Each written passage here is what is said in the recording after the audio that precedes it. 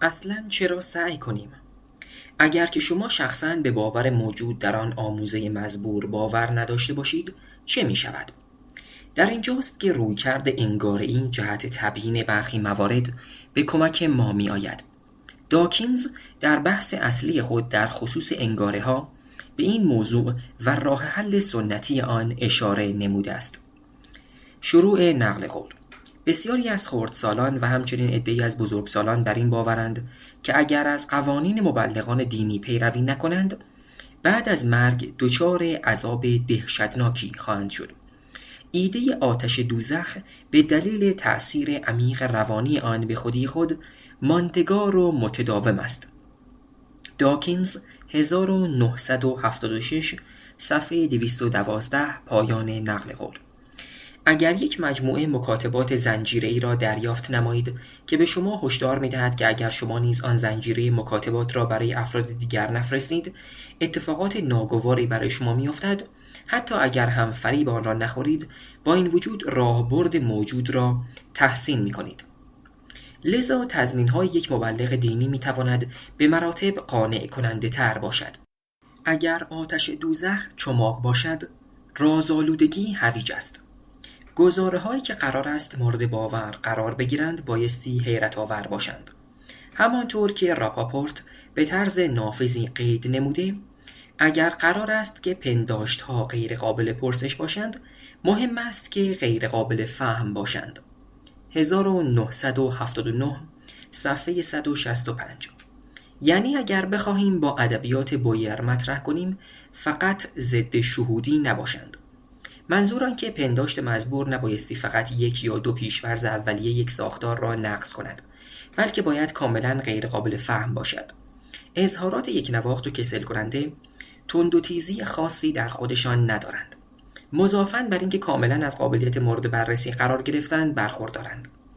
برای اینکه یک گزاره معرکه و معمایی داشته باشیم، چیزی بهتر از اذعان به یک امر متناقض وجود ندارد. داکینز به چیزی که میتوانیم نام آن را ورزیدگی پنداشتی، نوعی فخر فروشی از این جهت که ایمان من آنقدر قوی است که میتوانم به لحاظ ذهنی تناقضی بزرگتر از آنچه که شما میتوانید را در مغز خود پذیرا باشم بگذاریم اینگونه اشاره میکند.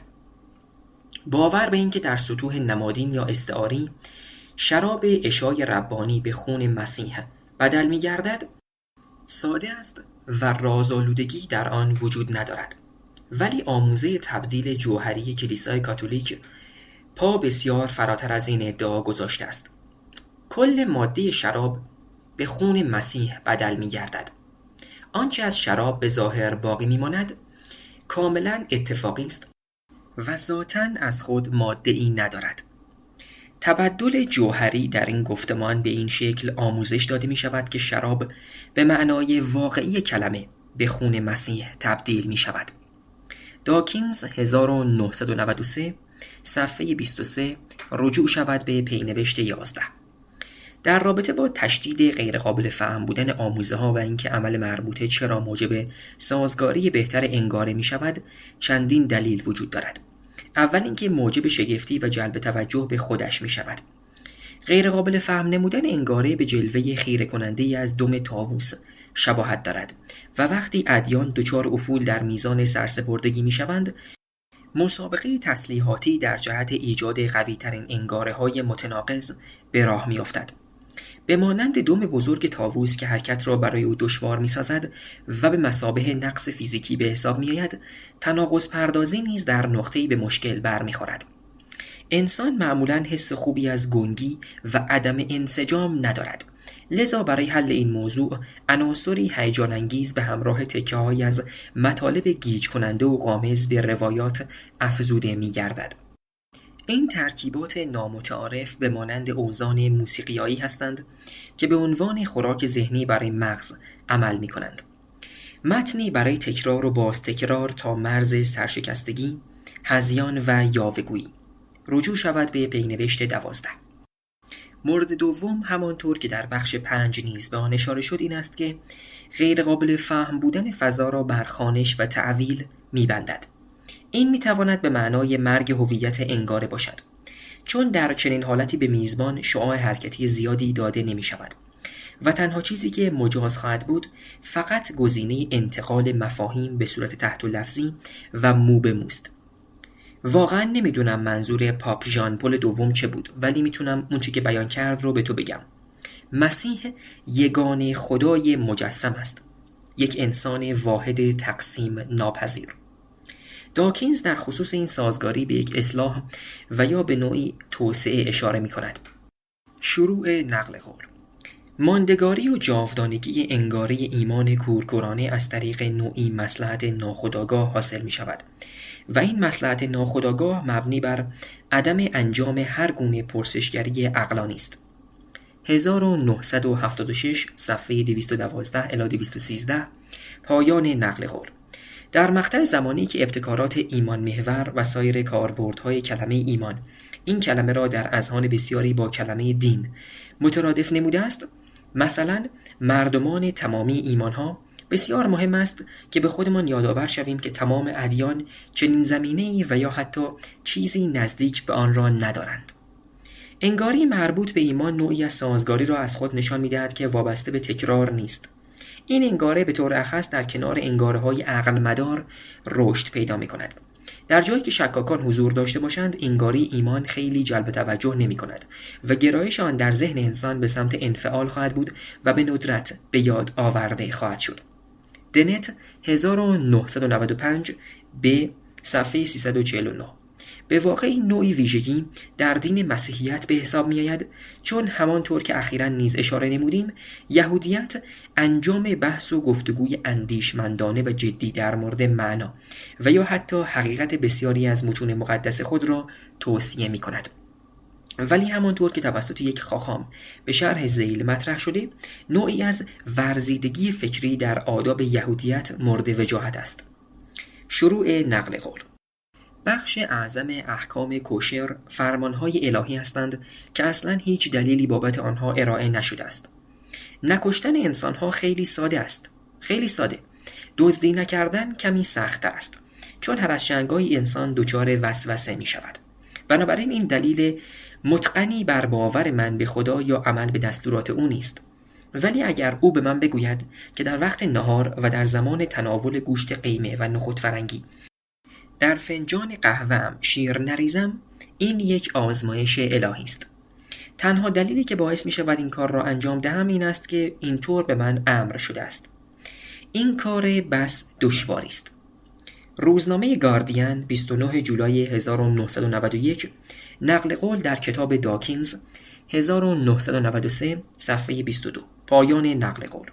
اسلام نیز صرف نظر از اینکه عمل به وفاداری چقدر پر مخاطره یا سخت است، به پیروان خود امر می کند که 5 مرتبه در شبانه روز دست از کار بکشند و به نماز بایستند. این موضوع که ما ایمان خود را از طریق انجام عملی خارق‌العاده و شگرف نشان می دهیم، مثلا بین مرگ و اعتراف به خطای خود در خصوص آموزه‌ای که آن را درک نمی کنیم، مرگ را انتخاب می کنیم، موجب می شود تا وجه تمایز مشخصی بین ایمان دینی و ایمانی که مثلا من به علم دارم قائل شویم. ایمان من به تخصص فیزیکدانان مثلا ریچارد فیمن به من اجازه می‌دهد تا گزاره‌ای را که نمی‌فهمم تایید کنم و حتی اگر مجبور شوم روی آن شرط ببندم. تا اینجای کار که ایمان من خیلی هم با ایمان دینی تفاوتی ندارد، ولی من اصلاً تمایلی ندارم که بین مردن و اعتراف به اشتباه بودن فرمول‌های فیزیک مردن را انتخاب کنم. فرمول نسبیت اینشتین صحیح نیست.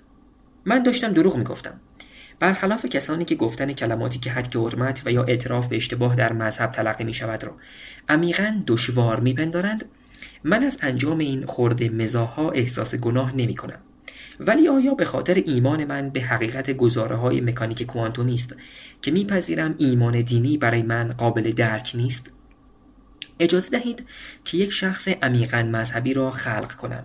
پروفسور ایمان، پینوشت 13، تا ایشان سخنانی را در خصوص این مسئولیت ایراد نمایند. پروفسور ایمان می‌خواهد یک کلمه جدید به من بیاموزد: نفی گرا. شروع نقل قول. خدا چیز شگفت انگیزی است. او دریافت کننده به حق مناجات هاست و این تمام چیزی است که می توانیم راجع به او بگوییم. مفهوم من از خدا نفی گرایانه است. ممکن است بپرسید این به چه معناست؟ این یعنی من خدا را وصف ناشدنی تعریف می کنم، چیزی که قابل شناخت نیست و از دایره ذهن تمام انسانها فراتر است. به سخنان سایمون اولیور درباره کتاب اخیر دنیس ترنر تحت عنوان در طلب ایمان 2003 گوش فرا دهید. شروع نقل قول: خدایی که توسط خدا ناباوری عصر مدرن رد می گردد با خدای اصیل مسیحیت پیش از عصر مدرن متفاوت است. خدا چیزی نیست که وجودش به همان صورت که وجود بابا نوئل رد می شود مردود اعلام گردد. خدای ترنر که به عرفان قرون وسطی نیز مدیون است، عمیقاً از نوع نفی گراست و در حالی تاریکی قرار دارد که غیر قابل شناخت است. ما سفری در ادراک خود به سوی آن دیگر بودن را آغاز می کنیم و می فهمیم که وجود ما موهبتی الهی است. صفحه 32. پایان نقل قول. و حال در ادامه به اظهارات رایموندو پانیکار در خصوص بودایسم اشاره می کنیم. شروع نقل قول: اصطلاح نفی گرا معمولاً در ارتباط با نفی گرایی معرفت شناسانه مورد استفاده قرار می گیرد که اساس فرض آن بر این است که واقعیت غایی غیر قابل شناخت است، یعنی هوش انسانی قادر به درک و پذیرش آن نیست. البته بایستی در نظر داشت که می توان این واقعیت غایی را به شکل هوشمند، یعنی به واقع هوشمند مطلق در نظر گرفت. در نتیجه نفی گرایی معرفت شناسانه در خود عدم شناخت به واقعیت غایی وجوه ایزدی را شامل می شود. در سوی دیگر نفی گرایی بودایی تمایل دارد تا این ناتوانی در شناخت را به درون خود واقعیت غایی انتقال دهد، به همان اندازه که عقل غایی چه در بیان و چه در عمل به عنوان بخشی از آن واقعیت غایی نیست، بلکه جلوه‌ای از آن محسوب می گردد و به این طریق اعلام نماید که این واقعیت نه تنها در دیدگان ما غیر قابل شناخت است، بلکه در بطن آن واقعیت غایی نیز همین شرایط پابرجا خواهد بود. بنابراین رویکرد بودایسم نفی گرایی وجودی است. 1989 صفحه 14 پایان نقل قول. شروع نقل قول: حرف من این است که این ادعاها خیلی از آنچه که دانشمندان میگویند متفاوت نیست. به طور مثال اینکه فیزیکدانان متوجه شدند که ماده از دسته‌های ذرات کوچک یا اتم‌ها تشکیل نشده است. در واقع آنها بر این صحه می‌گذارند که ماده از آنچه که تصورش را می‌کنیم عجیب‌تر است، ولی ما همچنان آن را به نام ماده می‌شناسیم. حتی با وجود اینکه فیزیکدانان حالا می‌دانند ماده چه نیست تا آنکه چه باشد و البته هنوز هم به آن ذرات اتم می‌گویند، ولی دیگر خواص اتمی را برای آنها قائل نیستند. بدین صورت فیزیکدانان به طرز شگرفی تعریف خود از اتم‌ها و ماده‌ها را تغییر دادند و اگر از آنها بپرسید حالا نظرشان درباره ماده چیست، به شما خواهند گفت که نوعی راز. مفهوم آنها نیز نفی گراست، به این معنا که آنچه ماده آن نیست را بیان می‌کنند. اگر فیزیکدانان می‌توانند از شرایط قابل لمس به سمت رازآلودگی حرکت کنند، پس خداشناسان هم می‌توانند. پایان نقل قول. امیدوارم پروفسور ایمان حق مطلب را در این بحث که بنده اغلب نیز با آن مواجه می‌شوم ادا کرده باشند. البته من با مطالب فوق ذکر متقاعد نمی‌شوم. بین ایمان علمی و ایمان دینی تفاوت عمده‌ای وجود دارد. آنچه که باعث به وجود آمدن تغییرات در مفاهیم فیزیک شده فقط شک رو به گسترش یک فرد علاقمند و لفاظ نیست. موجی از نتایج مثبت بسیار دقیق پشت سر این تغییرات وجود دارد. نتایجی که در حکم پیشبینی‌های اثبات شده‌ای هستند که فیمن نیز در دفاع از حوزه عملی خود آنها را مطرح نموده است و این خود نشان دهنده تفاوتی عظیم است، چون به باور شکل گرفته متکی بر حقایق علم فیزیک جایگاهی را ارائه می‌دهد که به شکل عملی مورد آزمایش قرار بگیرد و کاری بیش از یک اذعان یا پذیرش ساده درباره آن صورت پذیرد. به طور نمونه شما می توانید چیزی را بسازید که عملکرد صحیحش مبتنی بر حقیقت جملاتش باشد و سپس زندگی خود را به خطر بیاندازید و با آن چیزی که ساخته اید به ماه سفر کنید. مثل باورهای آن دینمداران عوام که مثلا بایستی بزی را قربانی کنند و یا در مقابل باران تیر آسیب ناپذیر باشند، اینها هم باورهایی هستند که می توانید بر اساس آنها عمل کنید و به این صورت صدای عملتان از گفتارتان رساتر خواهد بود. افرادی که تمام متعلقات خود را رها می‌کنند و در انتظار پایانی قریب الوقوع دنیا به بالای کوهی می‌روند، فقط اینطور نیست که به باور به خدا باور نداشته باشند، بلکه در واقع وقتی صحبت از یقین دینی به میان می‌آید، این دسته افراد استثناهای قانون محسوب می‌شوند. 6. درس‌هایی از لبنان. موارد خاص قوم دروز و کیم فیلبی. نکته قابل توجه و نظاممند در خصوص پدیده‌ای که افراد به آن عبارت باور دینی اطلاق می‌کنند وجود دارد، ولی بهتر است برای این پدیده واژه اذعان دینی را به کار ببریم.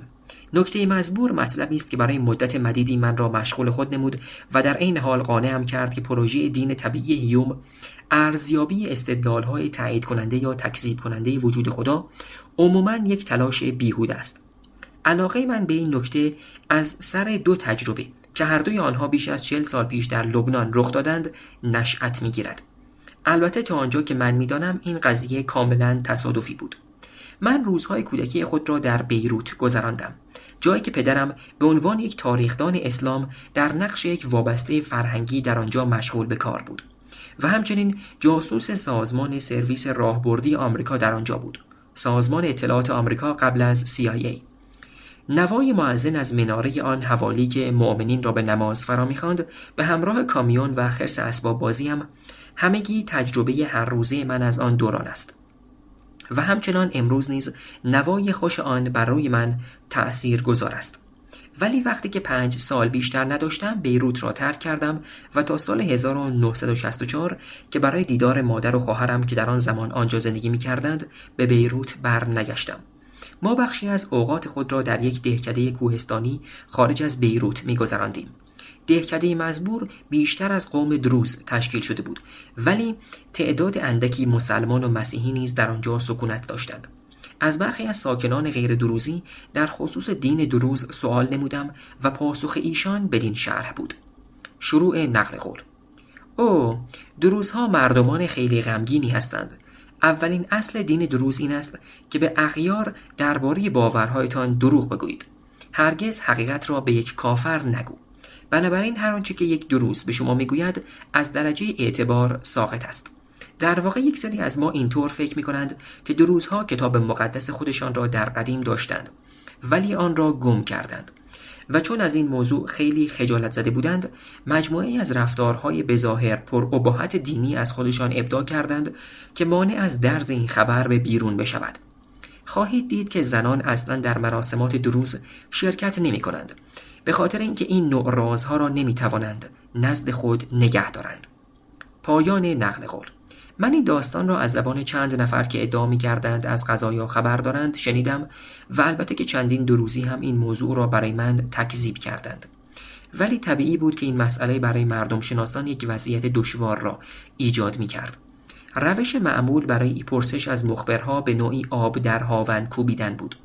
و اگر فرض را بر این بگذاریم که همان مخبر از خودگذشتگی به خرج می‌دهد و برای اینکه به حریم مقدس دروز راه پیدا کند به آن دین بگرود، پس بایستی پذیرا باشد که ما که بیرون از عوالم او هستیم نبایستی رساله تألیف شده به نام آنچه که دروزها واقعاً به آن باور دارند توسط او را باور داشته باشیم، چون این رساله به وسیله یک دروز واقعی و متعصب نوشته شده است و همه می‌دانند که دروزها دروغ می‌گویند.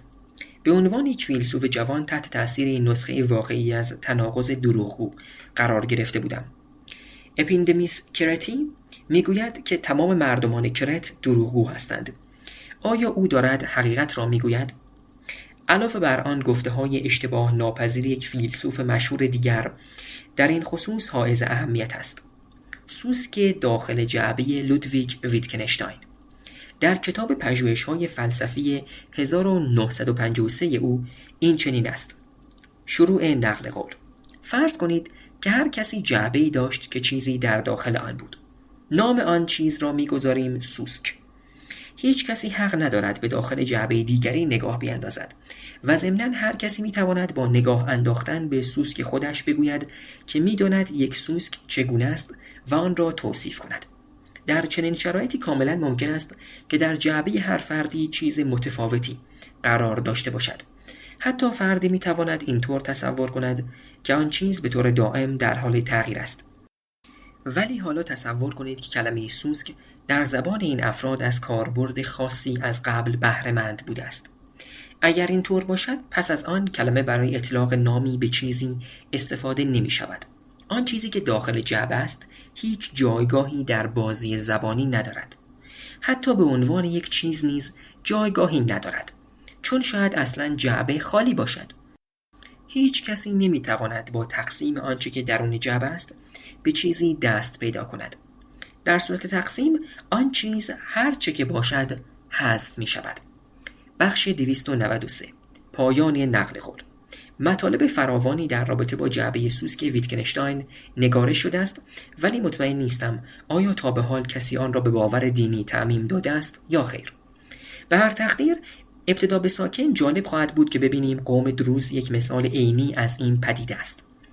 آیا من دارم بهتان زشت همسایگان دروز را بیشتر و بیشتر بزرگ می کنم تا از این طریق بتوانم یک نکته فلسفی نامفهوم را توضیح دهم؟ شاید، ولی به سخنان اسکات اتران به عنوان یک مردم شناس در خصوص کوشش وی برای تشریح باورهای دروز توجه نمایید. شروع نقل قول. 3 دهه پیش به عنوان یک دانشجوی فارغ التحصیل چند سالی را با قوم دروز در خاورمیانه گذراندم. می‌خواستم درباره باورهای دینی آنها که به نظر ترکیبی جالب از ایمانهای یکتاپرست در دنیا بود بیشتر بدانم. آموختن درباره دین دروز یک فرایند تدریجی در سنت سقراطی به حساب می‌آید، به طوری که در آن حکایات در قالب پرسش و پاسخ تعبیر می‌گردند. با وجود اینکه به عنوان یک غیر دروزی هرگز نمی‌توانستم به طور رسمی به دین آنها ورود کنم، ولی پیشکسوتان این قوم از اینکه بنده سعی داشتم تا دنیا را آنطور که آنها درک می‌کنند بفهمم خرسند بودند. ولی هر بار که درباره یک مسئله به سطحی از آگاهی دست پیدا می‌کردم، پیشکسوتان دروز به من خاطر نشان می‌کردند که گفتگو یا یادگیری هر چیزی فراتر از آن مرز با اغیار و یا حتی خود مردمان دروز مجاز به انجام نبود. اینطور شد که هرگز چیزی راجع به دین دروز ننوشتم و کارم به نوشتن رساله در خصوص بنیان‌های ادراکی علم ختم گردید. 2002 صفحه 9 پایان نقل قول. به نظر می رسد که هنوز نمی‌دانیم قوم دروز واقعاً به چه چیزی باور دارند. حتی مطمئن نیستیم که آیا خودشان هم می‌دانند که به چه چیز باور دارند یا خیر. و حتی باعث می‌شود فکر کنیم آیا اصلاً این موضوع اهمیت دارد؟ بر این اساس بنده به درس دومی که از لبنان آموختم اشاره می‌نمایم. در سال 1951 این شبهه ایجاد شد که کیم فیلبی به عنوان افسر سرویس امنیتی بریتانیا یک جاسوس دو جانبه است و به عنوان یک خائن بزرگ برای سازمان اطلاعات و امنیت شوروی فعالیت می‌نماید. برای وی دادگاهی به صورت سری برگزار شد، ولی بر اساس اسناد ارائه شده بیگناهی او ثابت گردید. با وجود اینکه سرویس امنیتی بریتانیا موفق به محکومیت وی نشد، دیگر او را بر سمت حساس سابق خود ابقا ننمود و لذا او استعفا داد و به لبنان نقل مکان کرد تا به عنوان یک خبرنگار به فعالیت خود ادامه دهد. در سال 1963 یک نفوذی دولت بریتانیا در شوروی دو جانبه بودن فیلبی را تایید نمود و در ادامه وقتی ماموران سرویس امنیتی بریتانیا به لبنان رفتند تا با او برخورد نمایند، او به مسکو فرار کرد و باقی عمر خود را در آنجا برای خدمت به سازمان اطلاعات و امنیت شوروی سپری نمود. آیا واقعاً فیلبی برای شوروی کار می‌کرد؟ وقتی که فیلبی به مسکو رفت، سازمان اطلاعات و امنیت شوروی به او مشکوک بود که نکند او نفوذی بریتانیا باشد. مثلا می‌توانیم اسمش را بگذاریم که جاسوس سه جانبه. آیا واقعاً این طور بود؟ تا به امروز داستانی در حلقه‌های امنیتی همچنان در جریان است. ایده مطرح شده این است که وقتی سرویس امنیتی بریتانیا فیلبی را در سال 51 تبرئه نمود، راهی جالب برای روبرو شدن با موضوع اعتماد را ارائه نمود. شروع نقل قول. تبریک ای رفیق قدیمی، ما همیشه میدونستیم که تو به آرمان ما پایبندی، ولی حالا مأموریت بعدی تو اینه که وانمود کنی داری از سرویس امنیتی بریتانیا استعفا میدی. دلخور از اینکه تو رو به سمت قبلیت منصوب نکردیم. متوجه هستی که و به بیروت میری و در تبعید به شغل خبرنگاری مشغول میشی. سپس در زمان مختزین ما دلیلی برات فراهم میکنیم تا به مسکو فرار کنی. در اونجا در نهایت مورد ستایش هم قرارت میدن، چون میتونی کلی اطلاعات بی‌ضرر که از قبل راجع به اونها مطلع بودی در اختیار روس‌ها قرار بدی و ضمناً اینکه طی این جریان ما اطلاعات نظارت شده جدیدی رو به عنوان هدیه در اختیارت قرار میدیم. به این صورت روس‌ها حتی با وجود شک و تردیدشون از دریافت اطلاعات غلط خوشحال خواهند شد. وقتی که خوب اونجا جا افتادی، از تو میخوایم که راجع به هر کاری قراره انجام بدن هر چی که میتونی به ما بگی. مثلا اینکه از تو چه سوالاتی میپرسن و غیره. پایان نقل قول. وقتی سرویس امنیتی بریتانیا این مأموریت جدید رو به فیلبی داد، نگرانی که بابت این مسئله داشت برطرف شد. اصلا مهم نبود که فیلبی به راستی یک میهن پرست بریتانیایی است که در حال تظاهر به نارضایتی است و یا یک روس میهن پرست که در حال تظاهر به نارضایتی است. در دو حالت فیلبی به یک شکل عمل می‌کرد. فعالیت‌های او از هر دو سوی این آینه دووجهی و موضع اسنادی دو طرفه قابل تعبیر و پیش‌بینی بود. از یک سو او عمیقاً باور دارد که آرمان بریتانیا ارزش به خطر انداختن جانش را دارد و از سوی دیگر عمیقاً باور دارد که از طریق تظاهر به باور داشتن به آرمان بریتانیا و به خطر انداختن جانش از فرصتی طلایی برای تبدیل شدن به قهرمان شوروی بهره‌مند خواهد شد. شکی نیست که دولت شوروی نیز چنین برداشتی از موضوع می‌نمود و خیلی خودش را به تقلا نمی‌انداخت که بفهمد آیا فیلبی واقعاً یک مأمور دو جانبه، سه جانبه یا حتی 4 جانبه بود یا خیر. بر اساس این روایت فیلبی به طرز ماهرانه‌ای به نوعی تلفن انسانی بدل گردید. یک مجرای اطلاعاتی محض که هر دو طرف ماجرا می‌توانستند برای هر هدفی که می‌توانستند تصور کنند از آن به نفع خود بهره ببرند. هر دو طرف به روی او به عنوان یک انتقال دهنده دقیق اطلاعات حساب می‌کردند و برایشان اهمیت نداشت که وفاداری غایی او معطوف به کدام سمت است. در سال 1980 و در زمانی که موقعیت فیلبی در دید ناظران او در مسکو به ظاهر در حال بهبود بود، من برای یک فرصت مطالعاتی در کالج آل سولز در آکسفورد حضور داشتم و دقیقاً در همان زمان بر حسب تصادف پژوهشگر دیگری به نام سر موریس اولدفیلد، بازنشسته سرویس اطلاعات و امنیت بریتانیا که وظیفه ضد جاسوسی در خارج از بریتانیا را بر عهده داشت و مسئول نظارت بر امور فیلبی بود نیز در همان کالج حضور داشت. سر موریس الگویی برای شخصیت ام آین فلمینگ در رمان‌های جیمز باند بوده است. یک شب پس از شام از سر موریس پرسیدم آیا آنچه که میگویند واقعیت دارد و او با حالتی تند مزاجانه پاسخ داد که بخش زیادی از آنچه که میگویند مزخرف است. او اینطور عنوان نمود که کاشکی مردم بگذارند فیلبی بیچاره در مسکو در سکوت و آرامش زندگیش را بکند. بنده در پاسخ از ایشان تشکر نمودم، ولی بایستی هر دو می‌دانستیم که حتی اگر آن روایت هم صحیح بوده باشد باز هم سر موریس همین سخن را به زبان می آورد. در هر صورت او اخمی نمود و دیگر سخنی نگفت. رجوع شود به پینوشت 14. برای هر کسی که بخواهد باورهای دینی را مورد مطالعه قرار دهد، این دو روایت به رساترین شکل ممکن مشکل اساسی مرتبط را به تصویر می‌کشد.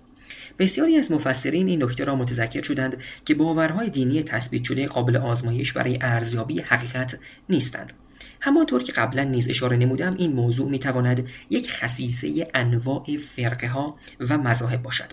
فرقه ها و مذاهب بایستی از روی ایمان پذیرفته شوند و قابل تایید یا تکذیب علمی و تاریخی نیستند.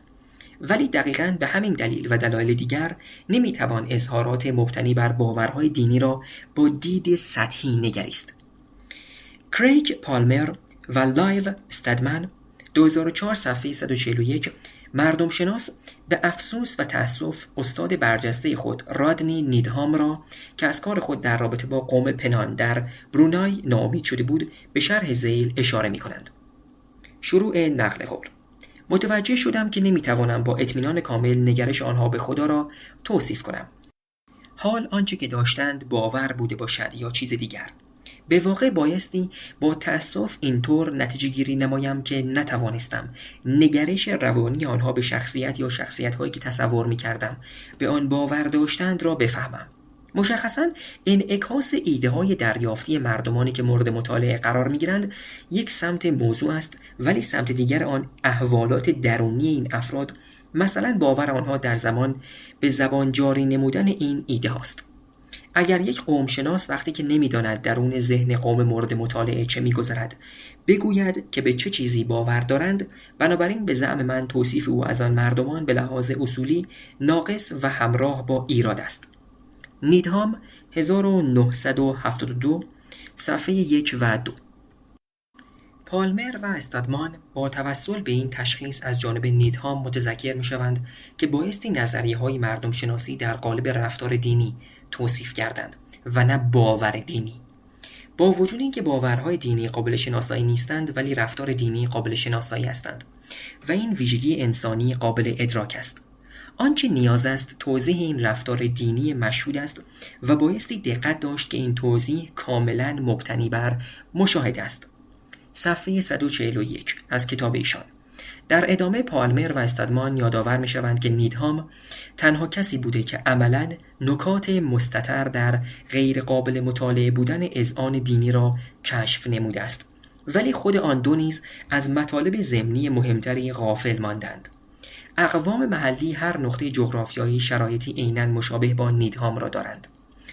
آنها هم نمی‌توانند مثل نیدهام وارد ذهن بستگان و اطرافیان خود شوند. وقتی صحبت از تعبیر اذعان دینی سایرین به میان می‌آید، هر کسی یک غریبه است. چرا؟ چون اذعان دینی فراتر از مشاهده و ارزیابی دقیق است. بنابراین تنها چیزی که هر کسی می‌تواند مورد بررسی قرار دهد همان رفتار دینی و یا دقیق‌تر بگوییم رفتار اذعانی است. با این تفاسیر کودکی که در یک فرهنگ رشد می‌کند شبیه یک مردم شناس است. گرداگرد او پر از مخبرهایی است که اذعان آنها نیز نیاز به تعبیر دارد. این واقعیت که مخبر شما پدر و مادرتان هستند و به زبان مادریتان سخن میگویند به شما امتیاز خاصی نمیدهد مگر یک مزیت جزئی خاص در قیاس با مردم شناسی که بر وجود چندین مترجم دو زبانه متکی است تا از مخبرهای خود سوال بپرسید. پینوشت 15. حالا درباره خودتان فکر کنید. آیا در مورد چیزی که قرار است خودتان به آن باور داشته باشید دچار گیجی و سردرگمی نشده اید؟ شما به خوبی می‌دانید که به شالوده‌ی اصلی ایمانی که در آن رشد پیدا نمودید دسترسی ویژه‌ای ندارید. فقط از شما می‌خواهم به موضوع کلی نگاه کنید تا تشخیص دهید که دیگران نیز در قیاس با شما از جایگاه مشرفی برخوردار نیستند. 7. آیا خدا وجود دارد؟ اگر خدا وجود نداشت برای ما ضروری نبود که او را ابداع کنیم. ولتر. و بالاخره همان دور که وعده کرده بودیم میرسیم به بررسی استدلال‌های مرتبط با وجود خدا. ضمن لحاظ نمودن موانعی به طور نمونه از سر سیاست و تدبیر و یا علم منطق و روانشناسی که بر سر راه جهت انجام مفید این کار وجود دارد، در ابتدا به شما یک دید کلی از دامنه مورد بحث را ارائه خواهد داد. بنده قضاوات خودم را بدون دخالت منطق مستتر در آنها تبیین می‌نمایم و ضمناً توضیحات تکمیلی را در ارتباط با مواردی که ممکن است برای عموم گویا نباشد مطرح خواهم نمود. طیفی از مقصودهای اسنادی وجود دارد، از خدا به عنوان شخصی در آسمان گرفته تا یک نیروی بی آزار بی زمان و یا غیره که بایستی در نظر داشته باشیم.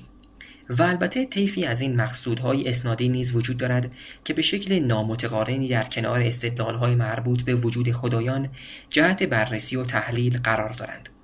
حال می توانیم بحث خود را با خدایان انسانوار و استدلالهای منطبق بر شواهد تاریخی مرتبط آغاز نماییم. به طور مثال بر حسب انجیل که حقیقت عینی است، خدا وجود دارد و همیشه نیز وجود داشته و چند هزار سال پیش جهان را طی 7 روز خلق نموده است. برای آن دسته که ادعاهای تاریخی مزبور را قبول دارند، آن ادعاها رضایت بخش هستند، ولی مطلب برای شما روشن نیست. بایستی بروید و بپرسید که آیا کتاب مورمون 1829 یا سند مبنایی کلیسای علمگرایی، کتاب ال ران هابرد پاکسازی ذهنی 1950 بایستی به عنوان مدرک خدشه‌ناپذیری در جهت مطالب مندرج در این کتاب‌ها در نظر گرفته بشوند یا خیر. هیچ متنی نمیتواند از جایگاه حقیقت منزل برخوردار شود مگر اینکه پاسخگوی پرسشگری‌های عقلانی بوده باشد. لذا آنچه که باقی میماند استدلال‌های سنتی خواهند بود که فلاسفه و خداشناسان در طول قرن‌های متمادی به تفصیل به آنها پرداختند. برخی از این استدلال‌ها به مانند استدلال طراحی ازلی عینی گرایانه بودند و برخی دیگر کاملاً استقرایی یا منطق گرایانه. مثلا استدلال هستی شناسانه یا استدلال کیهانی بر ضرورت وجود علت ازلی. استدلال‌های منطق گرایانه به زعم بسیاری از اندیشمندان و فلاسفه که برای سالیان سال آنها را با دقت زیر نظر گرفتند چیزی بیش از معما یا ترفندهای شعبده‌بازی عالمانه نیستند و لذا با مطالب جدی علمی فاصله بسیاری دارند. استدلال هستی شناسانه که برای اولین بار توسط سنت آنسلم در قرن 11 در واکنش به آیه پیسام 14:1 در خصوص آنچه که ابلهی در دل خود گفت را در نظر بگیرید. آنسلم اینطور ادعا می‌کند که اگر آن ابله مفهوم خدا را درک کند بایستی متوجه باشد که خدا بنا به تعریف عظیم‌ترین ذات قابل تصور است و یا به عبارتی ثقیل‌تر از هر آنچه که در وهم نگنجد عظیم‌تر است. ولی باید توجه داشت که در میان کمالات مطلق چنین ذات عظیم قابل تصوری باید وجود نیز داشته باشد، چون اگر خدا فاقد وجود باشد میتوان ذاتی فراتر از او را نیز تصور نمود. خدایی با تمام آن کمالات به علاوه وجود. خدایی که فاقد وجود است ذاتی نیست که فراتر از آن ذات قابل تصور نباشد. ولی به هر صورت طبق نظر آنسلم این تعریف خداست و بنابراین خدا باید وجود داشته باشد. آیا به نظر شما این توضیحات قانع کننده هستند؟ یا اینکه گمان می‌کنید این نوعی ترفند منطق‌گرا با استفاده از آینه هاست؟ آیا می‌توانیم از همین الگوی استدلالی برای اثبات وجود کاملترین بستنی میوه‌ای قابل تصور استفاده کنیم؟ چون اگر تا به حال چنین بستنی وجود نداشته پس این امکان هست که یکی کاملتر از آنچه که قابل تصور است وجود داشته باشد. این یعنی پس یکی قبلا وجود داشته؟ اگر که شک دارید معلوم است که در وضعیت خوبی قرار دارید.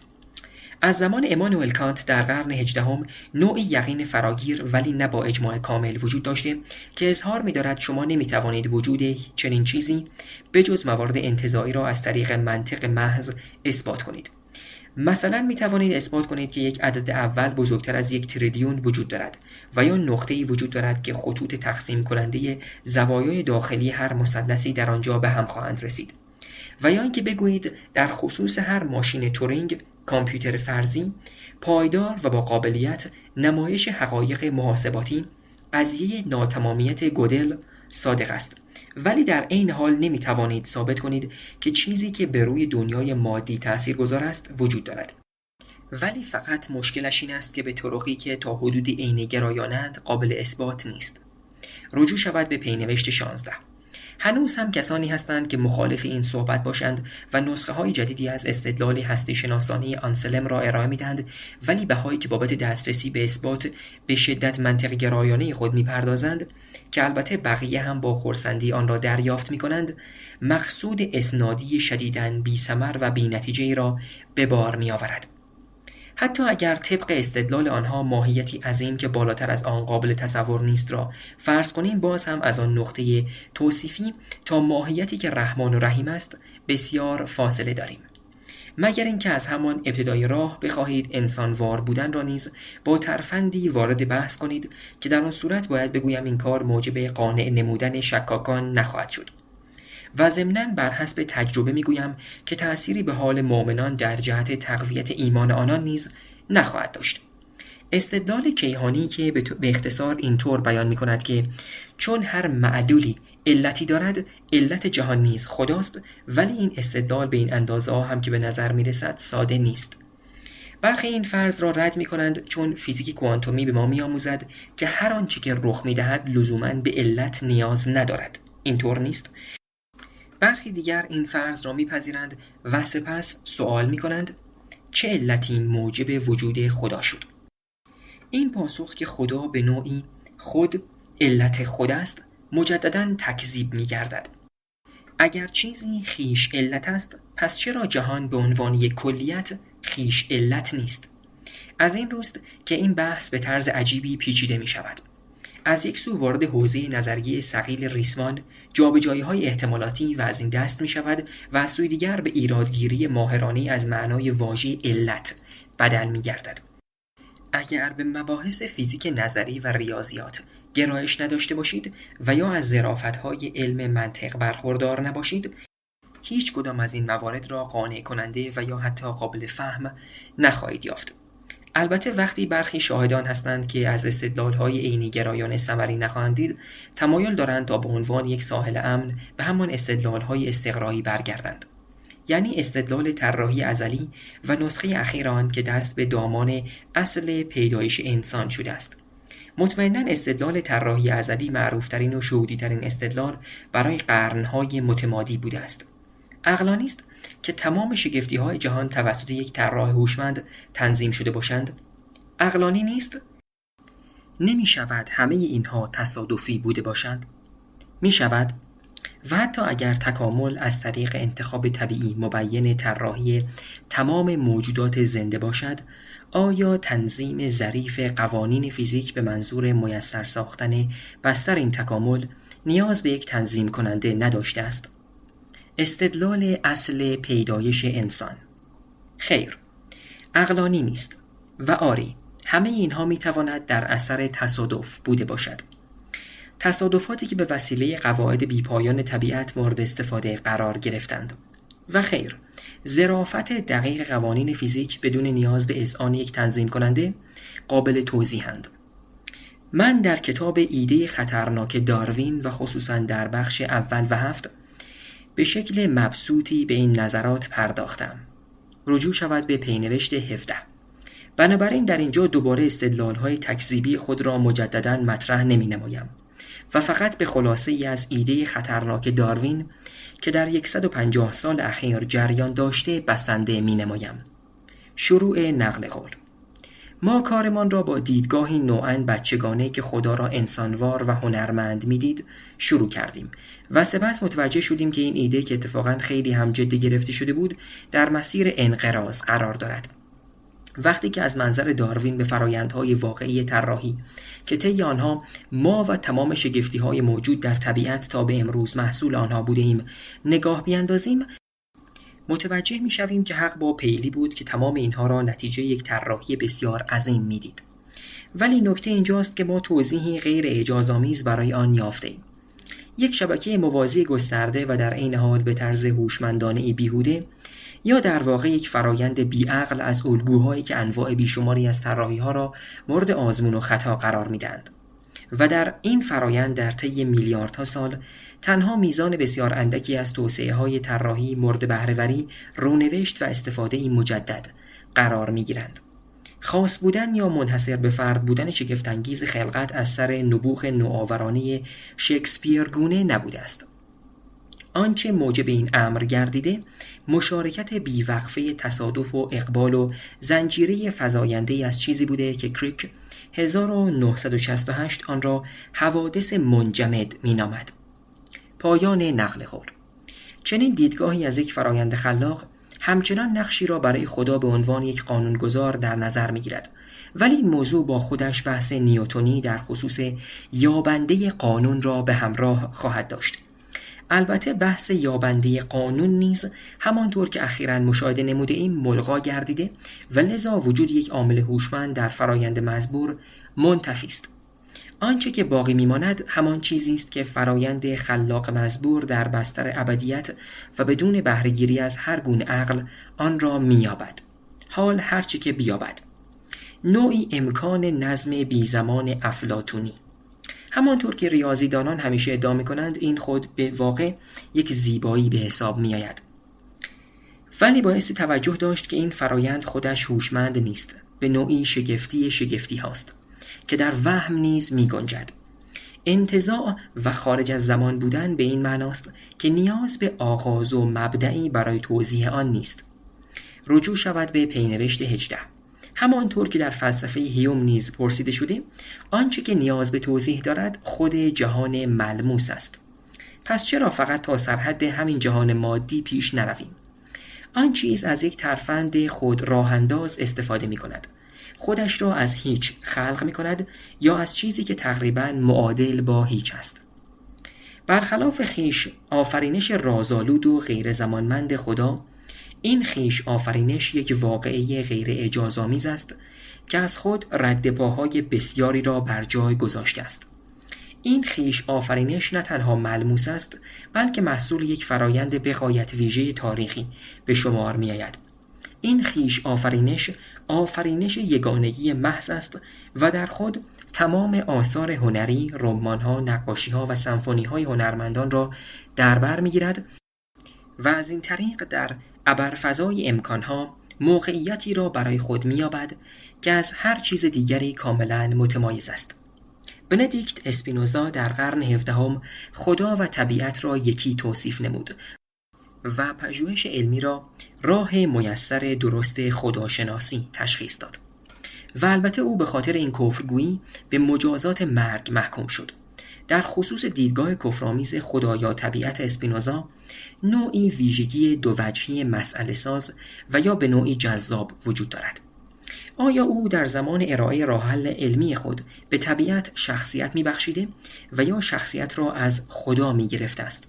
ولی دیدگاه فزاینده‌تر داروین ساختاری را ارائه می‌دهد که می‌توانیم در آن هوش طبیعت مادرانه یا فقط همان هوش را به شکل یک ویژگی شگفت‌انگیز و در عین حال غیر اعجازآمیز و غیر رازآلود در این فرایند خود آفریننده ببینیم.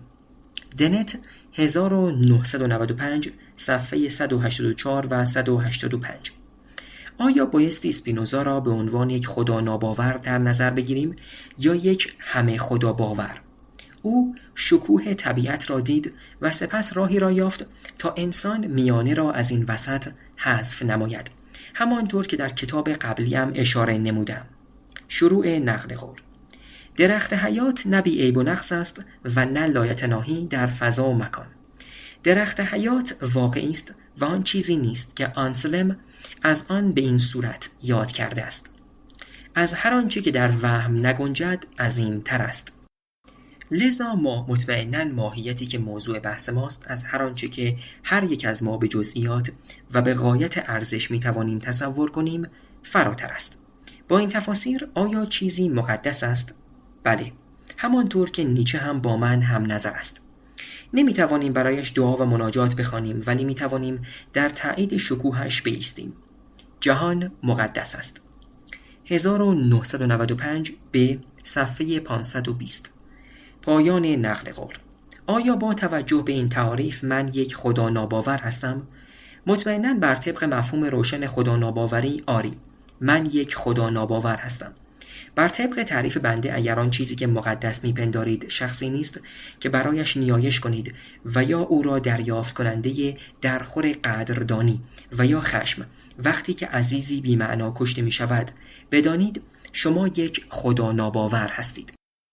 اگر به دلایلی از جمله وفاداری به سنت، سیاست و یا استتاری در جهت محافظت از خود، این یکی امروزه خیلی مهم است، خصوصاً برای سیاستمداران، می‌خواهید آنچه که هستید را انکار کنید، به خودتان مربوط است ولی خودتان را فریب ندهید. شاید در آینده اگر تعداد بیشتری از ما روشن ذهنان قدم به پیش بگذاریم و با فراغ بال اعلام نماییم که به هیچ یک از آن خدایان یگانه باور نداریم، شاید این امکان فرا برسد که یک خدا ناباور را به سمت دولتی فراتر از یک سناتور منصوب نماییم. در آمریکا ما در حال حاضر سناتورهای یهودی، مؤنث و دگرباشی را به عنوان اعضای کنگره داریم و بنابراین آینده روشن خواهد بود. صحبت از باور به خدا طولانی شد. حالا پس راجع به باور به خدا چطور؟ هنوز کل بسترهای باور به باور را مورد کندوکاو قرار نداده. آیا صحیح نیست؟ یعنی آیا این مطلب صحیح نیست که چه خدا وجود داشته باشد یا نداشته باشد، در حاکمیت قانون و در مبحث اختیار باور دینی حداقل به اندازه دموکراسی از اهمیت برخوردار است؟ نظر کلی جامعه که البته تا فراگیر شدن فاصله بسیاری دارد این است که دین سنگر و پناهگاه اخلاق و معناست. بدون دین ما به ورطه‌ای از بیقانونی و آشوب سقوط می‌کنیم که هر چیزی در آن باری به هر جهت خواهد بود. 5 بخش پایانی این کتاب به نمایش ترفندهای آشنایی می‌پردازد که در طول زمان بارها و بارها کشف گردیدند.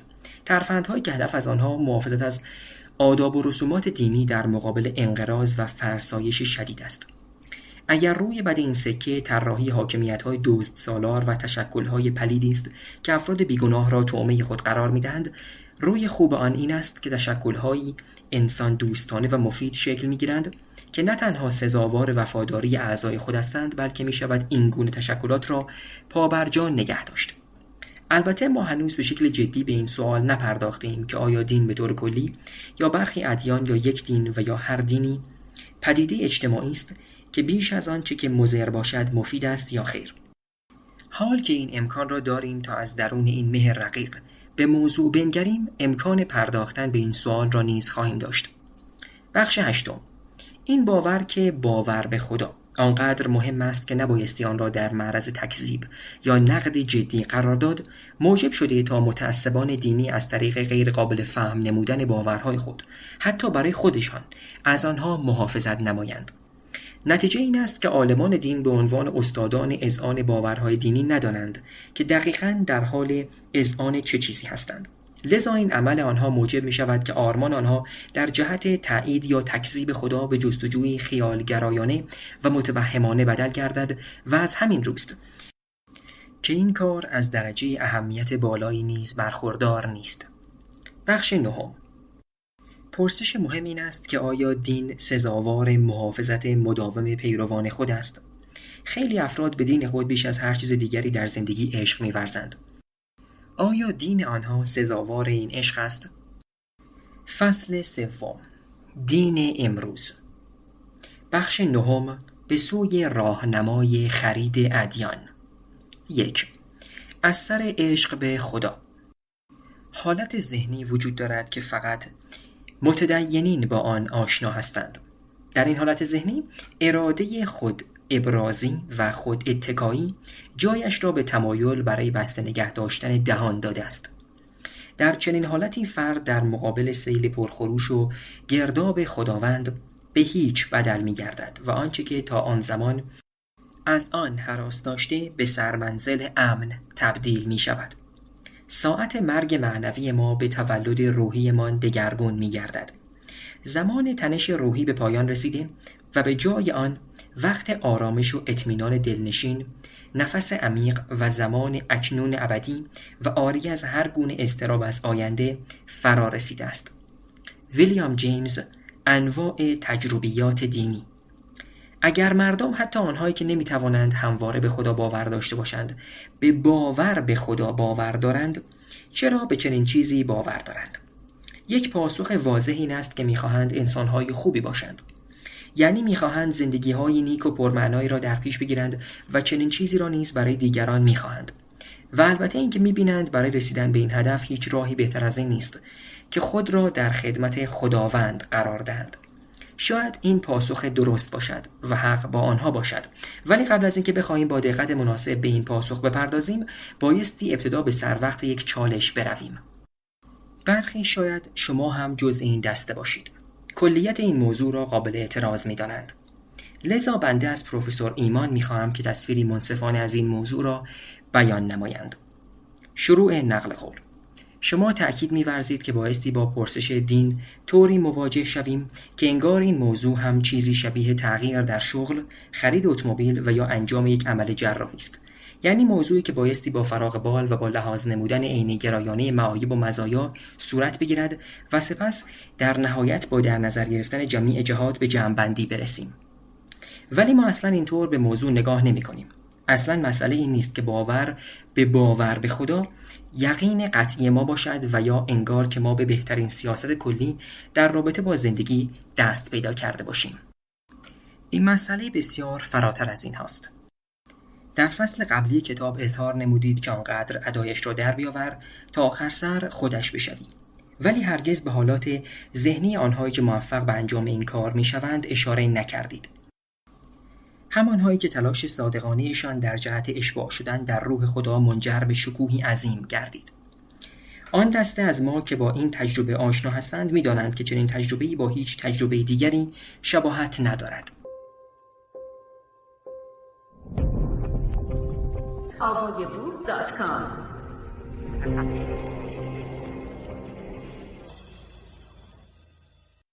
لذتی گرمتر از لذت مادر بودن، عمیق‌تر از پیروزی در مسابقه، دلنشین‌تر از شیرینی نواختن یا خواندن یک قطعه موسیقی. وقتی ما نور را می‌بینیم، این تجربه از جنس آها دیدم نیست. اصلاً شباهتی به حل یک معما یا دیدن یک تصویر پنهان در یک نقاشی درک یک مطلب طنز و یا متقاعد شدن از طریق استدلال نیست. اصلاً رسیدن به باور نیست. لذا ما آگاه هستیم که خدا بزرگترین چیزی است که میتواند وارد زندگیمان شود. شبیه قبول کردن یک نتیجه گیری نیست، شبیه عاشق شدن است. پایان نقل قول. بله، صدای شما را میشنوم. بنده به عمد نام تحریک کننده‌ای برای این فصل انتخاب کردم تا موجب جوش و خروش بیشتری در خصوص این دغدغه بشوم و بتوانم اعتراض وارده را در معرض دید همگان قرار دهم. من متوجه حالت ذهنی که شما توصیف می‌نمایید هستم و یک اصلاحیه دوستانه را پیشنهاد می‌دهم. شبیه عاشق شدن نیست، نوعی از عاشق شدن است. ناراحتی و یا حتی عصبانیتی که در مقابل دعوت دوستانه من به بررسی مزایا و معایب دینتان شما را فرا می‌گیرد، دقیقاً همان واکنشی است که وقتی از یک نفر خواسته می شود تا ارزیابی بی‌غرضی از عشق واقعی خود داشته باشد از او سر می زند. شروع نقل قول. موضوع این نیست که من فقط عشقم را دوست داشته باشم، چون با در نظر گرفتن همه شرایط باور دارم که خصائص حیرت انگیز این خانم بسیار بسیار بیشتر از چند عیب ریز اوست. میدانم او جفت من است و برای همیشه و با تمام وجودم عاشق او خواهم بود. پایان نقل قول. کشاورزان نیو انگلند به این شهرت دارند که به همان اندازه که در خصوص کیف پول و کلمات خود خساست به خرج میدهند، در رابطه با احساسات خود نیز خسیس هستند. به یکی از لطیفه‌های قدیمی منطقه مین در آمریکا اشاره می‌کنم. همسر چطور جب؟ در قیاس با چی؟ به نظر می‌رسد که جب دیگر عاشق همسرش نیست. اگر شما هم آنقدر متمایل به فکر راجع به مقایسه دینتان با دیگران و یا نداشتن دین هستید، پس شما هم عاشق دینتان نیستید. این عشقی که به شدت شخصی است، شبیه عشق به موسیقی جاز، بیسبال و یا مناظر کوهستانی نیست. ولی هیچ فردی، چه کشیش، چه خاخام و چه امام و یا هیچ جمعی، مثلا پیروان مؤمن به دین خاصی، معشوق این عشق نیستند. وفاداری نامیرای یک فرد، وفاداری به جمع آن پیروان نیست. عشق تک تک و جمعی همه آنها به نظام عقیدتی است که آنها را به هم متصل ساخته است. البته که بعضی وقتها هم انسانها عاشق می شوند عشق شاعرانه، مثلا عاشق کشیش یا مبلغ مذهبی خود می شوند و برای این گونه افراد سخت است که بخواهند این عشق را از عشق به دین تمیز دهند. ولی البته در عین حال منظور من این نیست که ذات عشقی که اکثر انسانهای عاشق خدا تجربه می کنند از این جنس است. آنچه بنده عرض می کنم این است که وفاداری غیر قابل پرسش و عدم تمایل به در نظر گرفتن مزایا و معایب در قیاس با یکدیگر نوعی عشق است، البته بیشتر از جنس عشق شاعرانه تا یک عشق برادرانه و یا روشن فکرانه. به هیچ وجه تصادفی نیست که زبان عشق شاعرانه و زبان سرسپردگی دینی غیر قابل تمایز هستند و به همین شکل نیز اصلا اتفاقی نیست که تقریبا تمام ادیان به جز چند استثناء زاهدمنش و سختگیر مثل پیوریتنها، شیکرها و یا طالبان یک ظرف مملو از نعمت و زیبایی به عاشقان خود اعطا نمودند تا در آن غرق مسرت شوند و از خود بی خود گردند. معماری متعالی مزین به انواع تزئینات در هر گوشه و کنار، نوای موسیقی، شمعدانی‌ها و رایحه عود، گنجینه برترین آثار هنری از آن شاهکارهای دینی است.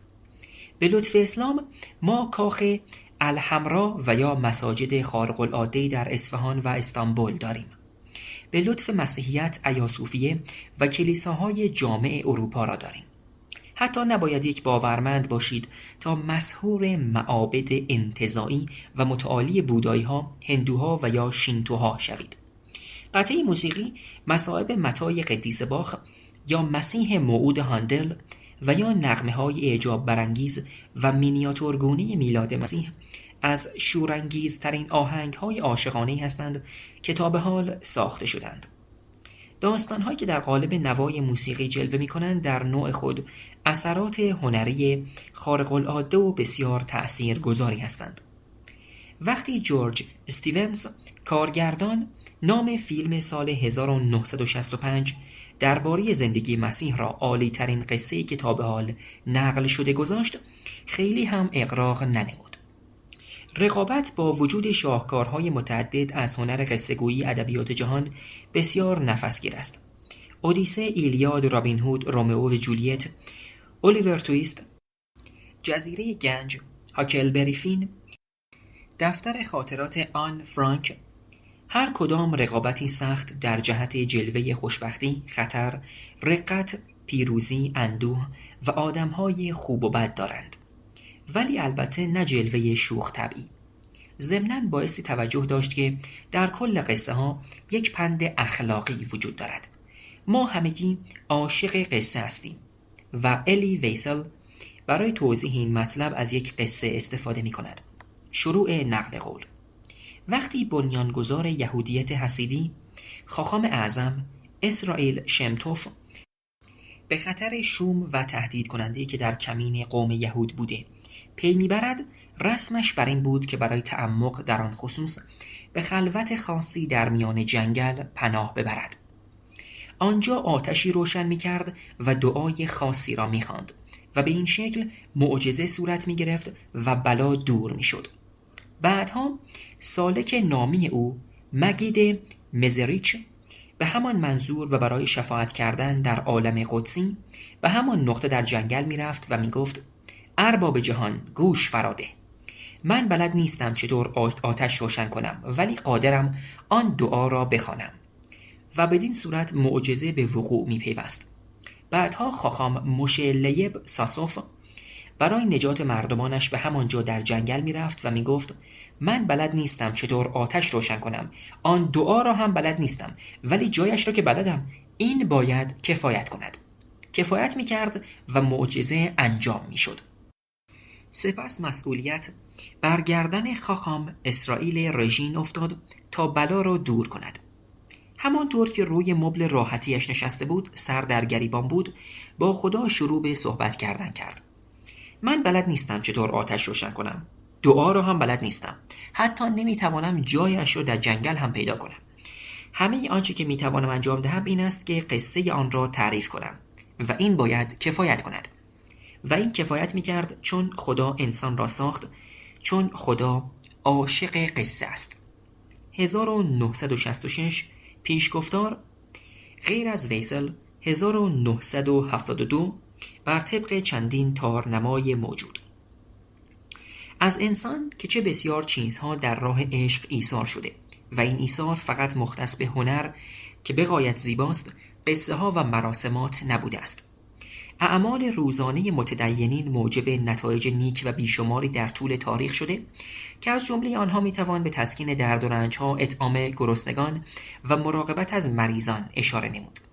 برای بسیاری که اگر دینی نداشتند بایستی این دنیا را در غربت و به هیچ شکوه و فراز و نشیبی طی می‌نمودند، دین پیام‌آور تعلق و همبستگی بوده است.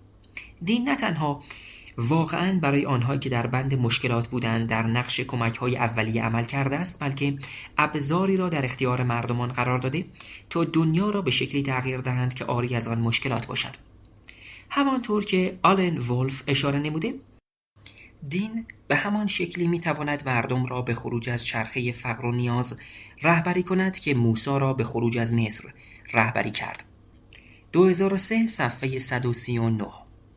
اعمال بسیاری در این زمینه وجود دارد که موجب می شود عاشقان دین به آن مباهات کنند و همه ما نیز قدردان آن اعمال باشیم. این واقعیت که افراد بسیاری وجود دارند که دین خود را به اندازه یا بیش از هر چیز دیگری در زندگی خود دوست داشته باشند عملاً یک واقعیت بدیهی است. من مایلم اینطور بیاندیشم که هیچ چیز از آنچه که مردم به آن عشق می‌ورزند مهمتر نیست. به عبارت دیگر، به نظر من چیز با ارزشتری وجود ندارد که بخواهم آن را متعالی‌تر در نظر بگیرم. من نمی‌خواهم در زندگی که در آن عشق جاری نیست زندگی کنم. آیا دنیای آکنده از صلح ولی بدون عشق دنیای بهتری است؟ اگر که صلح به دست آمده از طریق به خواب فرو بردن یا سرکوب عشق و تنفر درون ما بوده؟ خیر.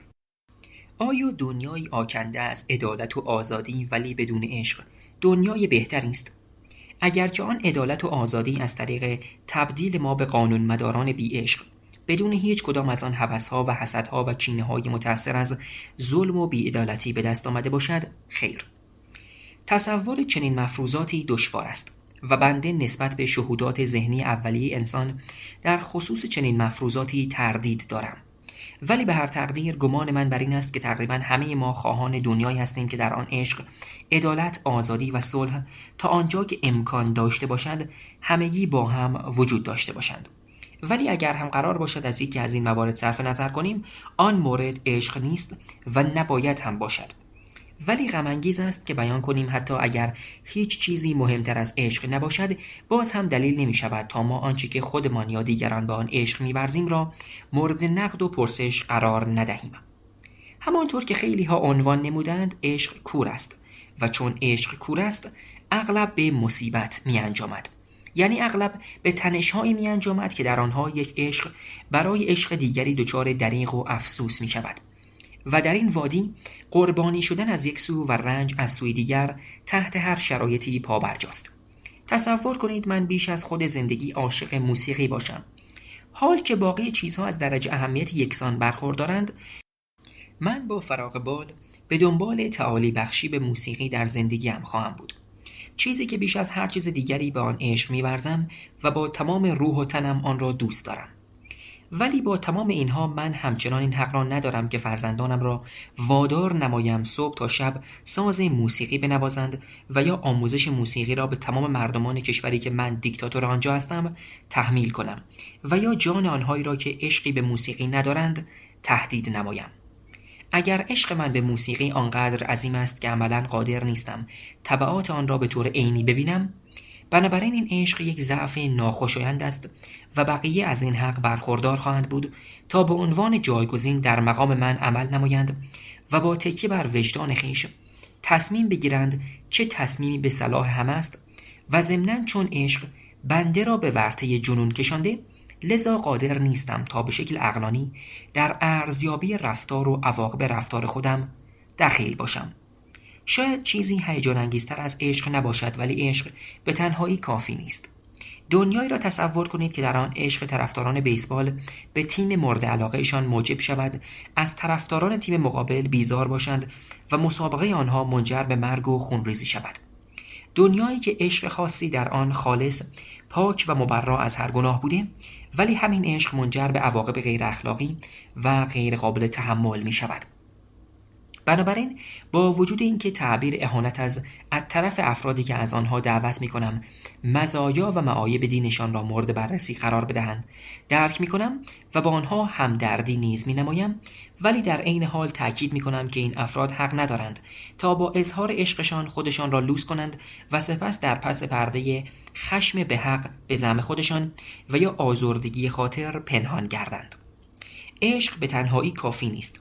آیا تا به حال با این مسئله بغرنج مواجه شده اید که دوست عزیزتان سراپا و دیوانه‌وار عاشق کسی شده باشد که ارزش عشقش را ندارد؟ اگر این حرف را به وی بگویید ممکن است به قیمت از دست رفتن دوستتان و خوردن یک سیلی منجر شود. چون این افراد عاشق اغلب این را افتخار می‌دانند که به هر گونه خفیف شمردن معشوقشان به طرز خشونت‌آمیز و بی‌منطقی واکنش نشاندند. هرچی که باشد این جزئی از عاشق بودن است. وقتی بیان می شود عشق کور است، این ابراز نظر بدون هیچ افسوسی انجام می پذیرد. فهم عمومی بر این است که عشق بایستی کور باشد. وقتی صحبت از عشق واقعی به میان می آید، ارزیابی باید به عنوان خط قرمز تلقی شود. ولی چرا؟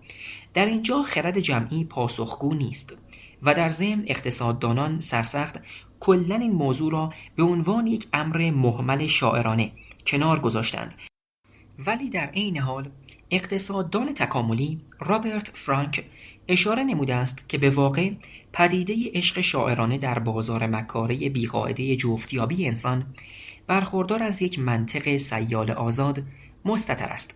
شروع نقل قول: چون جستجو هزینه بردار است، منطقی است قبل از آنکه تمام طرفهای بالقوه را مورد بررسی قرار دهیم روی یک جفت متمرکز شویم.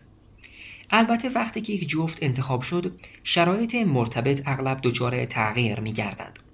عدم قطعیت و فقدان پایداری در رابطه موجب می شود تا انجام سرمایه‌گذاری مشترک که خارج از این رابطه به نفع هر دوی آنها باشد، امری غیر مدبرانه تلقی می گردد.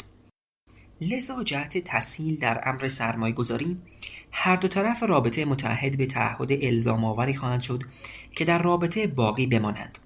بر حسب قرائن موجود به نظر می رسد خصیصه‌های عینی فرد نقشی در تعیین تمایل اولیه دو طرف نسبت به همدیگر ایفا می کند.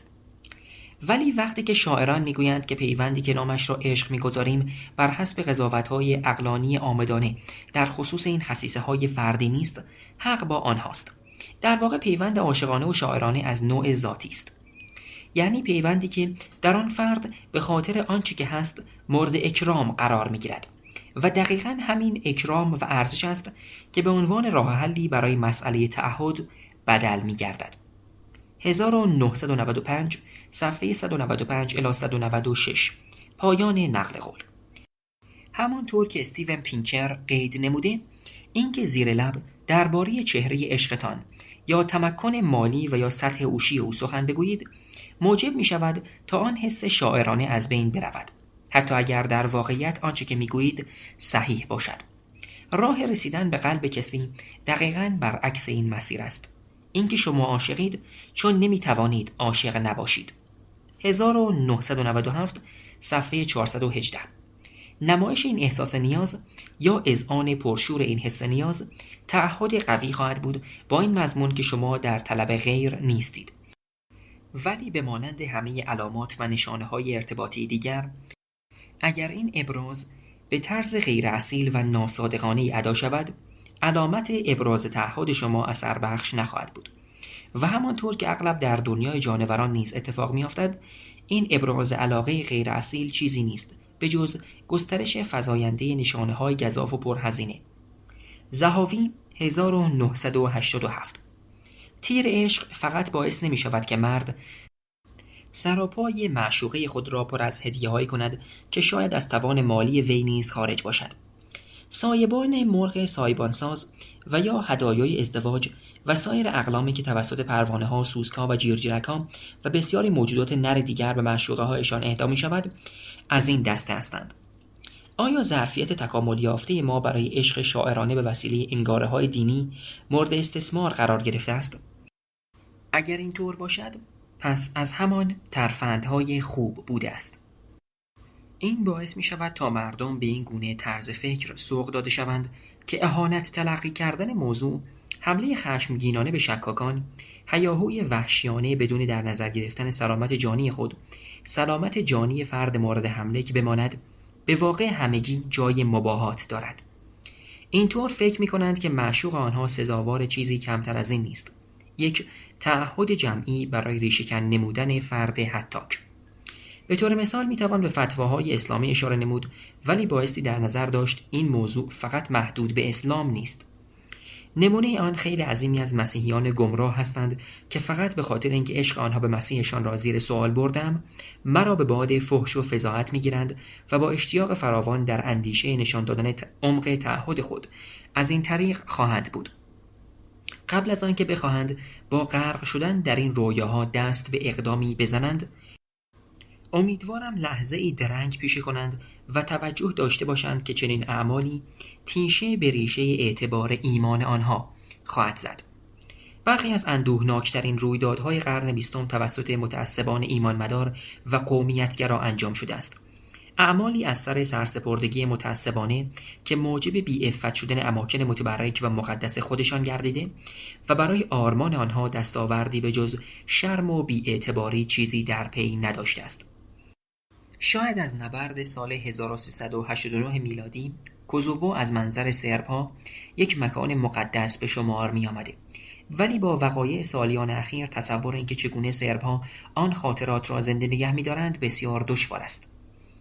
یا در مثال دیگر، با تخریب آثار تاریخی بتگونه بودایی‌ها در افغانستان، طالبان سنت و عزت خودش را مورد اهانت قرار داد و لذا به مدت قرنها باید کار نیک انجام داد تا چنین لکه ننگی از اذهان پاک گردد.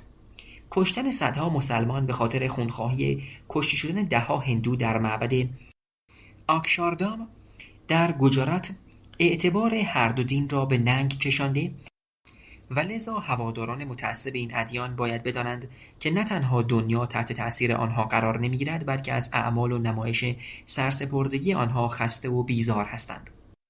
آنچه که واقعا ما کافران را تحت تأثیر قرار خواهد داد این است که مکانی که این اعتراضات در آن رخ داده را تالار شرم نامگذاری کنند، یعنی جایی که دیگر مقدس نیست، بلکه جایی است که یادآور تعصب پلید است. از 11 سپتامبر 2001 اغلب پیش خودم فکر کردم که چقدر خوش اقبال بودیم که مهاجمان به جای برج‌های دوقلو به مجسمه آزادی حمله نکردند، چون اگر آنها نماد مقدس دموکراسی ما را از بین می‌بردند، از این نگرانی داشتم که ما آمریکایی‌ها دچار یک تنش ناگهانی جهت انتقام می‌شدیم و کاری می‌کردیم که تا حالا دنیا نظیر آن را به خود ندیده است. اگر چنین اتفاقی میافتاد، معنای مجسمه آزادی به حدی دچار آلودگی میشد که دیگر امیدی به پاک شدن آن نبود. البته اگر اصلاً کسی باقی میماند که بخواهد به این موضوع اهمیت بدهد. از طریق برخی از دانشجویان هم متوجه شدم که این تلقی مشوش کننده من از مجسمه آزادی موجب ایجاد برخی تعبیرات ناخوشایند گردیده است و لذا اجازه میخواهم به روی آن توضیح تکمیلی را ارائه دهم تا این تعبیرات نادرست منتفی گردند. کشته شدن هزاران بیگناه در مرکز تجارت جهانی یک جرم فجیع بوده است، بسیار فجیع‌تر از آنچه که نابودی مجسمه آزادی میتوانست باشد. و آری، مرکز تجارت جهانی یک نماد بسیار مناسبتر برای نمایش خشم القاعده بوده تا آنچه که مجسمه آزادی میتوانست باشد. ولی در عین حال بایستی در نظر داشته باشید که از منظر ما آمریکایی‌ها جلوه نمادین مجسمه آزادی بیش از مرکز تجارت جهانی است. مرکز تجارت جهانی نماد پول پرستی، اشرافیگری و جهانی سازی بود و نه بانوی آزادی. بنده احتمال می دهم که اگر نماد عزیز ملی ما یا آنچه که ما به عنوان پاکترین تصویر الهام بخش از دموکراسی می شناسیم دچار بی‌عفتی غیرقابل وصف و شکست شدن حرمت می شد، پاسخ خشمگینانه بسیاری از آمریکایی‌ها امکان هر گونه واکنش معقول و سنجیده‌ای را بسیار دشوار می نمود. خطر بزرگ نمادها همین است. ممکن است بیش از حد مقدس شوند. یکی از مهمترین وظایف افراد باورمند به هر ایمانی در قرن 21 ترویج این یقین خواهد بود که هیچ عملی شنیع‌تر از آزار کافران از هر مرام و مسلکی به خاطر هتک حرمت یک پرچم، یک نشان مذهبی و یا حتی یک متن مقدس نخواهد بود. به واسطه پرسش درباره مزایا و معایب دین ممکن است مشتی به سر و صورت من بخورد و شاید حتی بدتر، ولی همچنان اصرار می‌ورزم که چرا؟ چون باور دارم که شکستن این طلسم برای ما بسیار واجب است و موجب می‌شود تا با دقت بیشتری به پرسشی که در این بخش مطرح نمودم بنگریم. آیا وقتی افراد بیان می‌کنند که بهترین راه برای یک زندگی خوب از طریق دین میسر می‌شود، حق با آنهاست؟ ویلیام جیمز در زمانی که سخنرانی‌های گیفورد را ایراد می‌نمود، همین سخنرانی‌ها بعدها به کتاب او تحت عنوان انواع تجربیات دینی بدل شد. عیناً با همین مسئله مواجه شده بود و لذا من در اینجا مجدداً استدعای وی برای سعی صدر و شکیبایی را بازگو می‌کنم. شروع نقل قول. من به هیچ وجه دوستدار بی‌نظمی و شک نیستم. آنچه که من از آن در هراسم از دست دادن حقیقت به خاطر تظاهر به مالکیت تمام و کمال آن است. باور دارم که هر یک از ما با گام برداشتن در مسیر صحیح میتواند بیشتر و بیشتر به حقیقت احاطه پیدا کند و امیدوارم تا قبل از پایان سخنرانی‌هایم بتوانم شما را در مسیر تفکر خودم همراه نمایم. تا آن زمان از شما استدعا دارم در جهت مقابله با عینی‌گرایی که بنده به آن اذعان دارم تعصب خشک از خودتان بروز ندهید. 1902 صفحه 334. پایان نقل قول. 2. استتار دانشگاهی. کلمه خدا به عمق و کلیت اشاره دارد که با هر آنچه که ما انسان‌ها می‌شناسیم و یا می‌توانیم بشناسیم متفاوت است. تمایز و نامگذاری آن قطعاً فراتر از توانایی ماست. جیمز بی آشروبک و کارول راوش آلبرایت، مغز انسان پرداز. راز است. از سوی دیگر اگر برایمان حائز اهمیت باشد که انسان‌ها چگونه درباره ایده رازآلودگی با یکدیگر تبادل نظر می‌کنند، پس دیگر دلیل استقرایی وجود ندارد که ادعا کنیم چرا باید این موضوع فراتر از یک رویه و یا رویکرد علمی باشد. ایکا پیسیانن، کارکرد دین چگونه است؟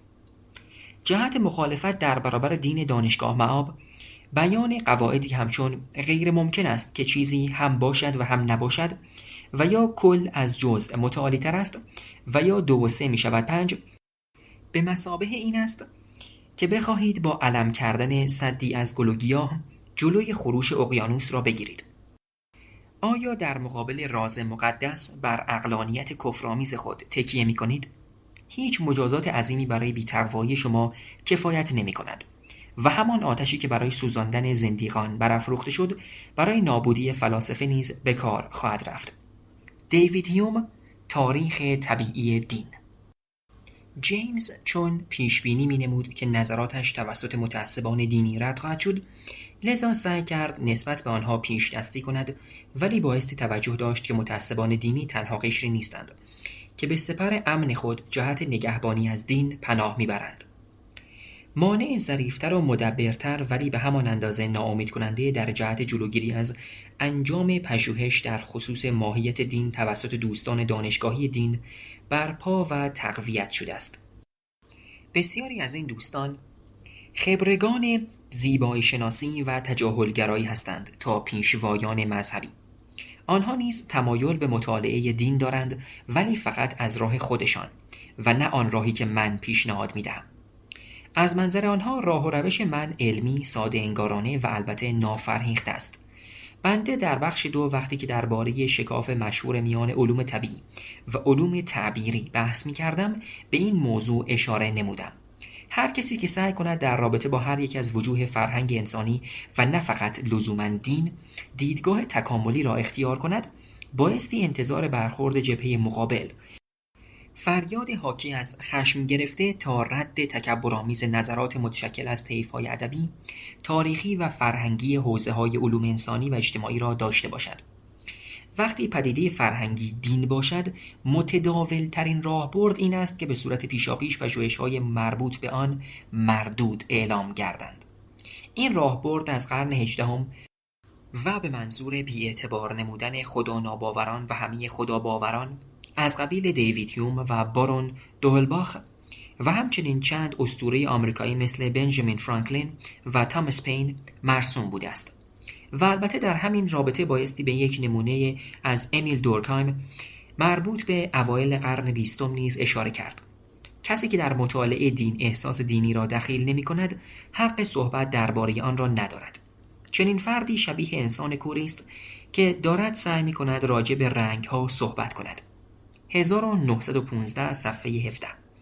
و سپس پس از گذشت نیم قرن از آن زمان بایستی به نقل قول معروفی از اندیشمند دینی شهیر مریسیا الیاد اشاره کنیم. شروع نقل قول: یک پدیده دینی تنها در صورتی به عنوان پدیده دینی شناخته می شود که در همان سطح و تراز خودش مورد درک واقع شود. یعنی فقط در صورتی که به عنوان یک ماهیت دینی مورد مطالعه قرار بگیرد. تلاش برای درک ذات چنین پدیده‌ای از طریق ابزار فیزیولوژی، روانشناسی، جامعه شناسی، اقتصاد، زبانشناسی، هنر و یا هر رشته دیگری اشتباه است. این گونه مطالعات اشتباه از عنصر منحصر به فرد و غیر قابل حذف این پدیده غافل می شوند، یعنی همان عنصر تقدس. 1963 صفحه 3. پایان نقل قول.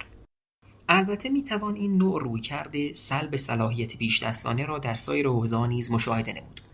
بر طبق نظر برخی از فمینیست‌های افراطی این تنها زنان هستند که واجد شرایط انجام پژوهش در خصوص زنان هستند، چون تنها آنان هستند که می‌توانند بر محوریت مردانگی فائق بیایند، چرا که این محوریت در جنس مرد باعث می‌شود تا به طرقی سوگیری و دیرفهمی داشته باشند و خودش نه آن را بپذیرد و نه با آن مقابله کند.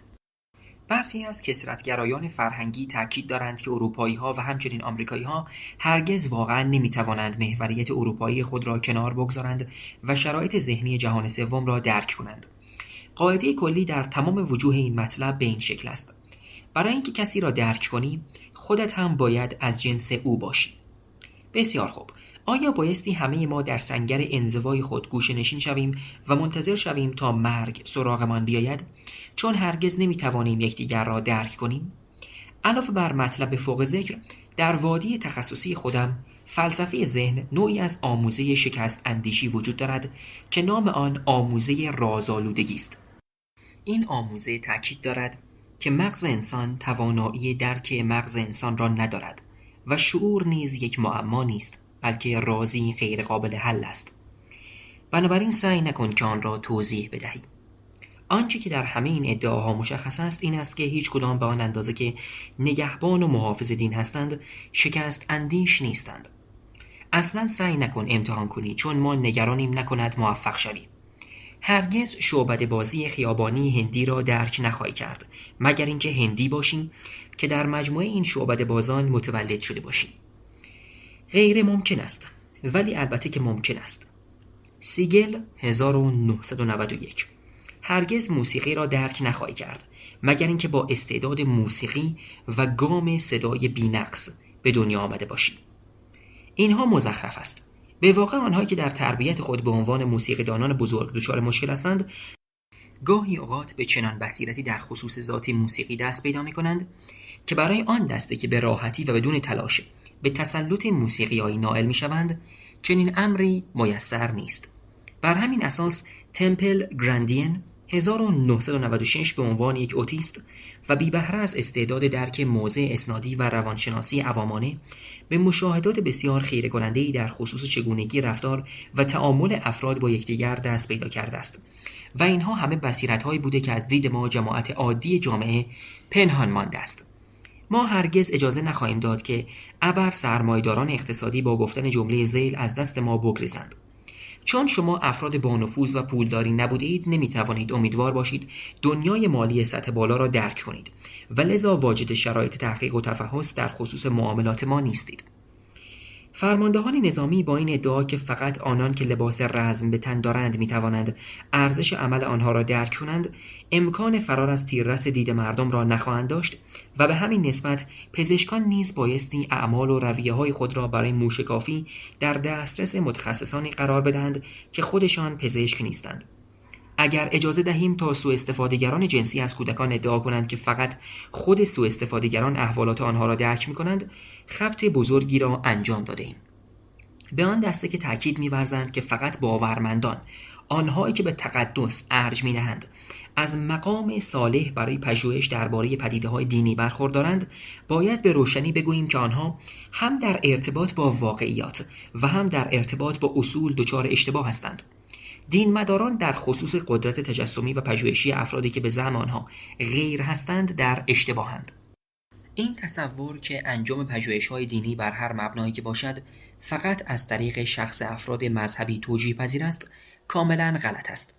با وجود اینکه نداشتن ایمان ممکن است مانعی بر سر راه پژوهش ما به حساب آید، اگر عبارات فوق ذکر را به صورت قاطعانه و محترمانه و مداوم ابراز کنیم، ممکن است جماعت مخالفان از بازی کردن با این ورق دست بردارند. پس فقط باید ممارست شدیدتری را به کار ببندیم.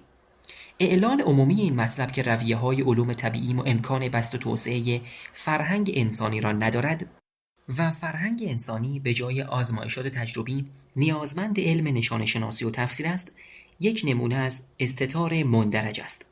یکی از هواداران اصلی این دیدگاه، کلیفورد گیرتز، مردم شناس است که مطلب خود را بدین شرح بیان نموده. شروع نقل قول. در خصوص مکس وبر به زعم بنده، او به مانند جانوری است که در تارهایی از معنا و مفهوم که خود تنیده به دام افتاده است. به نظر من فرهنگ همان تارهاست و بنابراین همراه با تأکید تحلیل آن نباید از طریق علم تجربی و در جهت جستجوی قاعده و قانون باشد، بلکه باید تحلیلی از جنس تعبیر و در جستجوی معنا باشد. 1973 صفحه 5 پایان نقل قول. بنابراین شاید آن زمان خریداری داشت، ولی امروز دیگر خیر. در اینکه ما انسان‌ها شبکه‌هایی از معنا را به دور خود می‌تنیم شکی وجود ندارد، ولی این مجموعه‌های معنایی قابل تحلیل و بررسی به وسیله آزمایشات تجربی و روش‌های اصول علوم طبیعی هستند. تعبیر در علوم طبیعی در تضاد با آزمایش تجربی نیست و ضمناً علم نیز تابعی از یک قانون برتر که بخواهد بر آن سایه بیندازد نیست. به طور نمونه تمام علوم ادراکی و زیستشناسی تکاملی به شکل تقریباً مشابه و موازی با راهبردهای تعبیری علوم انسانی و مردم شناسی قابل تعبیر و تفسیر هستند. دنت 1983 و 95 ب. به واقع یکی از تفاوت‌های جدی بین علوم طبیعی و علوم انسانی این است که بسیاری از اندیشمندان حوزه علوم انسانی حق را به پسا مدرن‌ها می‌دهند. همه اینها روایت و حقیقت نسبی است. یکی از مردم شناسان فرهنگی که نامی از اون نمیبرم اخیراً به دانشجویانش اینطور اظهار نموده که یکی از چیزهای جالب درباره رشته ایشان این است که اگر به دو مردم شناس یک سری از داده‌های مشابه ارائه شود هیچگاه هر دوی این محققان به یک تعبیر واحد نخواهند رسید. آخر قصه. دانشمندان اغلب در خصوص چگونگی تعبیر مجموعه مشترکی از داده‌های خام دچار اختلاف نظر می‌گردند، ولی این مسئله برای آنها آغاز راه تفحص و تبیین است. کدامشان اشتباه می‌کنند؟ آزمایشات تجربی، تحلیل داده‌های آماری و از این دسته موارد به منظور پاسخ به همین پرسش‌ها طراحی شدند و این جستجو برای کشف حقیقت است و البته نه آن حقیقت غایی که درباره همه چیز، بلکه حقیقت مطلبی که در خصوص آن اختلاف نظر عینی وجود دارد. آنچه که توسط چنین آرمان پردازانی نهی و یا غیر ضروری اعلام شده، انجام پژوهش‌های تجربی در پس طرح پرسش‌های مندرج است. پژوهش‌هایی که ممکن است حتی سالها به طول بیانجامد، ولی این آرمان پردازان این فکر را که در خصوص چنین موضوعاتی حقایق عینی قابل کشفی وجود دارد را مورد تمسخر قرار می‌دهند. در این حال بایستی توجه داشت که این افراد نمی‌توانند ادعای خودشان مبنی بر عدم وجود حقیقت عینی را ثابت کنند، که البته اگر همین کار را انجام بدهند معنایش این است که حرف اولیه خود را صراحتاً نقض نمودند. لذا به نظر در همین حد فقط به اصول منطق وفادار هستند. در واقع این جماعت دل خودشان را با اظهارات و تصورات ساده لوحانه هر کسی که هنوز به حقیقت باور داشته باشد خوش می‌کنند.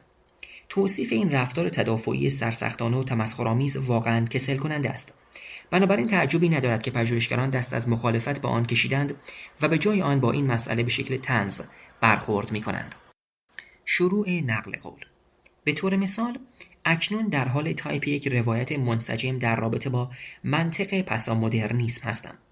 اگر قرار باشد افرادی کارهای بنده را مطالعه کنند، شاید بخواهند که از سطح قصد و غرض اولیه من که به آن اشاره شد فراتر بروند و اینطور استنباط کنند که آنچه که واقعا در حال انجام آن هستم خلق یک روایت بر اساس تجربیات شخصیم و با هدف پیشبرد حرفه دانشگاهیم است. برای اینکه بتوانند چنین کاری را انجام دهند، ممکن است ادعا کنند که من در حال ایجاد ادبیاتی هستم که من را از سایرین متمایز می‌سازد و در نتیجه موجب بالا رفتن ارزش من به عنوان یک نویسنده می‌گردد. هر چقدر بیشتر شما را گیج کنم، باهوشتر به نظر می‌رسم. چرا این کار را انجام می‌دهم؟ چون من یک سفیدپوست مذکر پروتستان ناهمجنسگرای خودخواه از طبقه ممتاز اجتماع هستم. راهبردی نه برای ادراک و دانایی، بلکه به منظور سوء استفاده و استثمار. از منظر پیروان پسا مدرنیسم آنچه که به عنوان حقیقت جلوه می کند، مثلا همین کتاب، فقط یک ابداع و یا تعبیری از واقعیت است تا بر آنچه که واقعا در حال انجام آن هستم پرده بیاندازد، که بتوانم در نهایت با فریب خلق به قدرت دست پیدا کنم و آن را در مشت خود بگیرم. آورده شده از اسلون 2004 صفحه 39 و 40. پایان نقل قول. تمامی آثار پیشگام در زمینه کار علمی به روی دین که به آنها اشاره نمودم، اتران، بویر، دایموند، دانبر، لاسن، مککالی، مککلونن، اسپربر، ویلسون و غیره، بایستی با این مسئله دست و پنجه نرم کنند. سرانجام جالب خواهد بود که تمام این افراد بایستی در کنار هم در مقابل این تاخت و تاز بایستند و قدم بر جای پای ویلیام جیمز بگذارند که استدعایش برخورداری از مخاطب عاری از تعصب بوده است. عجب شفاعتی! نکته مضحک اینجاست که این دلاوران فضول و کاسه های داغ‌تر از آش در جهت تلاش برای نائل شدن به یک دید دلسوزانه و آگاهانه از دین، حتی روی مدافعان خویشخوانده دین که سعی در فهم دیدگاه و رویه‌های مخالفان خود را دارند را نیز سفید کردند. وقتی مدافعان علوم انسانی با همان شور و تخیلی که دانشمندان خود را وقف مطالعه تاریخ، رسومات و فرقه‌های ادیان مختلف نمودند، آنها هم زیست شناسی تکاملی و عصب شناسی، علم آمار و غیره ادراکی را مورد مطالعه و یادگیری قرار دهند. آن وقت است که مدافعان علوم انسانی هم تبدیل به منتقدان کارکشته مباحثی خواهند شد که از آنها می‌ترسند. وقتی والتر برکرت به عنوان یک هوادار دوره کلاسیک در دانشگاه زوریخ در جریان سخنرانی‌های گیفورد در سال 1989 این جرأت را به خرج داد که همکاران خود از طیف علوم انسانی را جهت بررسی خاستگاه دین در معرض تفکر تکاملی قرار بدهد، در واقع به اولین استاد علوم انسانی بدل گردید که از شکاف عمیق میان علوم انسانی و علوم طبیعی عبور کند و در آن سوی این شکاف قدم بردارد. برکرت یک مورخ برجسته ادیان باستانی است و در حوزه‌های مردم شناسی، زبان شناسی و جامعه شناسی بسیار به آثار او رجوع می شود. ضمناً در حال حاضر برکرت با هدف پالایش نظریه پردازی های خود سرگرم مطالعه حوزه زیست شناسی تکاملی است. یکی از جذابیت های کتاب ایشان تحت عنوان خلق تقدس، رگه های زیست شناسی در ادیان نخستین 1996 مشاهده جلوه ارزشمند گنجینه بصیرت تاریخی ایشان در قالب پرسش‌های زیست شناسی تکاملی است. و البته وقتی که برکرت این مفهومات هراس‌انگیز زیستی را به دنیای همکارانش فرا می‌خواند، یکی از عوامل غم‌انگیز مشاهده حس ضرورت او بر رعایت احتیاط بسیار زیاد در جهت جلوگیری از هر گونه خدشه‌دار شدن احساسات همکارانش است. دنت 1997 و 98 ب. از سوی دیگر مطالب بسیار زیادی وجود دارد که دانشمندان باید از تاریخدانان و مردم شناسان فرهنگی بیاموزند. در حال حاضر زیرساخت همکاری سازنده‌ای در برخی نشریات بین‌رشته‌ای از قبیل نشریه مطالعه علمی دین، روش و نظریه در مطالعه دین و نشریه ادراک و فرهنگ و همچنین انجمن‌های حرفه‌ای و تارنماها وجود دارد. یکی از اهداف من در این کتاب هموار نمودن مسیر برای پژوهشگران آتیست تا بتوانند بدون نیاز به مواجهه با خیل عظیمی از مدافعان خصم‌اندیش وارد چنین حوزه‌هایی شوند و موفق شوند تا افراد خونگرمی را از دل رشته‌های علوم انسانی جهت همکاری بیابند. این پژوهشگران آتی متوجه خواهند شد که مردم شناسان و تاریخدانان از خیلی مدت‌ها قبل با ایده‌های جدید آنها آشنا بودند و کاملاً بر ایرادات آنها نیز اشراف دارند. بنابراین توصیه می‌نمایم که برخوردتان فروتنانه باشد و سؤال‌های زیادی را بپرسید. در عین حال به واسطه اینکه شما به رویکرد ایشان دید خوشی ندارید، ممکن است رفتار ناامید کننده و غیر مؤدبانه ای را از جانب آنها تجربه کنید، ولی بایستی به چنین چیزی بی‌اعتنا باشید. رجوع شود به پینوشت 1. 3. چه اهمیت دارد که به چه چیز باور دارید؟ امروزه باید نگرش خود را از سمت توصیف به سمت تکریم تغییر دهیم. باید بپرسیم آیا ثمرات مورد بحث می توانند به ما کمک کنند تا ارزش مطلق آنچه که دین به زندگی بشری می افزاید را قضاوت کنیم یا خیر. ویلیام جیمز، انواع تجربیات دینی.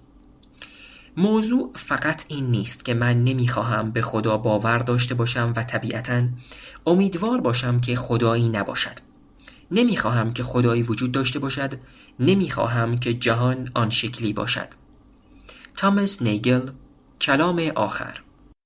حال فقط یک مورد فرعی باقی مانده تا در نهایت به پرسش اصلی بپردازیم.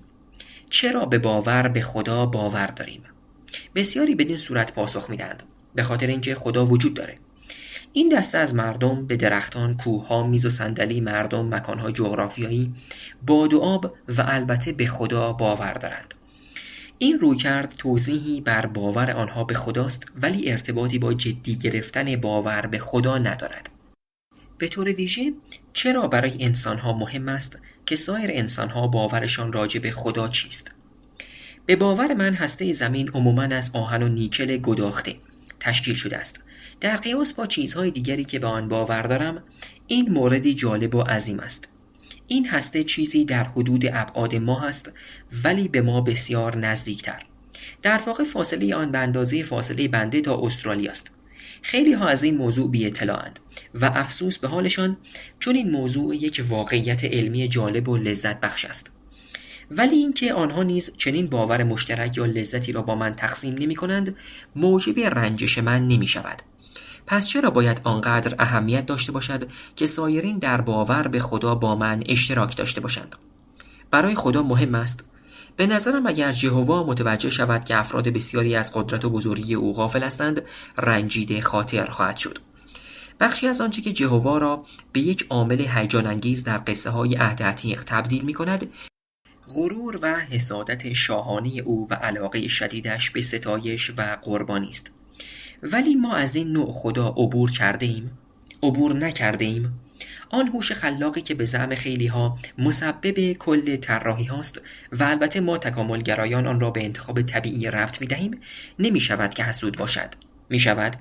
من استادانی را می شناسم که اگر وانمود کنید از آثار به چاپ رسیده آنها بی اطلاع هستید، از دست شما به شدت ناراحت می شوند، ولی سخت است که شاهد آن باشیم که آن هوش خلاق یگانه که مسبب ایجاد DNA، چرخه متابولیک، درختان مختلف و نهنگ عنبر بوده است، اهمیت بدهد که چرا اصلا مخلوقاتش به تألیف او توجهی دارند یا خیر. قانون دوم ترمودینامیک و یا قانون جاذبه برایشان مهم نیست که آیا کسی به این قوانین توجه یا باور دارد یا خیر. زمانی یک مردم شناس در خصوص روابط محترمانه یک قبیله آفریقایی، نام آن را به خاطر نمی آورم، با همسایگانش مطالبی را به من گفت. مثلا فرستاده‌ای که با پای پیاده به سکونتگاه قبیله همسایه می رود. قبل از انجام هر مراوده کاری، یک روز را نزد آن قبیله به استراحت می پردازد تا روحش نیز به آنجا برسد. به نظر می رسد روح در فرهنگ آنها به آرامی راه می رود.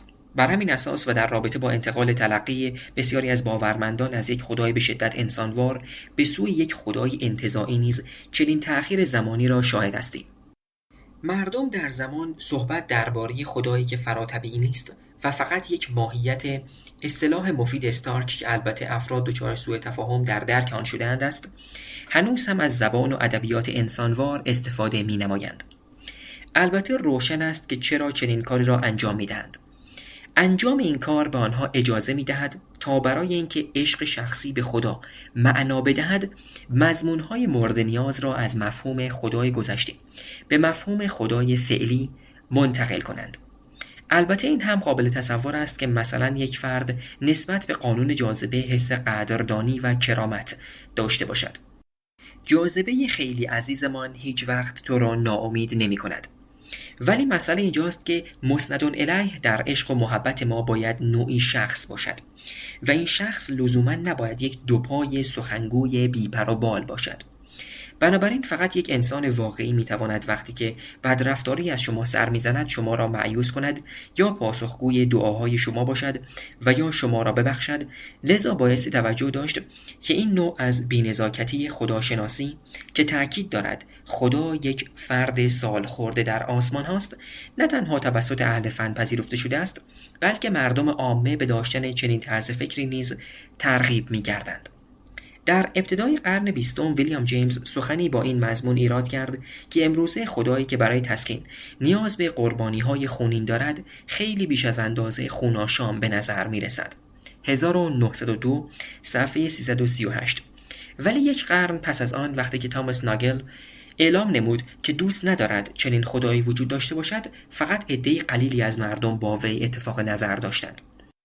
شک دارم که ناگل ایده خدا یا طبیعت اسپینوزا را آزاردهنده بپندارد، همانطور که من نسبت به ایده خدایی به شکل ظرف کلی هستی حالا هرچی که میخواهد باشد بی‌اعتنا هستم.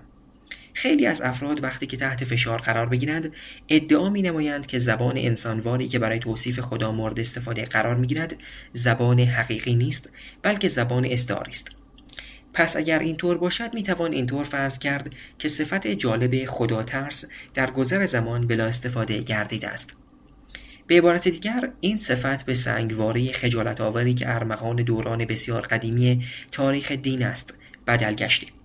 مردم خدایی را می‌خواهند که حس عشق به او و حس ترس از او مشابه با حس ترس و عشق آنها نسبت به یک انسان دیگر باشد. به شکل خلاصه دین یک فصل جاودان در تاریخ خودپرستی انسان است. بر طبق مشاهدات جیمز، مردم چه از جنس غیر متمدن و چه از جنس متمدن همگی در اینکه خداوند به استدعاهای شخصی افراد پاسخ می‌دهد اتفاق نظر داشته و دارند. امروزه نیز مشابه با آنچه که در گذشته رخ داده، افراد مذهبی مدعی هستند که الوهیت بر حسب دغدغه‌های شخصی این افراد با آنها ملاقات دارد. 1902 صفحه 491. برای بسیاری از باورمندان این موضوعی بدیهی به شمار می آید. خدا کسی است که اگر روزانه با آنها مستقیما صحبت نکند، حداقل یک بار در زندگی کلامش بر آنها نازل می گردد.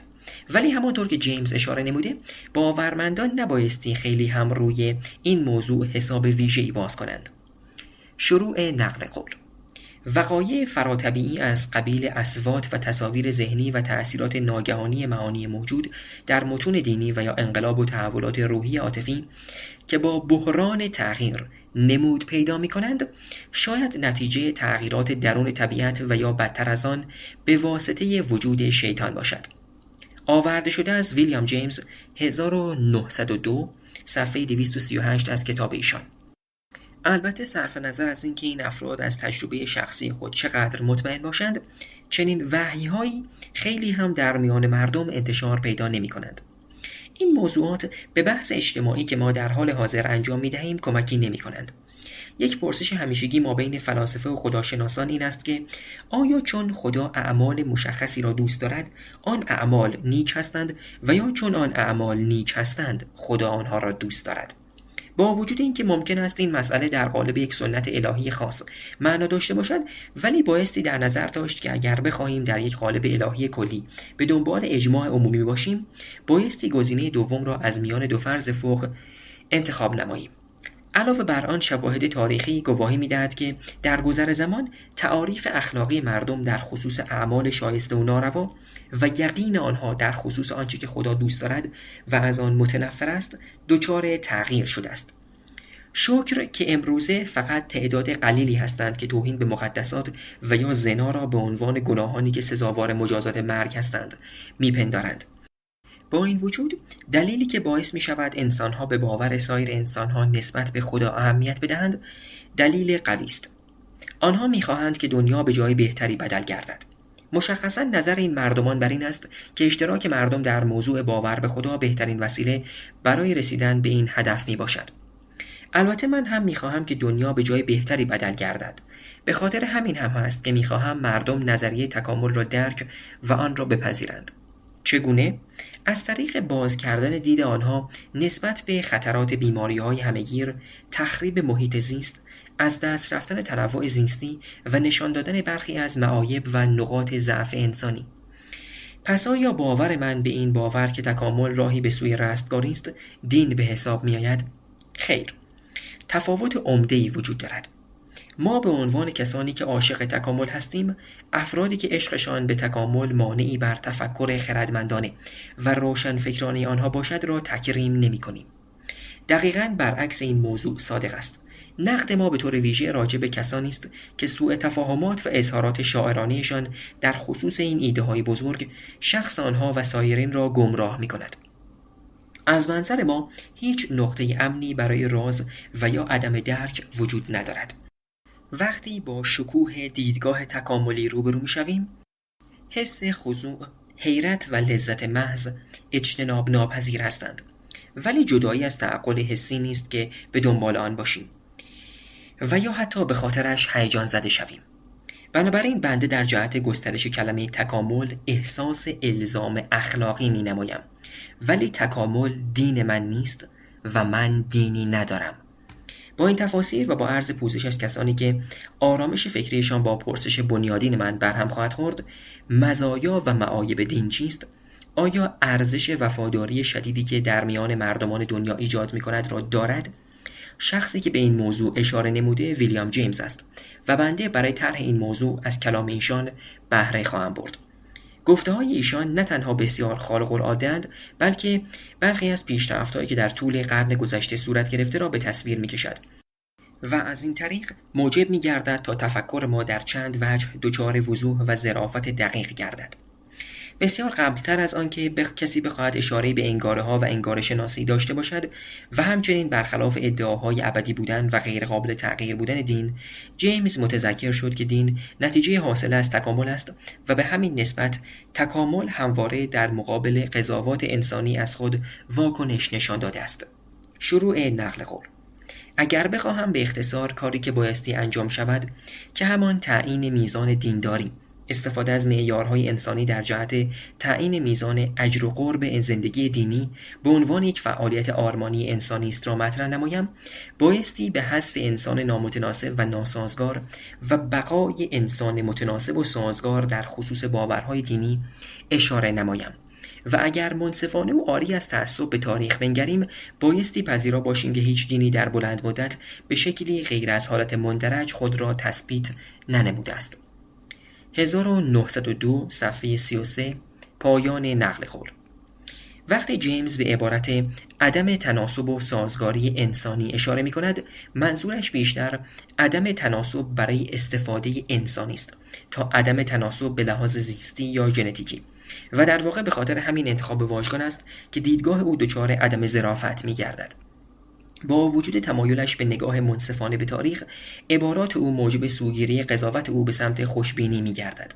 آن دسته از انگاره‌هایی که در گذر زمان در مقابل انقراض مقاومت کردند، در واقع آن انگاره‌هایی هستند که موجب تسهیل انسانیت شدند. سوال اینجاست که این انگاره‌ها دقیقاً موجب تسهیل چه چیزی می‌شوند؟ سازگاری ژنتیکی انسان، خوشی انسان، سعادت انسان؟ جیمز یک نسخه بسیار ویکتوریایی از مکتب داروین را به ما ارائه می‌دهد. آنچه که باقی می‌ماند باید خوب باشد، چون تکامل همواره در خصوص حرکت رو به جلو به سوی بهتر شدن است. آیا تکامل باعث پرورش خوبی می شود؟ همانطور که قبلا نیز مشاهده نمودیم، همه چیز بستگی دارد که پرسش چه کسی ذی‌نفع است را چگونه پاسخ بدهیم. ولی حالا و برای اولین مرتبه در این کتاب از بحث توضیح و توصیف دور می شویم و رو به سمت تکریم می آوریم. همانطور که جیمز نیز قید نموده، به جای اینکه بپرسیم چه هست، میگوییم چه چیز باید باشد و ضمناً چطور شد که به این صورت درآمد. شروع نقل قول. اگر ثمرات حیاتی گرایش به ادیان خوب است، پس بایستی آن را تکریم و تمجید کنیم، حتی اگر چیزی فراتر از یک عامل روانشناسی طبیعی هم نباشد. ولی اگر اینطور نیست، بایستی به آن اهمیت ندهیم، صرف نظر از اینکه اصلاً چه عامل فراطبیعی پدید آورنده آن بوده است.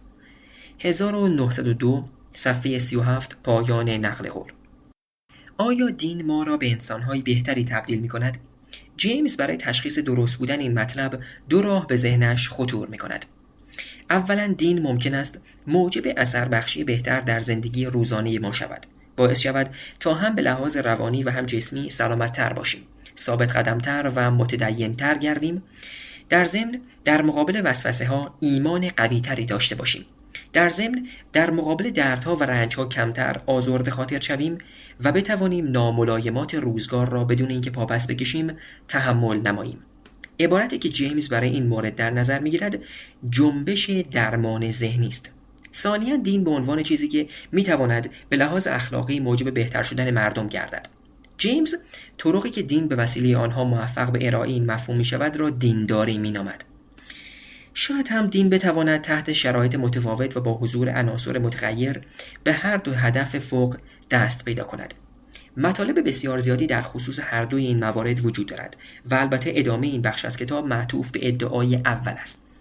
ضمناً به پرسش بسیار مهم نقش دین در اخلاقیات در بخش دیگری خواهیم پرداخت.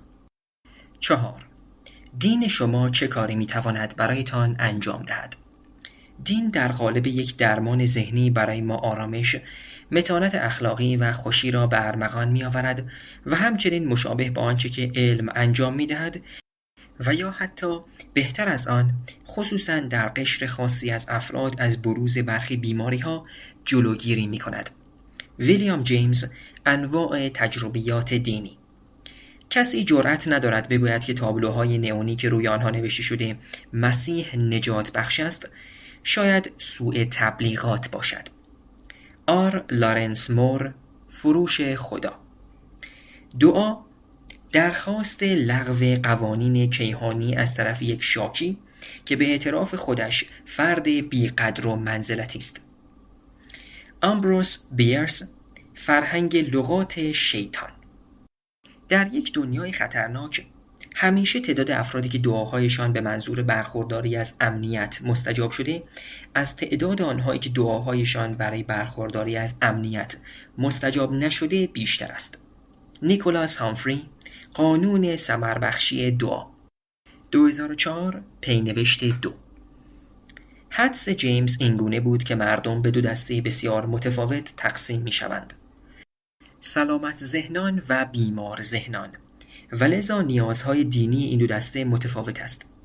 همچنین وی اشاره نمود که اماکن دینی دچار یک تقابل درونی همیشگی مابین دین حاد عده قلیل در مقابل دین مزمن عده کثیر هستند. رجوع شود به صفحه 114 از کتاب ایشان. شما نمی توانید همه کس را در همه اوقات راضی نگه دارید و لذا دینی باید مسامحات مخصوص خودش را داشته باشد. تحقیق و بررسی غیررسمی انجام گرفته توسط جیمز پایه‌گذار تحقیق و مطالعات فشرده و به نسبت پیچیده رهبران دینی در خصوص بازار دین بوده است. و ضمناً علاوه بر رهبران دینی، تحقیقات دانشگاهی، روانشناسان و سایر متخصصان علوم اجتماعی که در تلاش برای درک ادعاهای منتسب به دین هستند نیز بر مبنای پژوهش‌های غیررسمی جیمز صورت می‌پذیرد. جنبش‌هایی از جنس بازیابی و نوزایش دینی در زمان جیمز اتفاق می‌افتاد، ولی این رخداد فقط مختص به دین نبود و مبلغان سکولار انواع محصولات و قالب‌های خیال پردازانه نیز در همان زمان نیز فعال بودند. آگهی‌های تبلیغاتی اطلاعاتی تلویزیونی امروز نوادگان همان دستفروشان دورگردی هستند که در زیر یک چادر و یا صحنه نمایش اجاره‌ای اجناس بنجل خود را به مردم عرضه می‌کردند. شروع نقل قول. اسم انجیل آرامش به گوشمان می‌خورد. جنبش نگران نباش، کسانی که هر روز صبح حین پوشیدن لباس به عنوان شعار روزشان با خودشان تکرار می‌کنند: جوانی، سلامتی، نشاط. رجوع شود به صفحه 95 از کتاب ایشان. پرسش جیمز این بود که آیا دین در قیاس با موارد مشابه سکولار تکیه‌گاهی برابر یا حتی بهتر نمی باشد؟ بر طبق مشاهدات وی، هر چقدر هم که این دین مداران مدعی باشند که از علم جدا هستند، ولی ادیان در هر مقطعی متکی بر آزمایش و خطایابی هستند. دین میگوید طوری زندگی کن که انگار حق با دین است و هر روز عملاً اثبات کن که حق با توست. رجوع شود به صفحه 119 از کتاب ایشان. به عبارت دیگر، خودتان شاهد نتیجه باشید. امتحان کنید، خوشتان خواهد آمد. شروع نقل قول. در روزگاری که زمان اوج قدرت علم است، دین مشغول به تاخت و تاز به آن است و البته در این راه و با بهره‌گیری از روش‌ها و سلاح‌های علمی در کار خود موفق است. رجوع شود به صفحه 120 از کتاب ایشان. پایان نقل قول. بهترین فروشندگان همان مشتریان رضایتمند هستند و حتی اگر اصلاً مسئله عضویت در یک تشکل دینی هم نباشد، باز هم توجه به عواملی که موجب بهبود سلامتی روحی و جسمی وفاداران به آن تشکل می شود حائز اهمیت است. اگر بر فرض مثال قرار بود که من تشکل سکولاری را به منظور توسعه صلح جهانی طراحی می‌نمودم، به هر نوع عاملی که تصادفاً موجب بهبود و یا تقویت سلامتی و رفاه اعضا شود، توجه ویژه‌ای می‌نمودم. علت این امر از آن جهت است که هر تشکلی در زمینه نحوه صرف وقت و انرژی مردم با سایر تشکل‌ها همواره در رقابت است. حتی اگر از کسانی که به تشکل بی‌پیوندند انتظار قربانی داشته باشم و یا آنها را به انجام این کار تشویق کنم، باز هم بایستی آنچه که به عنوان قربانی ارائه می‌دهند را به دقت بررسی کنم و نقایص موجود را حذف و در صورت امکان آنها را با مزایای جایگزین نمایم و از این طریق موجب تأثیرگذاری بهتر قربانی‌های ضروری و کلیدی شوم. رجوع شود به پینوشت 3. پس آیا دین برای سلامتی شما مفید است؟ دلایل فزاینده‌ای وجود دارد که بسیاری از ادیان صرف نظر از کارهای نیکشان در جهت منافع افراد غیر عضو در این مورد خاص به موفقیت‌های چشمگیری دست پیدا کردند و موجب بهبود سلامت جسمی و معنوی اعضای خود شدند. به طور مثال اختلالات گوارشی مثل کم اشتهایی و یا پرخوری در میان زنان کشورهای مسلمان که در آنها جذابیت فیزیکی زنان در قیاس با کشورهای غربی نقش کمرنگتری ایفا می‌کند، موضوع متداولی به شمار نمی‌آید. رجوع شود به عابد 1998. علاوه بر آن اخیراً شاهد تمایل شدیدی به لحاظ نمودن ابزار و اطلاعات آماری و جمعیتی، واگیرشناسی و سلامت عمومی در پژوهش‌ها بوده‌ایم. مثلا آیا کسانی که به طور معمول به کلیسا می‌روند احتمالاً کمتر دچار حمله قلبی می‌گردند؟ و جالب آن که در اکثر پژوهش‌ها نتایج به میزان بسیار قوی مثبت بودند. برای بررسی گسترده‌تر این موضوع می‌توانید به آثار کوئنینگ و سایرین در سال 2000 مراجعه نمایید. البته این آمارها به جهت گذر زمان به سرعت قدیمی می‌شوند. نتایج به دست آمده به قدری تأثیرگذار است که حتی آن دسته از خدا ناباوران بی‌صبر و حوصله و کوتاه‌بینی که نمی‌توانند فرق این گونه سوالات با صدق باورهای دینی را از هم تشخیص بدهند را نیز برمی‌انگیزد. در حال حاضر نیز بر اساس مطالعات انجام شده بر روی اعمال اجرایی مختلف آگاه هستیم که اگر شما به طور تصادفی به نیمی از یک گروه مورد مطالعه بگویید که آنها در پاسخگویی به آزمون از حد میانگین بهتر هستند، در عمل نمره آنها نیز بهتر خواهد شد. بنابراین تأثیر قدرت باور کذب در بهبود ظرفیت‌های انسانی امر بدیهی میباشد. مطالعاتی در دسترس هستند که نشان میدهند توهمات مثبت موجب بهبود سلامت ذهنی میگردد. به طور مثال تیلور و براون 1988. ولی منتقدانی نیز وجود دارند که با قطعیت این مطلب مخالفند. رجوع شود به کلوین و بلاک 1994.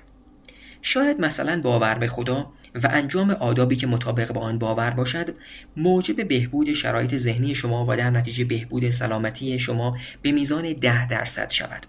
برای اینکه به صحت این مطلب پی ببریم بایستی به انجام پژوهش بپردازیم. ولی می توانیم به شکل موازی نیز باور داشته باشیم که زمین توسط بیگانگان فضایی اشغال شده و نقشه این بیگانگان این است که ما را به سیاره خودشان ببرند و به ما پرواز کردن را بیاموزند. همچنین تمام رفتارهایی که منطبق با آن باور است را نیز به ما یاد بدهند و ضمناً باور داشتن به این مطلب موجب بهبود 20% سلامت ذهنی شما می گردد. البته تا زمانی که این باور را مورد پژوهش قرار ندهیم پی به صحت آن نخواهیم برد. ولی چون سوابق موجود در دنیا پر از داستان انسان‌های فریب خورده است که از باورهای خوشبینانه منتفع شدند، نبایستی از دیدن نتایج تأثیرات مثبت کذبیات منتخب دچار تعجب شویم. در صورتی که چنین ترکیبات اعتقادی از هر مذهبی تأثیرگذارتر باشند، پس بایستی با این پرسش اخلاقی مواجه شویم که آیا می شود به خاطر میزان مزیت‌های سلامتی سوء تعبیر عمدی را توجیه نماییم یا خیر. با وجود قوی بودن نتایج به دست آمده تا به حال، همچنان نیاز به بررسی‌های بیشتر می باشد. رجوع شود به پینوشت 4. اگر شکاکیت زمام امور را دست بگیرد، صرف نظر از توجیه یا عدم توجیه این تغییر، باید مراقب باشیم، چون در آن صورت اثرات بی خطر منتسب به ادیان از بین خواهند رفت. بسیاری از اثراتی که توسط روانشناسان مورد مطالعه قرار می‌گیرند، متکی به عدم آگاهی افراد تحت نظر در خصوص سازوکارها و شرایط پدیده‌ها میباشند. در صورت ارائه اطلاعات مربوطه به افراد تحت نظر، اثرات مورد انتظار یا کاهش پیدا می‌کنند یا به کلی از بین می‌روند. اگر نتایج مثبت این مطالعات در برابر موشکافی دقیق تاب بیاورند، همچنان این احتمال وجود خواهد داشت که در صورت انجام یک موشکافی فراگیر و عمومی، کلیت نتایج به خطر بیفتد. از سوی دیگر این احتمال نیز وجود دارد که نتایج در مقابل تاخت و تاز نقد و بررسی‌های شکاکانه همچنان پابرجا بمانند. به هر حال بایستی ببینیم که چه می شود. و البته اگر قرار باشد در اثر مطالعه دقیق نتایج به دست آمده مضمحل گردند، می توان انتظار داشت آنهایی که تا به حال به خود مطمئن بودند که نتایج به دست آمده واقعی هستند، معترض خواهند شد که جو آکنده از شک و روشنایی مضر علم موجب تخریب نتایج شده است. البته ممکن است که حق با آنها باشد و شاید هم نباشد. به هر صورت این موضوع هم به صورت غیر مستقیم قابل بررسی می باشد. در اینجا و بیش از هر حوزه مورد اختلاف دیگری مابین علم و دین، آنهایی که نسبت به جایگاه علم دچار شبهه و بدبینی هستند، بایستی درون روح خود را جستجو کنند. آیا برای حل چنین پرسش‌های عینی گرایانه بحث برانگیزی، این جماعت بدبین به روی قدرت علمی که به درستی نیز اجرا شده باشد صحه می‌گذارند و یا هیچ اعلام نظری نمی‌کنند و ابتدا سعی می‌کنند ببینند نتیجه حاصله چه می‌شود تا سپس در این خصوص قضاوت نمایند؟ اگر معلوم شود که با وجود انبوهی از احادیث، روایت‌ها و شهادت‌ها دین منشأ برتری برای سعادت به حساب نمی‌آید، آیا این جماعت تمایلی به پذیرفتن نتایج و کنار گذاشتن تبلیغات خود دارند؟ در حال حاضر برخی از شرکت‌های بزرگ دارویی به خاطر تلاش برای جلوگیری از چاپ مطالعاتی که خودشان هزینه آنها را تقبل نمودند ولی نتایج به دست آمده تایید کننده اثربخشی داروهای تولیدی آنها نیست، تحت هجمه انتقادی سنگینی قرار دارند. روشن است که در آینده شرکت‌های مزبور ملزم خواهند شد که صرف نظر از نتایج به دست آمده مطالعاتی که هزینه انجام آنها را تقبل می‌کنند، آن مطالعات را به نشر عمومی برسانند. این خصلت علم است. بهایی که شما بابت اخذ تأییدیه اصیل و معتبر فرضیه‌های محبوب خود می‌پردازید، خطر مردود شدن اصیل و معتبر فرضیه‌های شماست.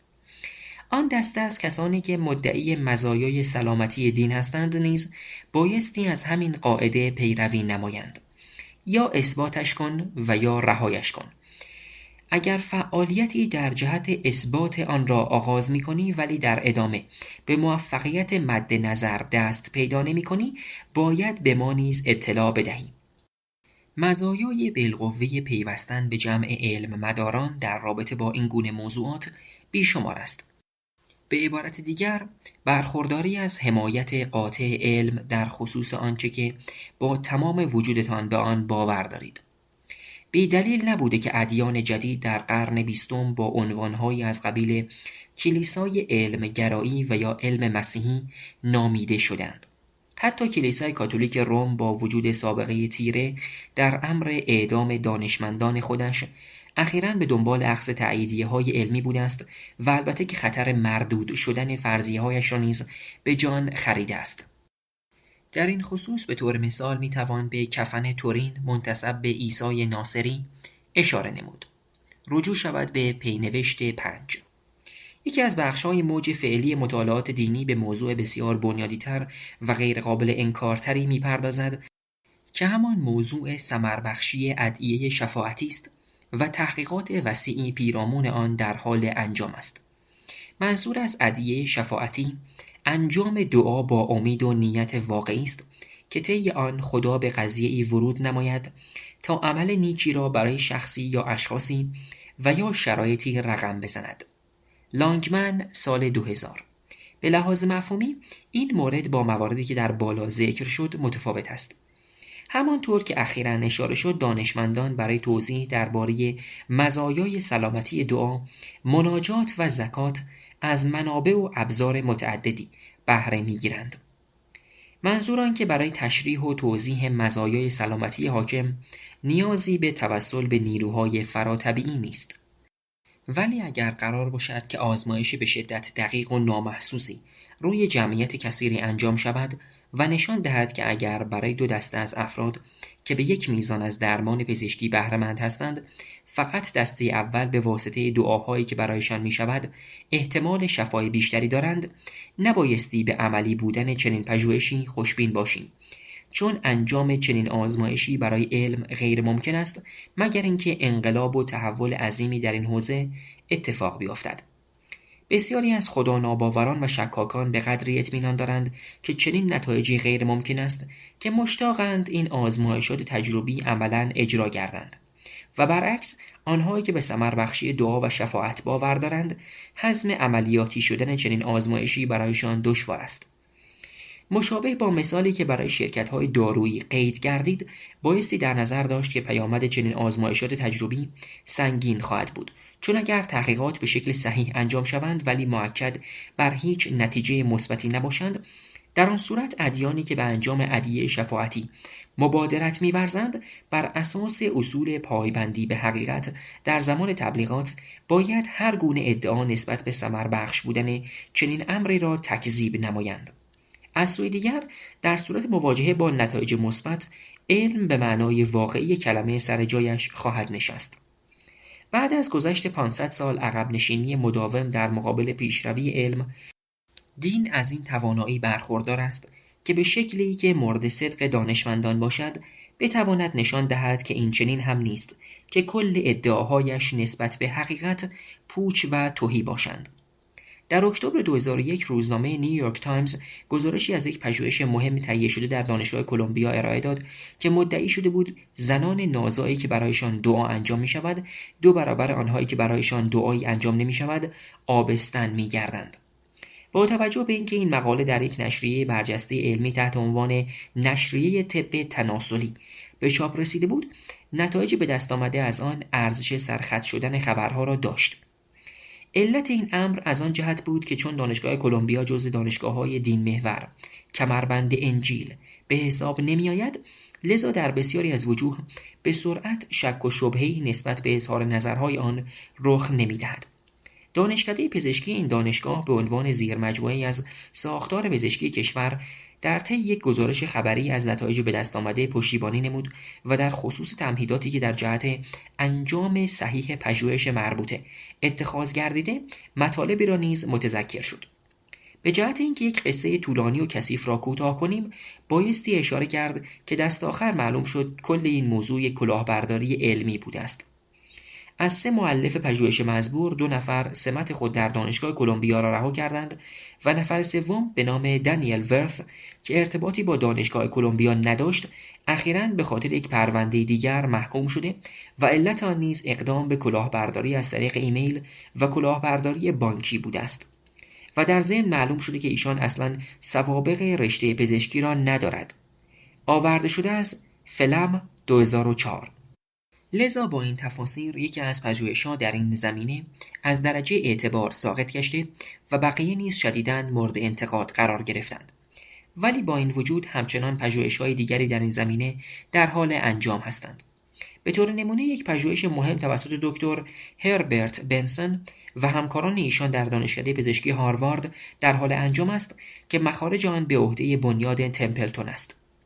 بنابراین هنوز تا بدین لحظه رأی قطعی درباره عملکرد ادعیه شفاعتی وجود ندارد.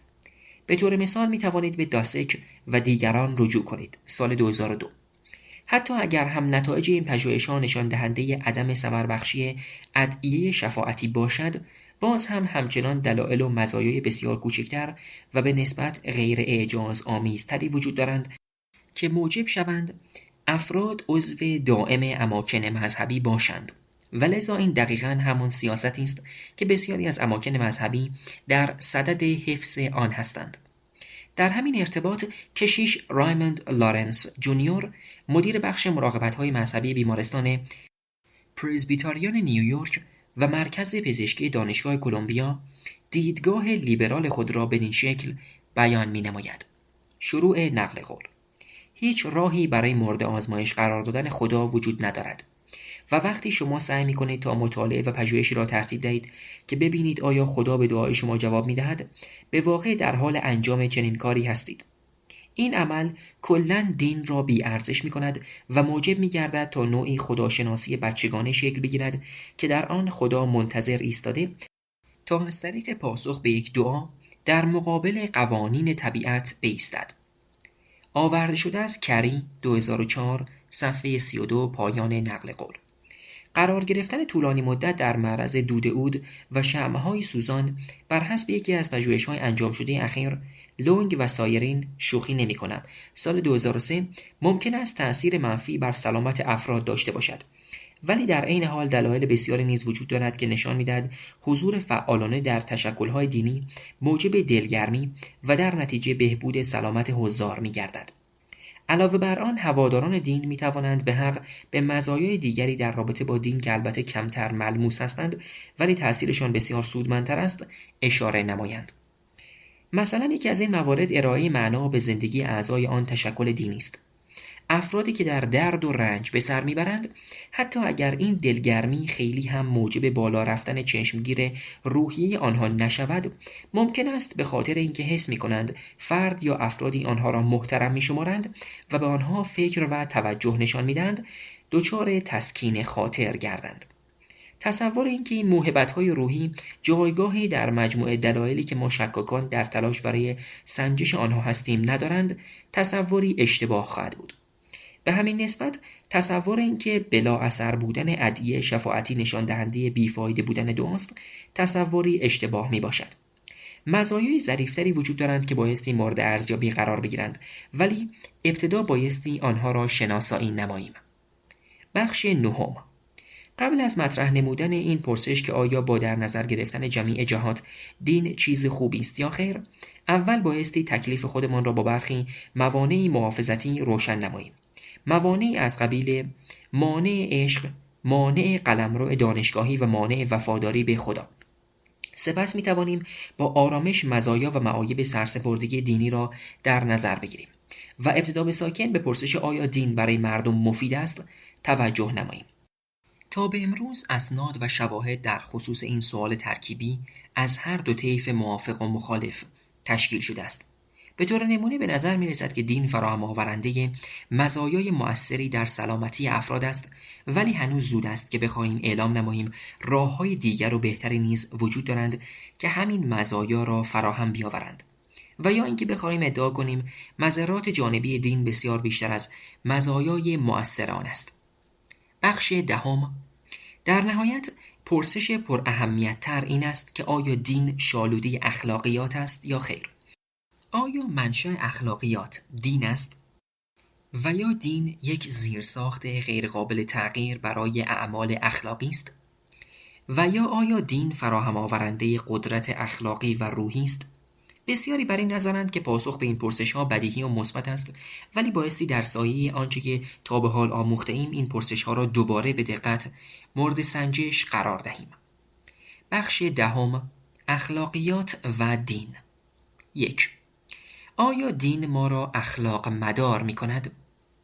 مسیح نظارگر او بود و او را دوست می داشت و خطاب به او سخن گفت: همان چیزی که در تو فقدان به حساب می آید.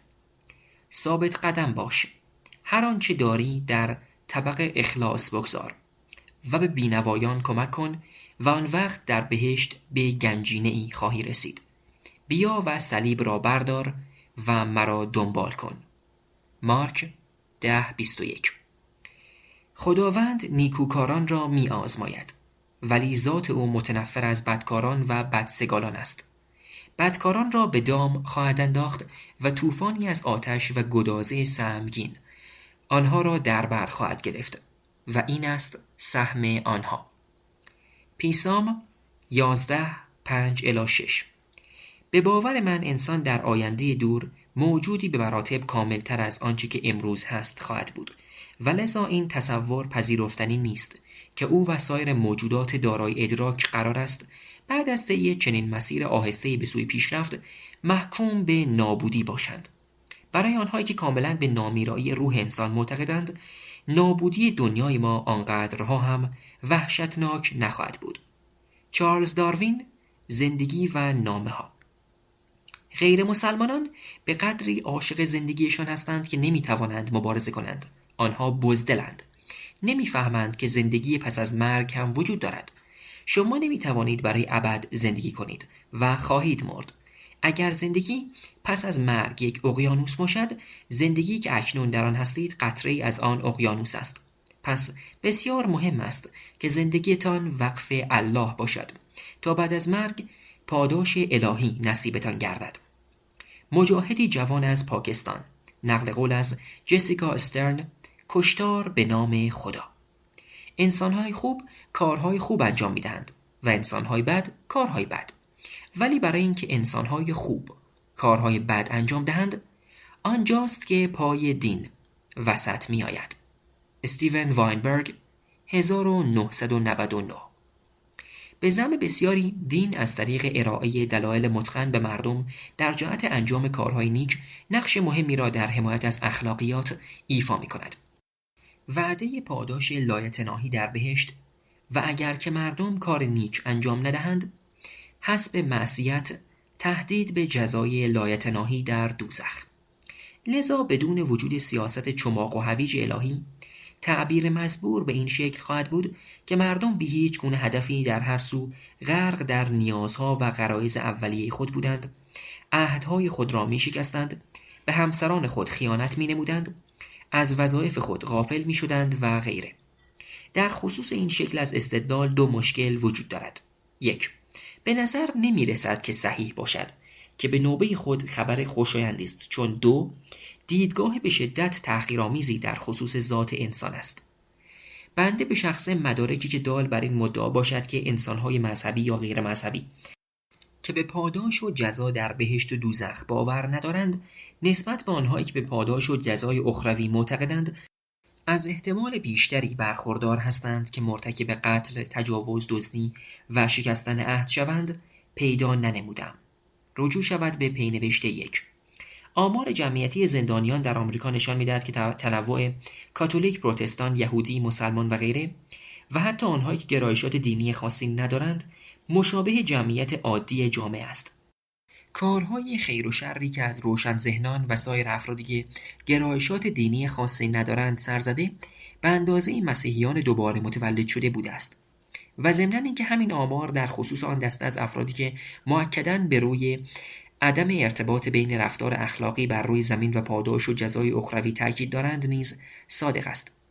وقتی صحبت از ارزش‌های خانوادگی به میان می‌آید، شواهدی که امروز در دسترس است نشان می‌دهد که روشن ذهنان پایین‌ترین آمار طلاق و مسیحیان دوباره متولد شده بالاترین آمار در ایالات متحده را دارند. رجوع شود به بارنا 1999. نیازی به اشاره نیست که این نتایج به قدر ادعاهای معمول در خصوص فضائل اخلاقی بزرگ مذهبیون را تحت شعاع قرار داده که اخیراً شاهد بودیم تشکلات دینی با هدف تکذیب نتایج فوق گرایش بسیار زیادی نسبت به انجام تحقیقات مرتبط پیدا کردند. البته تا این لحظه هیچ نتیجه غافلگیر کننده به دست نیامده و به نظر نمی رسد که اجماعی از سوی محققان در آینده نزدیک دست یافتنی باشد. ولی چیزی که می توانیم از آن مطمئن باشیم این است که اگر رابطه مثبتی میان رفتار اخلاقی و گرایشات، رسومات و باورهای دینی وجود داشته باشد، این رابطه به زودی کشف خواهد شد، چون بسیاری از تشکلات دینی خیلی مایلند باورهای سنتی خود را به شکل علمی به تایید برسانند. وقتی که علم آنچه که مذهبیون از قبل به آن باور داشتند را مورد صدق قرار می‌دهد، شدیداً از قدرت حقیقتیابی علم شگفت زده می‌شوند. البته هر ماه که می‌گذرد و نتایج دلخواه مذهبیون به دست نمی‌آید، این شک بیشتر نمود پیدا می‌کند که شاید اصلاً حق با آنها نباشد. علت این که باورمندان به دنبال دلایلی برای چرایی غیر مضر بودن اثرات باور به بهشت و دوزخ هستند روشن است.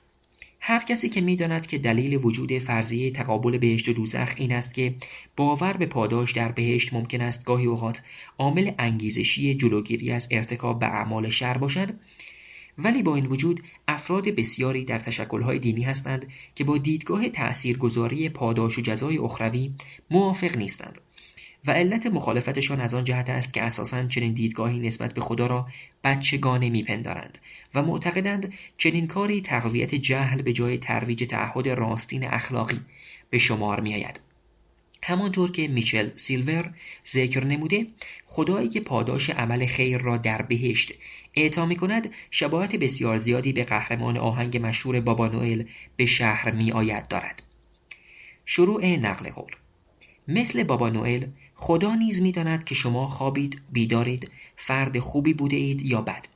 سپس ترانه اینطور ادامه پیدا می‌کند: پس خوب باش به خاطر خود خوبی. در این حال که جمله مزبور جمله جذابی است، ولی به لحاظ منطقی ایراد ساختاری دارد. به لحاظ منطقی ترانه بایستی اینطور ادامه پیدا می‌کرد: پس خوب باش به خاطر وسایل الکترونیکی، عروسک، وسایل ورزشی و سایر هدایایی که امیدوار به دریافت آنها هستی. ولی تنها در صورتی آنها را دریافت خواهی کرد که دانای مطلق یا بابا نوئل تو را سزاوار دریافت آنها بداند. اگر شما به خاطر خود خوب بوده اید، در آن صورت بابا نوئل همه چیزدان هیچ جایگاهی به عنوان عامل انگیزشی فضایل اخلاقی شما نداشته است. کتاب ایشان هنوز به چاپ نرسیده است. پایان نقل قول.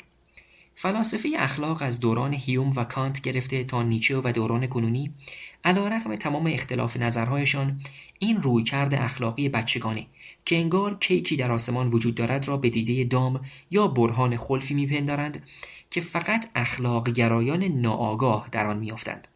بسیاری از اندیشمندان دینی اتفاق نظر دارند که آموزه‌ای که با استفاده از عوامل محرک منطقی نیات خوب فرد در جهت تمایلات دوراندیشانه و رسیدن به لذت ابدی را مورد معامله قرار می‌دهد، شاید به موفقیت‌های خفیفی دست پیدا کند و موجب شود تا افراد خودخواه و سخیف برای مدت کوتاهی مواظب رفتار خود باشند.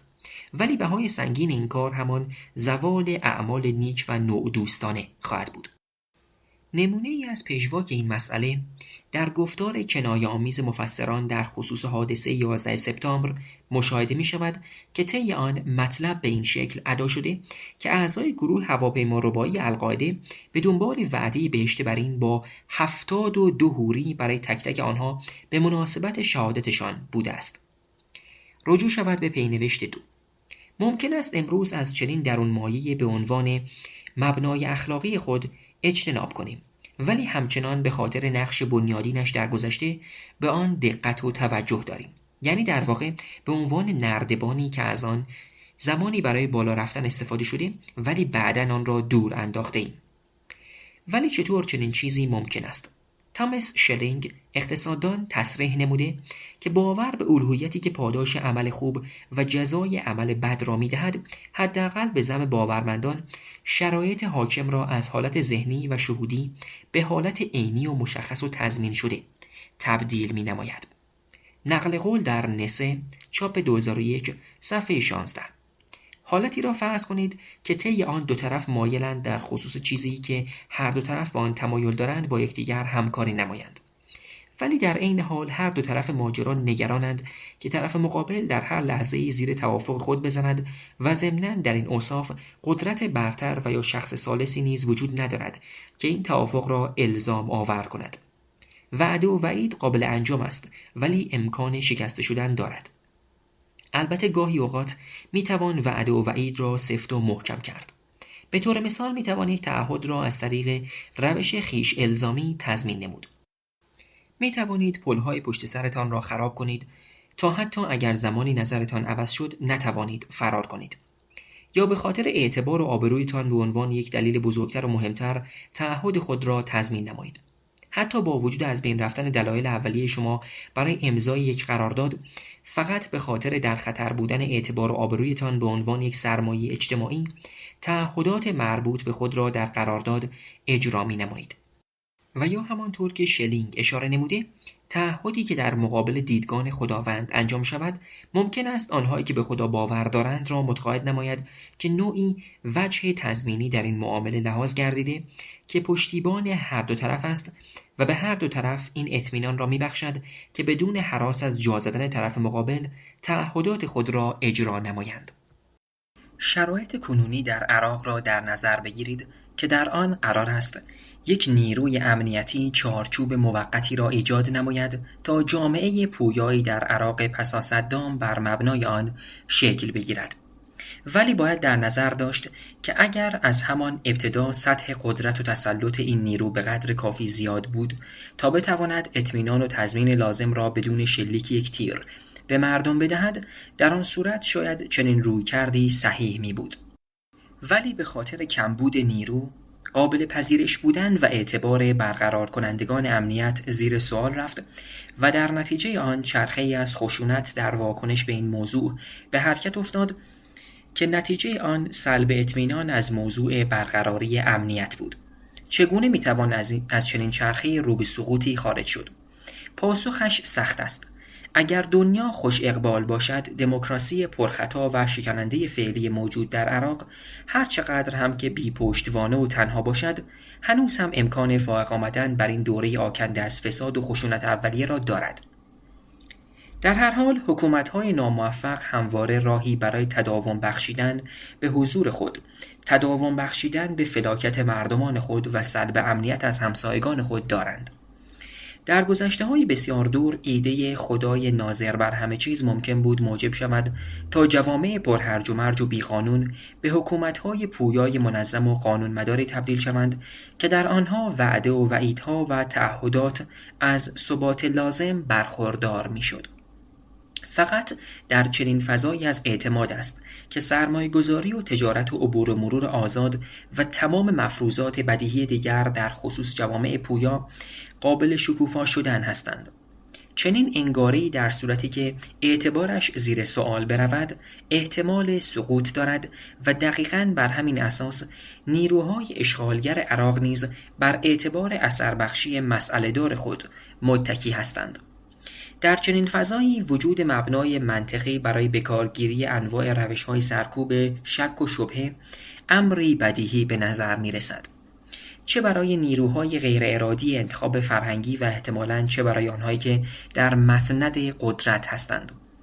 امروزه وقتی الگوهای اعتماد دو جانبه یا چند جانبه مستقل از هر گونه باور مشترک دینی در حکومت‌های مدرن و دموکراتیک قوام می‌یابد و مورد تضمین قرار می‌گیرد، دفاع مرتجعانه از ادیان در مقابل نگاه شکاکانه شبیه به آثار بجامانده از سنگواره‌های اعصار گذشته به نظر می‌رسد.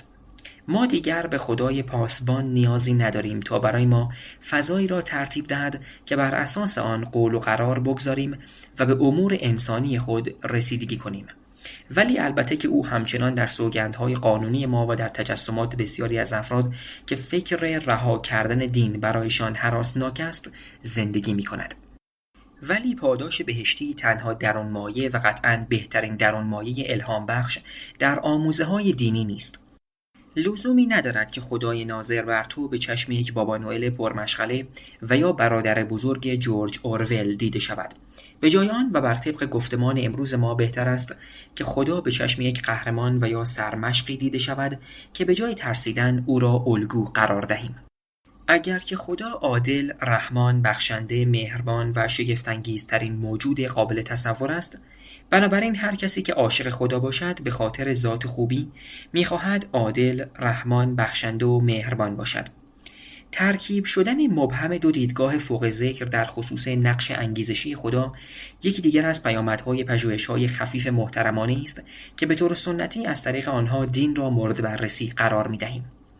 البته شاید هنوز هم دلیل خوبی از نوع سیال آزاد وجود داشته باشد که مانع از نگاه دقیق و ریزبینانه به تفاوت‌های ظریف این آموزه‌ها شود. چه لزومی به ایجاد تفرقه وجود دارد وقتی که نیاز به آن نیست؟ بی خودی قایق را تکان نده. یکی از اجماعات فراگیر در میان مردم این است که تمام ادیان زیرساخت‌های اجتماعی لازم برای ایجاد و حفظ کارگروهی اخلاق محور را ارائه می‌دهند. شاید ارزش آنها به عنوان سازمان دهندگان و تقویت کنندگان نیات خوب هر گونه ضعف انسجامیشان را که نشأت گرفته از برخی تعارضات موجود در آموزه‌های دینی باشد را پوشش می‌دهد. شاید اصلا این کار یک کمالگرایی احمقانه و یا بی‌لیاقتی اخلاقی باشد که بخواهیم سر خودمان را با تضادهای ناچیز عقیدتی گرم کنیم، وقتی که بهبود وضعیت دنیا به عنوان جایی برای زیستن می توانیم اعمال بسیار مهمتری را انجام دهیم. ادعای مندرج قانع کننده به نظر می رسد، ولی ایرادش این است که در دیدگان عموم ارزش و منزلت خود را پایین می آورد، چون وقتی چنین حرفی مطرح گردد فحوایش این خواهد بود که ما خوب هستیم ولی عالی خیر، ضمن آنکه در مقایسه با سر و سامان دادن به مبناها و شالوده‌هایمان کارهای مهمتری داریم که بایستی اول به آنها بپردازیم. به نوبه خود اظهار نظر مزبور پذیرشی فروتنانه به حساب می آید، ولی نکته اینجاست که با ادعاهای سنتی خلوص و پاکی که ادیان دم از آن می زنند در تضاد و اختلاف می باشد. ضمن آنکه چنین ایراداتی از طرف یک رویکرد مطلق گرایانه موجب تضعیف جایگاه روحانی متعالی می‌گردد که این قدرت سازمان دهنده بر اساس آن شناخته می‌شود. امروزه شاید پاسداران دین به حدی فرهیخته باشند که انتظار نداشته باشند خداوندشان به درخواست آنها گلوله‌ها را در وسط زمین و هوا متوقف کند، ولی باور مطلقشان به اینکه حق با آنهاست شاید عنصر تعیین کننده‌ای در فرستادن سربازان جان برکف به جبهه‌های حق علیه باطل باشد. به کلام ویلیام جیمز، شروع نقل قول: هر آن کس که نه فقط در کلام بلکه در دل بگوید حق جاری خواهد شد، در برابر هر ضعفی رویین‌تن خواهد بود و کل شهدا، مبلغان و مصلحان دینی گواهی بر این آزمایش ذهنی هستند، آن هم در موقعیت‌هایی که اگر جز این بود در اثر فشار روحی و روانی بایستی تسلیم می‌گردیدند. پایان نقل قول 1902 صفحه 285. این حالت ذهنی قهرمانان خیلی هم با فروتنی سکولار سنخیت ندارد و علیرغم اینکه بسیاری متصورند که متعصبان دینی قابل اطمینان ترین سربازان ممکن هستند، شاید ما با در نظر گرفتن جمیع جهات در شگفت باشیم که آیا سخن جیمز در جمله پیش رو صحیح است یا خیر. نقل قول از یک افسر اتریشی هوشیار: برای یک ارتش بسیار بهتر است که به جای برخورداری از انبوه احساسگرایی و عقلانیت انسانی، از توحش، بیرحمی و سنگدلی بیش از اندازه بهره‌مند باشد. رجوع شود به صفحه 366 از کتاب ایشان. در اینجا با پرسش اخلاقی مرتبطی برخورد می‌کنیم که ارزش تحقیق عینی گرایانه دقیقی را در خود داراست. آیا امکان دارد که یک نیروی نظامی سکولار که عامل اصلی انگیزشی آن عشق به آزادی، دموکراسی و نه عشق به خدا یا الله است، با کمترین خونریزی در تقابل با گروهی از متعصبان نه تنها از اعتبار بلکه از ثمربخشی خود نیز حراست نماید؟ تا زمانی که به پاسخ این پرسش دست پیدا کنیم، در مظن اتهام خواهیم بود که در حال تزریق وحشیگری به سربازان هستیم. برای انجام چنین تحقیقی در جهت یافتن پاسخ نیاز به ترکیبی از جسارت و برنامه‌ریزی دقیق و شاید مقدار زیادی خوش اقبالی داشته باشیم. ولی گزینه دیگری که به جای مرد مزبور بر سر راه ماست حتی بدتر هم هست: جاودانسازی جنگ‌های مرگبار و ویرانگر تحت عنوان جبهه‌های حق علیه باطل. میدان‌های نبرد نامفهوم و مبهم پر از جوان‌های گمراه، جوانانی که توسط رهبرانشان به این میدانها گسیل شدند و رهبرانی که حتی خودشان هم به همان افسانه‌هایی که برخی جانشان را به خاطر آنها به خطر می‌اندازند باور ندارند. همانطور که تفتیشگر اعظم در رمان برادران کارامازوف داستایوفسکی میگوید: آن سوی قبر چیزی نخواهند یافت جز مرگ، ولی ما این راز را پنهان خواهیم نمود و به خاطر شاد نمودنشان آنها را با رویای پاداش بهشتی و زندگی ابدی اغوا خواهیم کرد. کسی چه می‌داند، شاید برای جماعت متعصب و مجاهد یک عامل انگیزشی پایدارتر و اغوا کننده‌تر نسبت به پاداش اخروی وجود داشته باشد. مجوزی جهت کشتار، گرته‌برداری از خیال پردازی جذاب آین فلمینگ در خصوص جایگاه رسمی جیمز باند. کسی چه می‌داند، شاید به همان نسبت که آداب و رسوم ما در مقابل خشونت متمدن‌تر می‌گردد، به نظر می‌رسد برخی که تشنه به خون و ماجراجویی هستند به شدت به دنبال دلیلی می‌گردند که به واسطه آن بتوانند توجیه اخلاقی برای ستیزه‌جویی خود بیابند. مواردی از جمله آزادسازی جانوران آزمایشگاهی که به نظر می‌رسد رفاه آتی آن جانوران به قدر کافی برای آن دسته از فعالان اجتماعی عامل انگیزشی به حساب نیاید، انتقام حادثه روبی ریج از طریق بمبگذاری اوکلاهوما سیتی، قتل پزشکانی که عمل سخت جنین را انجام می‌دهند، ارسال پستی باکتری انتراکس به کارمندان شریر فدرال، قتل یک انسان بیگناه به واسطه یک فتوا، رسیدن به شهادت از طریق جهاد و یا ساکن شدن تا دندان مسلح در کرانه باختری. شاید دین تنها ریشه اصلی این گرایشات خطرناک نباشد. به طور مثال تمایلات نشأت گرفته از فرهنگ هالیوود برای داشتن زندگی هیجان انگیز و با معنا نقش بسیار تأثیرگذارتری در افزایش چشمگیر تعداد جوانانی داشته که به دنبال تقلید از آن سبک زندگی بودند. ولی به هر حال برای تعصباتی که به آنها اشاره شد، قطعاً ادیان منشأ بنیادین فعال در جهت ایجاد یقین‌های اخلاقی و قطعیت‌ها بودند. افرادی که می‌توانند سایه‌های خاکستری را مشاهده کنند، از قابلیت کمتری برای یافتن توجیه برای اقدامات مجرمانه خودشان برخوردار هستند، ولی با این وجود امروزه همه این افراد وقتی مجازات شرعی را تعیین می‌کنند، وجود یقین زاهدانه دینی برایشان حکم یک تسکین دهنده روحی توجیه کننده اعمال و قضاوت‌هایشان را دارد. اگر به اندازه کافی توجه عموم را به این مسئله جلب کنیم، می توانیم امیدوار باشیم که به سرعت تغییر پیدا کنند. قبلا تصور ما از افراد مست این بود که نسبت به اعمال خود مسئولیتی شامل حالشان نمی شود. آنها آنقدر مست هستند که متوجه کاری که در حال ارتکاب به آن می باشند نیستند. ولی امروز هم آنها و هم ساقیان را کاملا مسئول می دانیم.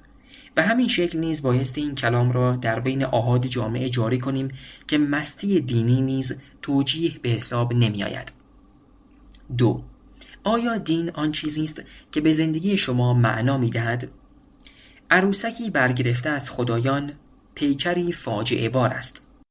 ولی عروسکی که به روی کروموزوم‌هایش بلا تکلیف مانده به وضوح پیکری پوچ و مسخره است. آرتور کوستلر، راه روندگان در خواب. او مکتویش مرده و برادرش نمیدونه، برادرش مرده و مکتویش نمیدونه، هر دو مردن و هر دو در یک بستر هستن و هیچ کدوم نمیدونن که دیگری مرده. تصنیف زن رختشور ایرلندی. بر طبق نظرسنجی‌های صورت گرفته، اکثر مردمان دنیا میگویند که دین در زندگیشان از اهمیت بسیار بالایی برخوردار است. به طور نمونه به تارنمای مرکز تحقیقات پیو مراجعه کنید. بسیاری از این افراد میگویند که بدون دین زندگیشان بی‌معناست. گیر دادن به آنها به خاطر این حرفشان وسوسه انگیز است. اینکه بگوییم پس در این صورت صحبت دیگری باقی نمیماند و سپس به آرامی آنها را به حال خود رها کنیم. چه کسی میخواهد در چیزی که به زندگی آنها معنا میدهد مداخله کند؟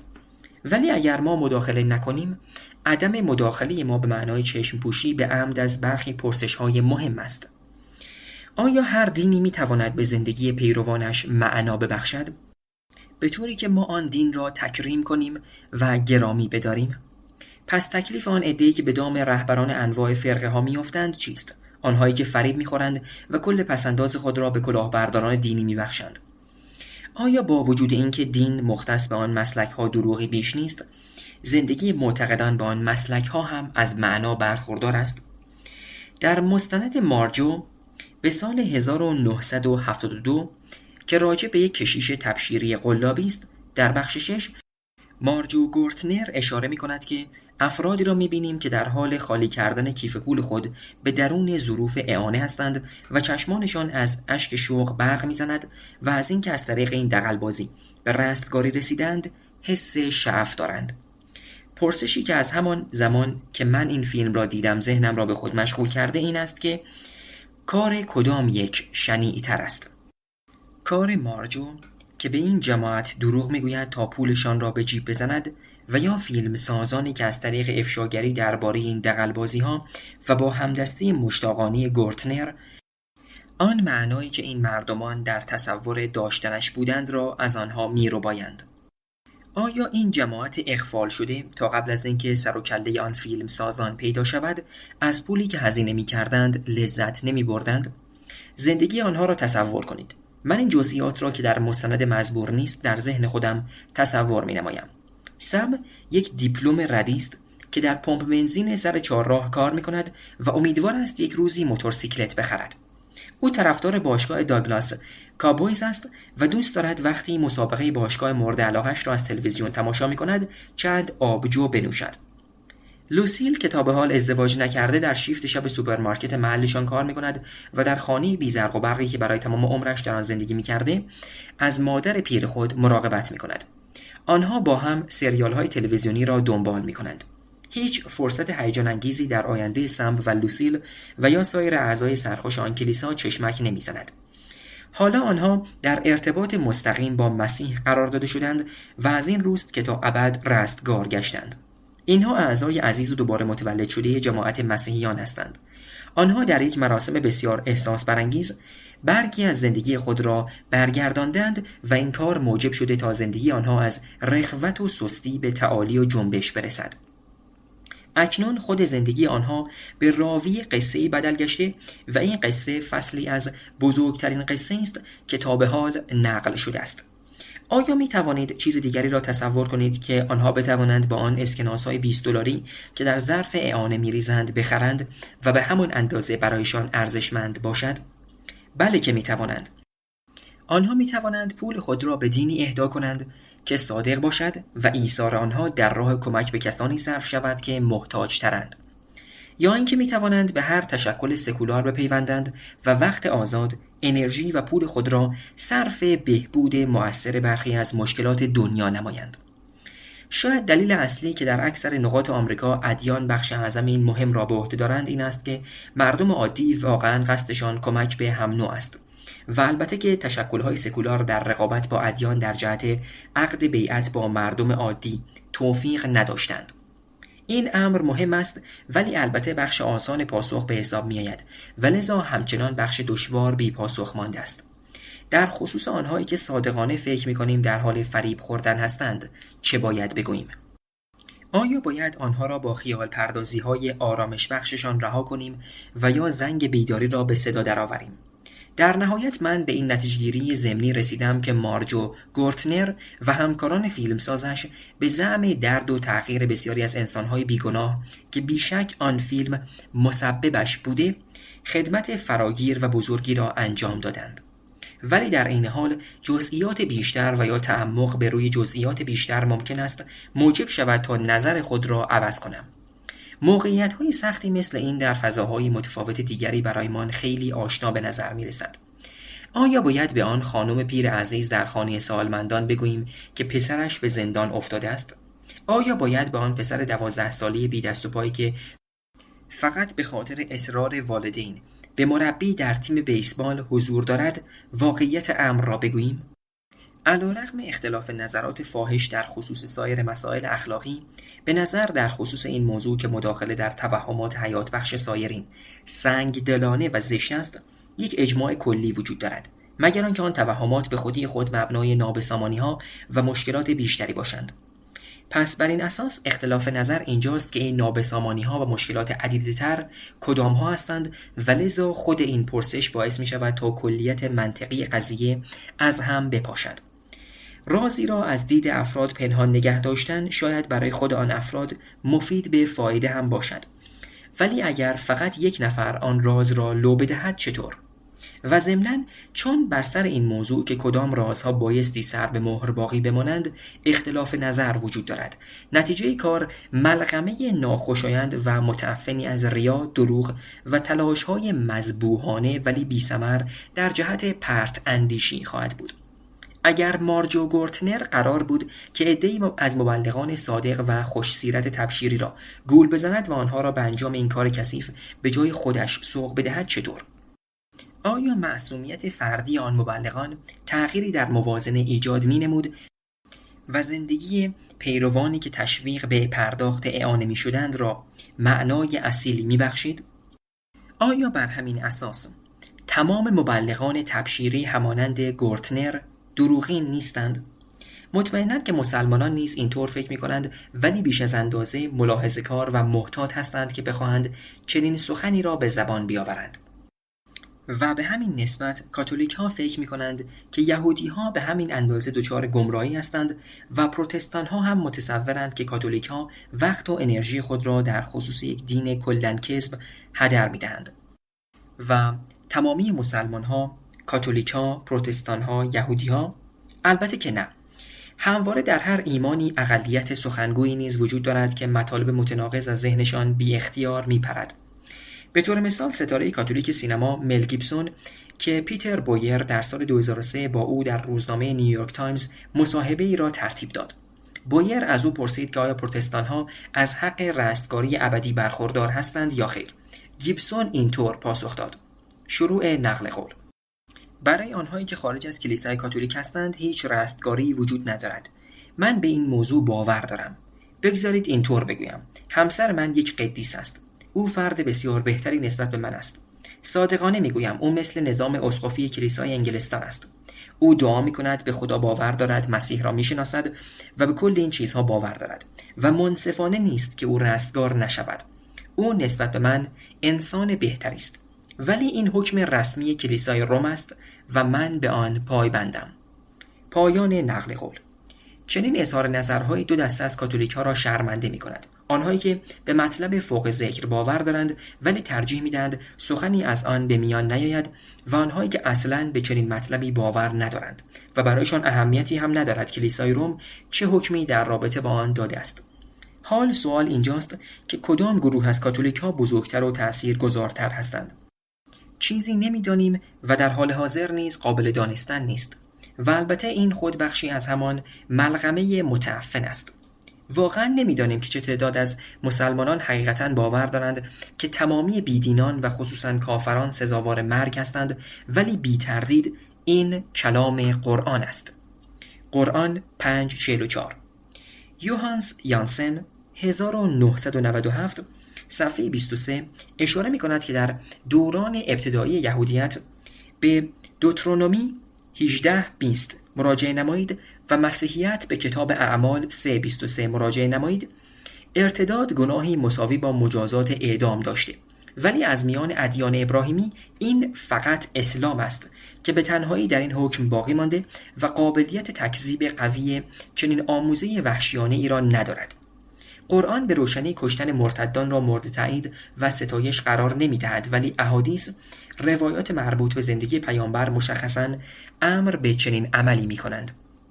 حدس می‌زنم اکثریت مسلمانان در اصرار بر اینکه حکم احادیث در جهت کشتن فرد مرتد بایستی کنار گذاشته شود صادق باشند. ولی حتی بیان مطلب مشوش کننده مانند این از سوی فرد مسلمان موجب ایجاد تصور و ظن مرتد بودن در جهان اسلام را به همراه خواهد داشت.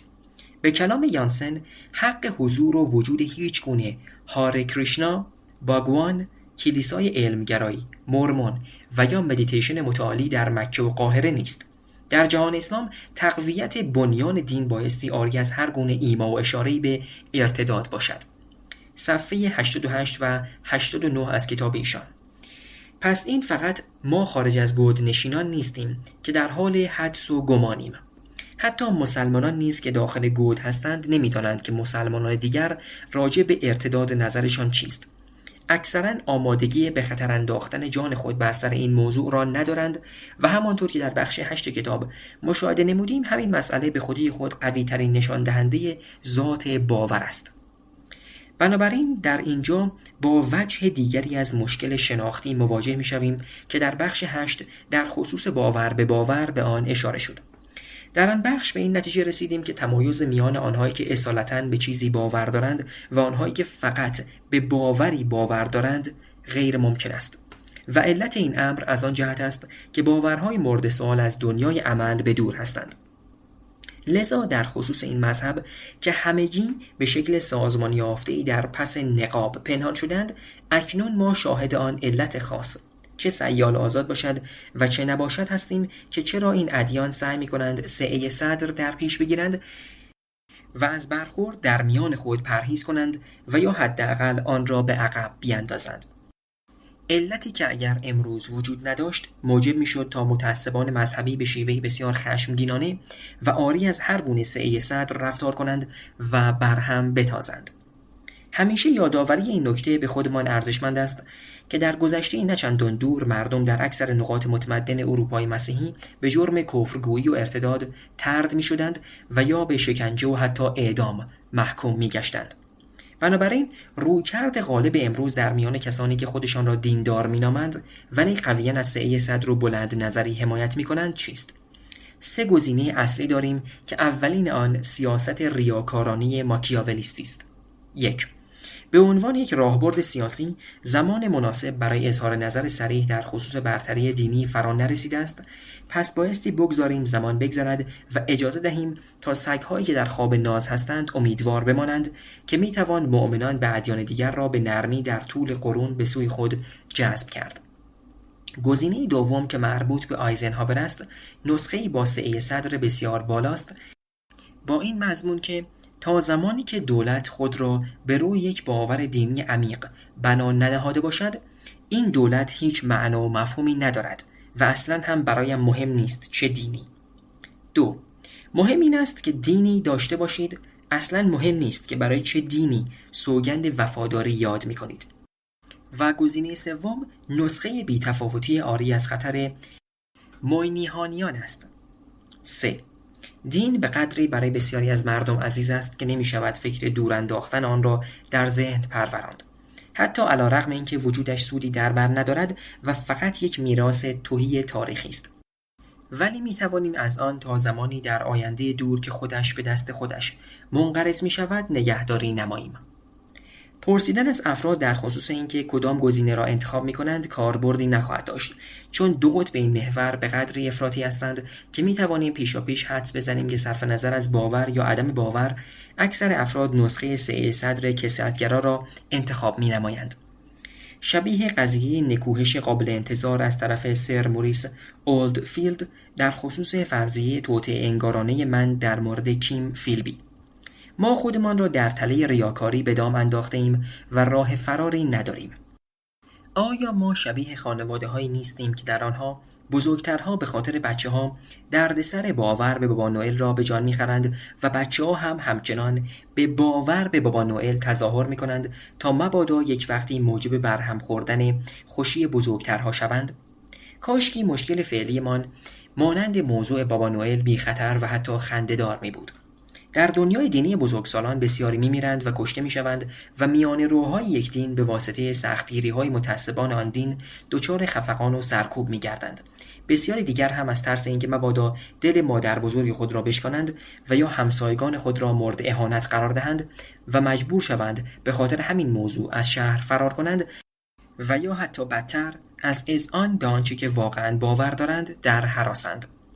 اگر به لطف سرسپردگی به یک دین این همان معنای گرانقدری است که به زندگی ما بخشیده شده، به نظر من که خیلی هم ارزشش را ندارد. آیا این بهترین کاری است که از دستمان برمیآید؟ آیا اندوهبار نیست که بسیاری از مردمان دنیا برخلاف میل باطنیشان خود را در جماعتی می‌یابند که اجبار به سکوت دارد؟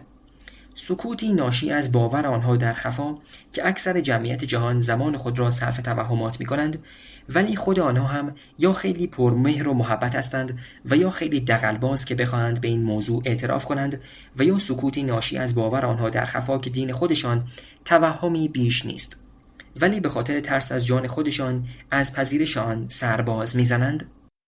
چه جایگزین‌هایی برای این موضوع وجود دارد؟ افراد میانه روی هستند که فقط از سر اینکه در ظرف یک سنت خاص پرورش یافتند و آن سنت متعلق به آنهاست آن را تقدیس می‌نمایند.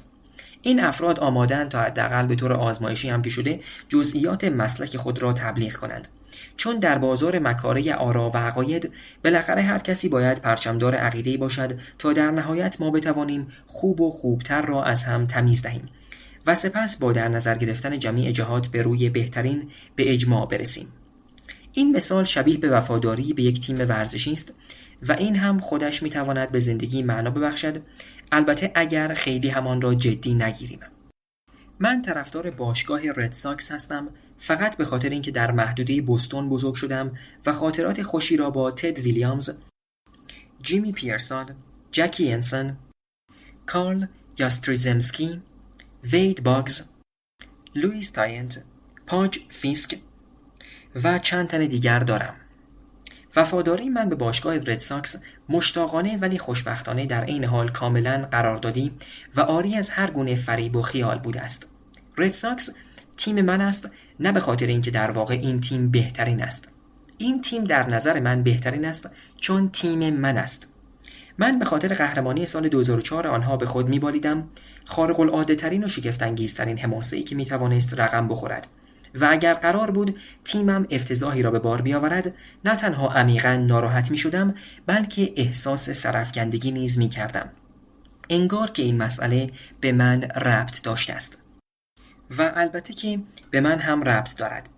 تزریق اشتیاق ناچیز من به درون اقیانوس تقویت روحیه و غرور تیم شهرمان موجب قوت قلب بازیکنان می گردد و خود آن بازیکنان هم اذعان به همین مطلب دارند. این نوعی از عشق است، ولی نه آن عشق هارگونه و دیوانه‌واری که موجب می‌شود انسان‌ها مرتکب دروغ، شکنجه و کشتار شوند. آنهایی که به واسطه اذعان به مردود بودن عناصر موجود در سنتشان حس خیانت به عشق و گناه به ایشان دست می‌دهد، بایستی به این واقعیت فکر کنند که همان سنتی که آنها پایبندش هستند، سنت ابدی که در جوانی به آنها معرفی گردید، خودش محصول تکامل یافته‌ای از ویرایش‌های دقیق و با ظرافت عاشقان سابق همین سنت است. avogaboo.com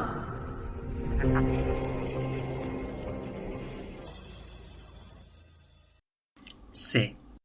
راجع به ارزش‌های مقدس چه چیزی می‌توانیم بگوییم؟ ما بر روی زمین هستیم تا به دیگران نیکی کنیم.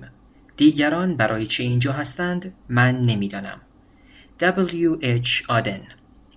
برای سالیان مدید من و تو با شنیدن این جمله که در خصوص مسائلی که فراتر از قوه درک ما هستند پاسخ‌های ساده‌ای وجود ندارند، مثل بچه‌ها ساکت شده ایم.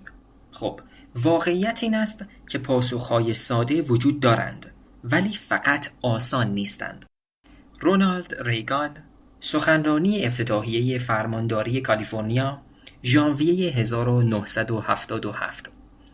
اگر قرار باشد روزی قبیله‌گرایی ما فرصتی برای یک هویت گسترده‌تر اخلاقی قائل شود، باورهای دینی ما از موج تحقیق و تفحص اصیل و نقد حقیقی در امان نخواهند ماند.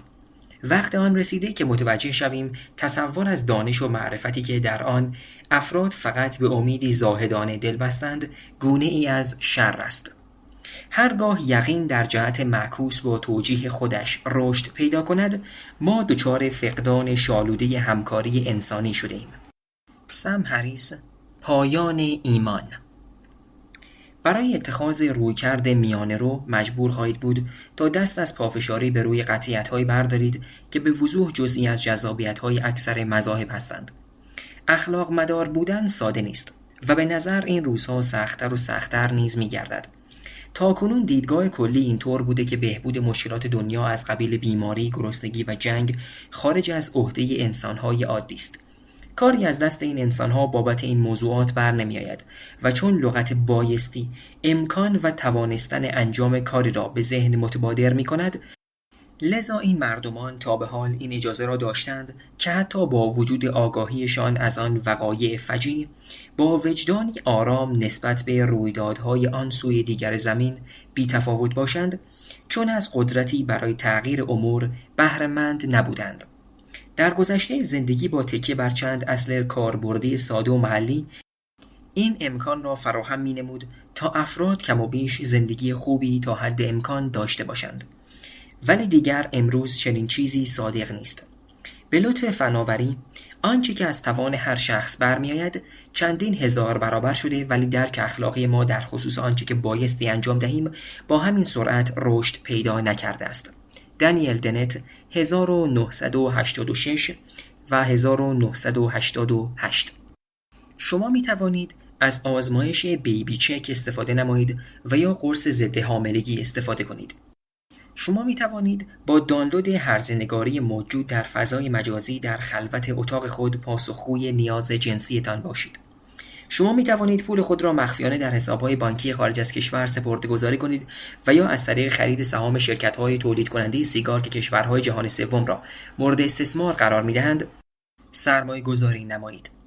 شما می توانید زمین را مین‌گذاری کنید. سلاح‌های هسته‌ای را در کیف خود از محلی به محل دیگر جابجا کنید. می توانید گاز اعصاب بسازید و یا بمب‌های هوشمندی را با دقت بسیار بالا بر سر دیگران بیاندازید. و یا می توانید هماهنگ نمایید که هر ماه به طور خودکار مبلغ $100 از حساب بانکی شما برای فراهم نمودن زمینه آموزش 10 دختر بچه در کشور اسلامی که در غیر از این صورت امکان سوادآموزی را نداشتند هزینه شود، و یا مبلغی را جهت 100 نفر که دچار سوء تغذیه هستند اختصاص دهید، و یا جهت خدمت درمانی مبتلایان به ایدز در آفریقا کمک نمایید. شما می توانید از اینترنت برای نظارت همگانی بر خطرات زیست محیطی و نظارت بر صداقت و عملکرد مقامات دولتی استفاده نمایید، و یا می توانید از اینترنت برای تجسس در زندگی همسایگانتان استفاده نمایید. حالا ما بایستی چه کاری انجام دهیم؟ در رابطه با این پرسش‌های عجیب منطقی به نظر می‌رسد که به دنبال مجموعه‌ای از پاسخ‌های ساده باشیم. طبق گفته‌های کنایه‌آمیز H.L. منکن، برای هر مشکل پیچیده یک پاسخ ساده وجود دارد و این پاسخ اشتباه است. ولی شاید منکن اشتباه کرده باشد. شاید یک تک قانون کلی یا 10 فرمان و یا فهرستی کوتاه از احکام غیرقابل تغییر همه مشکلات را بتواند حل کند. البته فقط وقتی که متوجه شوید چگونه آنها را به کار ببندید. چگونگی امکان تفسیر مجموعه‌ای از اصول و قوانین محبوب با هدف حل تمام سرگشتگی‌ها موضوع بدیهی است که کسی نمی‌تواند آن را انکار کند. به طور مثال، اسکات اتران به یکی از آیه‌ها با این مضمون که شما نمی‌توانید بکشید اشاره نموده، ولی این آیه هم توسط موافقان و هم توسط مخالفان مجازات اعدام نقل قول می‌گردد. سال 2002 صفحه 253. اصل جان انسان به نظر بسیار بدیهی و مطلق می آید. جان هر انسانی به یک اندازه مقدس و گزند ناپذیر است. همین حالت برای مهره شاه در بازی شطرنج وجود دارد که نمیتوان برای او ارزشی را تعیین کرد مگر ارزش بی‌نهایت، چون از دست دادن شاه به معنای از دست دادن همه چیز است. ولی همه ما میدانیم که زندگی نه شبیه شطرنج است و نه میتواند باشد. تعداد بیشماری بازی همزمان در این جریان دخیل و تأثیرگذار هستند. اگر جان بیش از یک انسان در خطر باشد چه باید کرد؟ اگر هر جانی به قدر بی‌نهایت ارزشمند باشد و هیچ جانی بیش از دیگری نیرزد، پس بر فرض مثال چگونه میتوانیم چند کلیه قابل اهدا را به نیازمندان آن تقسیم کنیم؟ فناوری مدرن فقط مشکلات قدیمی را بدتر و وخیم‌تر می‌کند. حضرت سلیمان با وجود بهره از خردی مثال زدنی با انتخاب‌های سختی در زندگی خود روبرو شده بود. و یا هر مادری که برای فرزند خودش غذای کافی نداشته باشد، فرزند همسایش به کنار بایستی با غیر کاربردی بودن اصل تقدس جان انسان مواجه شده باشد. مطمئناً اکثر قریب به اتفاق انسان‌ها حداقل در یک موقعیت سخت اخلاقی گیر کردند و لذا در خفا آرزو داشتند که کاشکی میشد کسی که قابل اطمینان باشد به من میگفت که چه کار باید انجام دهم. آیا به لحاظ اخلاقی چنین عملی اصالت ندارد؟ آیا ما مسئول تصمیمات اخلاقی خود نیستیم؟ بله، ولی مزایای استدلال اخلاقی خودت انجامش بده محدودیت‌های خاص خودش را نیز دارد. و اگر شما بعد از تحلیل موشکافانه تعیین کنید که تصمیم اخلاقی شما مبنی بر آن باشد که مسئولیت تصمیم گیری اخلاقی خود را به فرد معتمد و متخصصی بسپارید، بنابراین همین کارتان به منزله تصمیم اخلاقی شما به حساب می آید. تصمیم شما بران شده تا از مزایای تقسیم وظایف که تمدن برایتان مهیا نموده بهره مند شوید و از کمک متخصصان و اهل فن برخوردار گردید. ما این نوع خردمندی را در سایر حوزه‌های تصمیم گیری مورد تحسین قرار می دهیم. سعی نکن دکتر خودت شوی. وکیلی که وکالت خودش را بر عهده داشته باشد یک ابله است و مواردی از این دست. حتی در زمینه تصمیمات سیاسی مثل رأی دادن نیز سیاست تعیین وکیل و نماینده قابل دفاع است.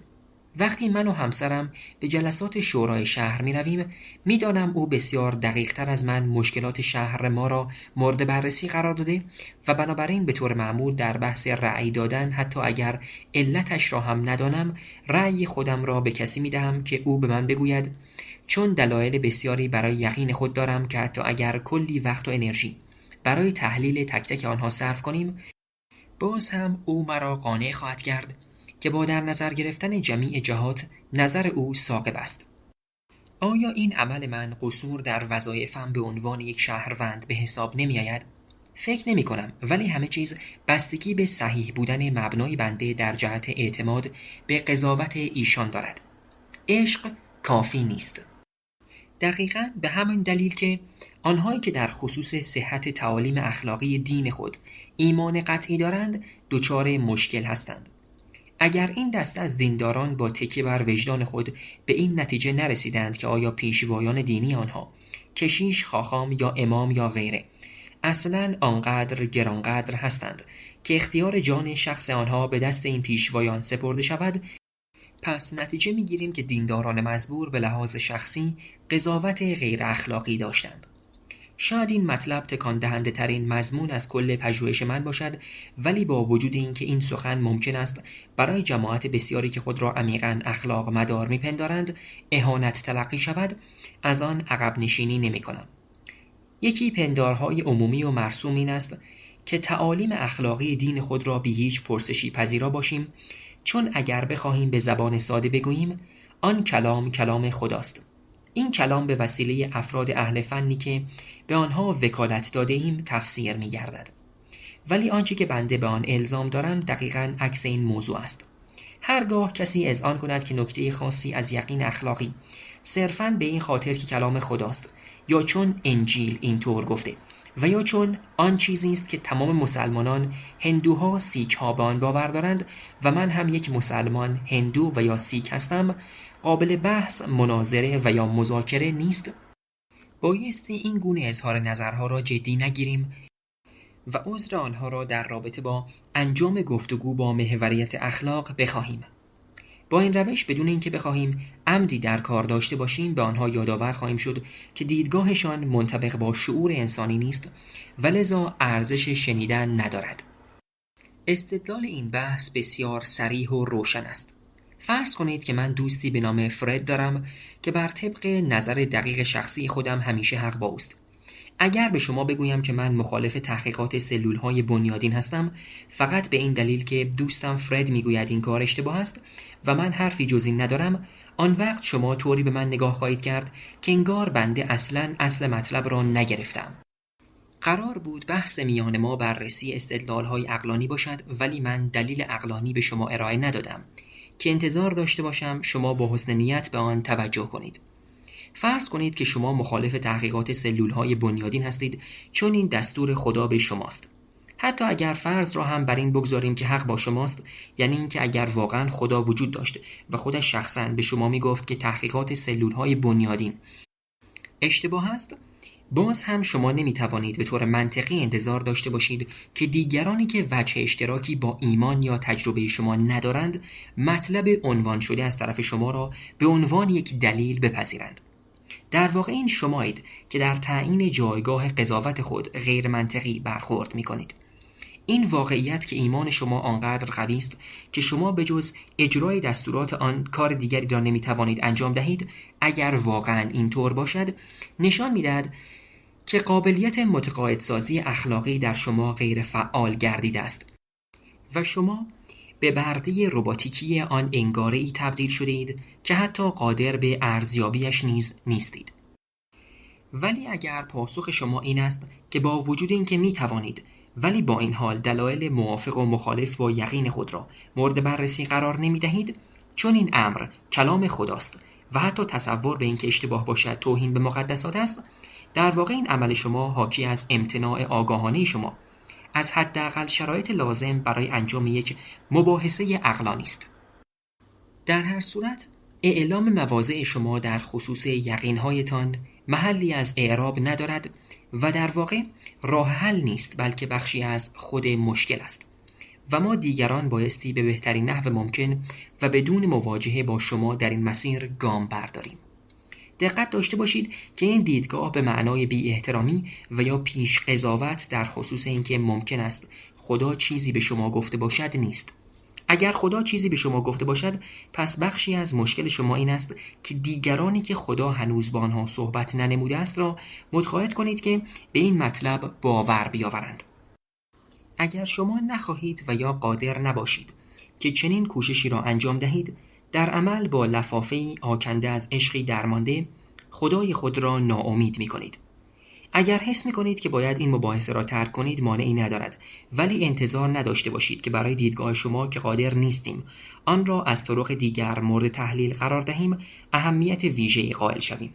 در ضمن اگر ما نمیگیریم شما چه میگویید ما را سرزنش نکنید. در طول تاریخ بسیاری از افراد مذهبی در تلاش بودند تا از یقین خود در دادگاه تعقل و منطق دفاع نمایند و لذا در انجام این مشاهدات و آزمایشات هیچ مشکلی نداشتند ولی تنها مسئله آنها اتخاذ یک تصمیم دیپلماتیک در خصوص ملحق شدن یا عدم ملحق شدن به من در تلاش برای قانع ساختن همکاران مذهبی خودشان است که با ناسازگاری خود اوضاع را برای دینشان وخیم‌تر می‌کنند. و دقیقاً اینجاست که با یکی از مشکلات عدیده اخلاقی در دنیای امروز مواجه می‌شویم. هر دینی به جز چند فرقه بی اهمیت مسموم در درون خود جمعیت قابل توجهی از افراد کثرت‌گرا را دارند که علاقه‌مندند با پیروان سایر ادیان ارتباط برقرار کنند و یا اصلاً با کسی هم ارتباط برقرار نکنند، ولی تمایل داشته باشند تا معضلات اخلاقی موجود در دنیا را بر اساس یک مبنای اخلاقی تحلیل کنند. در جولای 2004 چهارمین پارلمان ادیان جهان در بارسلونا برگزار گردید. رجوع شود به پینوشت 3 و موجب شد تا هزاران نفر از ادیان مختلف به مدت یک هفته گرد هم بیایند و در کارگاه‌های آموزشی، نشست‌ها، جلسات عمومی، اجراها و مراسمات عبادی شرکت کنند و همگی از مشاهده یک رشته قواعد و اصول مشترک لذت ببرند. به سخنان دیگران گوش فرادهند و دیگران هم به سخنان شما گوش فرادهند، به طوری که سخن تمام سخنرانان شنیده شود. با دیگران با احترام صحبت کنید و دیگران با شما با احترام صحبت کنند. درک متقابل را تعمیق و توسعه دهید. در خصوص دیدگاه‌های دیگران بیاموزید و نسبت به دیدگاه خود تعمق کنید و به بصیرت‌های جدید دست پیدا نمایید. راه‌هایی به سوی صلح. برنامه پارلمان.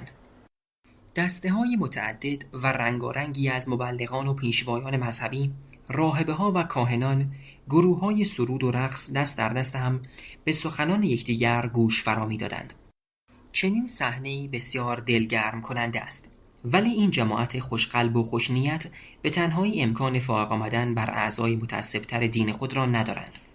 در بسیاری از موارد و به حق آنها از انجام چنین کاری در هراسند.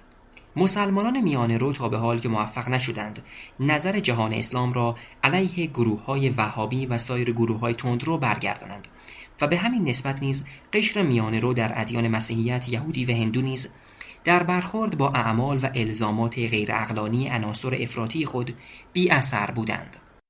وقت آن رسیده که پیروان منطقی تمام ادیان به این جرأت و جسارت دست پیدا کنند که در مقابل سنتی که به عشق درمانده و بیدلیل به خدا ارج می‌نهد بایستند.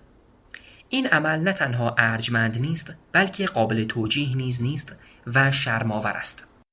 شرمسارترین آنها کشیشان، خاخام‌ها و امامان و سایر عالمان دینی هستند که وقتی پیروانشان درخواست صادقانه مبنی بر راهنمایی اخلاقی دارند، آنها با پنهان نمودن عدم تواناییشان در ارائه دلایل برای دیدگاه‌هایشان در خصوص مسائل بغرنج اینگونه پاسخ می‌دهند که کلام مقدس عاری از خطاست. شما بخوانید، خارج از بوته نقد است. تفویض اختیار به پیشوایان دینی از طرف پیروان عامه و خوشنیتی که به یک دین خاص سرسپردگی دارند یک موضوع است، ولی اینکه پیشوایان دینی به لطف تبحرشان به یافتن پاسخ صحیح در آن دین از طریق یک فرایند ایمان محور و غیر قابل نقد تظاهر می‌کنند موضوعی دیگر است. ضمناً همانطور که قبلا نیز اشاره شد بایستی بدانیم که کاملا این امکان وجود دارد که این منطق تفره رونده از نقد و پرسش اساساً سیال آزاد باشد. به عبارت دیگر کاملا ممکن است که انسان‌ها با نهایت معصومیت باور داشته باشند که عشقشان به خدا آنها را از مسئولیت درک دلایل غامض دستورات خدای محبوبشان منزه بدارد. ما نبایستی اتهام درویی و یا فریب خوردگی به این افراد بزنیم، ولی در این حال باید در نظر داشته باشیم که معصومیت این گروه از انسانها الزامی برای ما ایجاد نمی کند تا باورهای آنها را مورد ستایش قرار دهیم. چیزی که باید به این دسته از افراد گفت این است که تنها یک راه برای تکریم ماهیت آنچه حکم اخلاقی الهی خوانده می شود وجود دارد. با تکیه بر وجدان و تعقل کامل و با استفاده از تمامی اسناد و شواهدی که در اختیار داریم آن را مورد بررسی قرار دهیم. هیچ خدایی که با نمایش عشق غیر عقلانی دچار شعف و خوشحالی گردد ارزش پرستش را ندارد. به یک معما اشاره می کنیم. دین شما چگونه شبیه یک استخر است؟ و پاسخ بدین شرح است. چیزی است که به آن در علم حقوق آسیب جذاب میگویند. آسیب جذاب اصلی در قانون است با این مضمون که افرادی که در ملک خود شرایط خطرناکی را دارند که امکان جذب خردسالان به خود را دارد ملزم هستند تا اقدامات هشداردهنده لازم و مؤثر در جهت محافظت از خردسالان در مقابل آن خطر جذاب را فراهم بیاورند. استثنایی که برای این اصل کلی وجود دارد این است که مالکان ملزم به حفاظت از جان متجاوزان به حریم خصوصی نیستند. استخر بدون حفاظ مثال خوبی از آسیب جذاب است، ولی میتوان به یخچال‌های قدیمی که دربشان از بدن جدا نشده و یا ماشین‌آلات و مصالح ساختمانی یا هر چیز دیگری که بتوان از آن بالا رفت نیز اشاره نمود.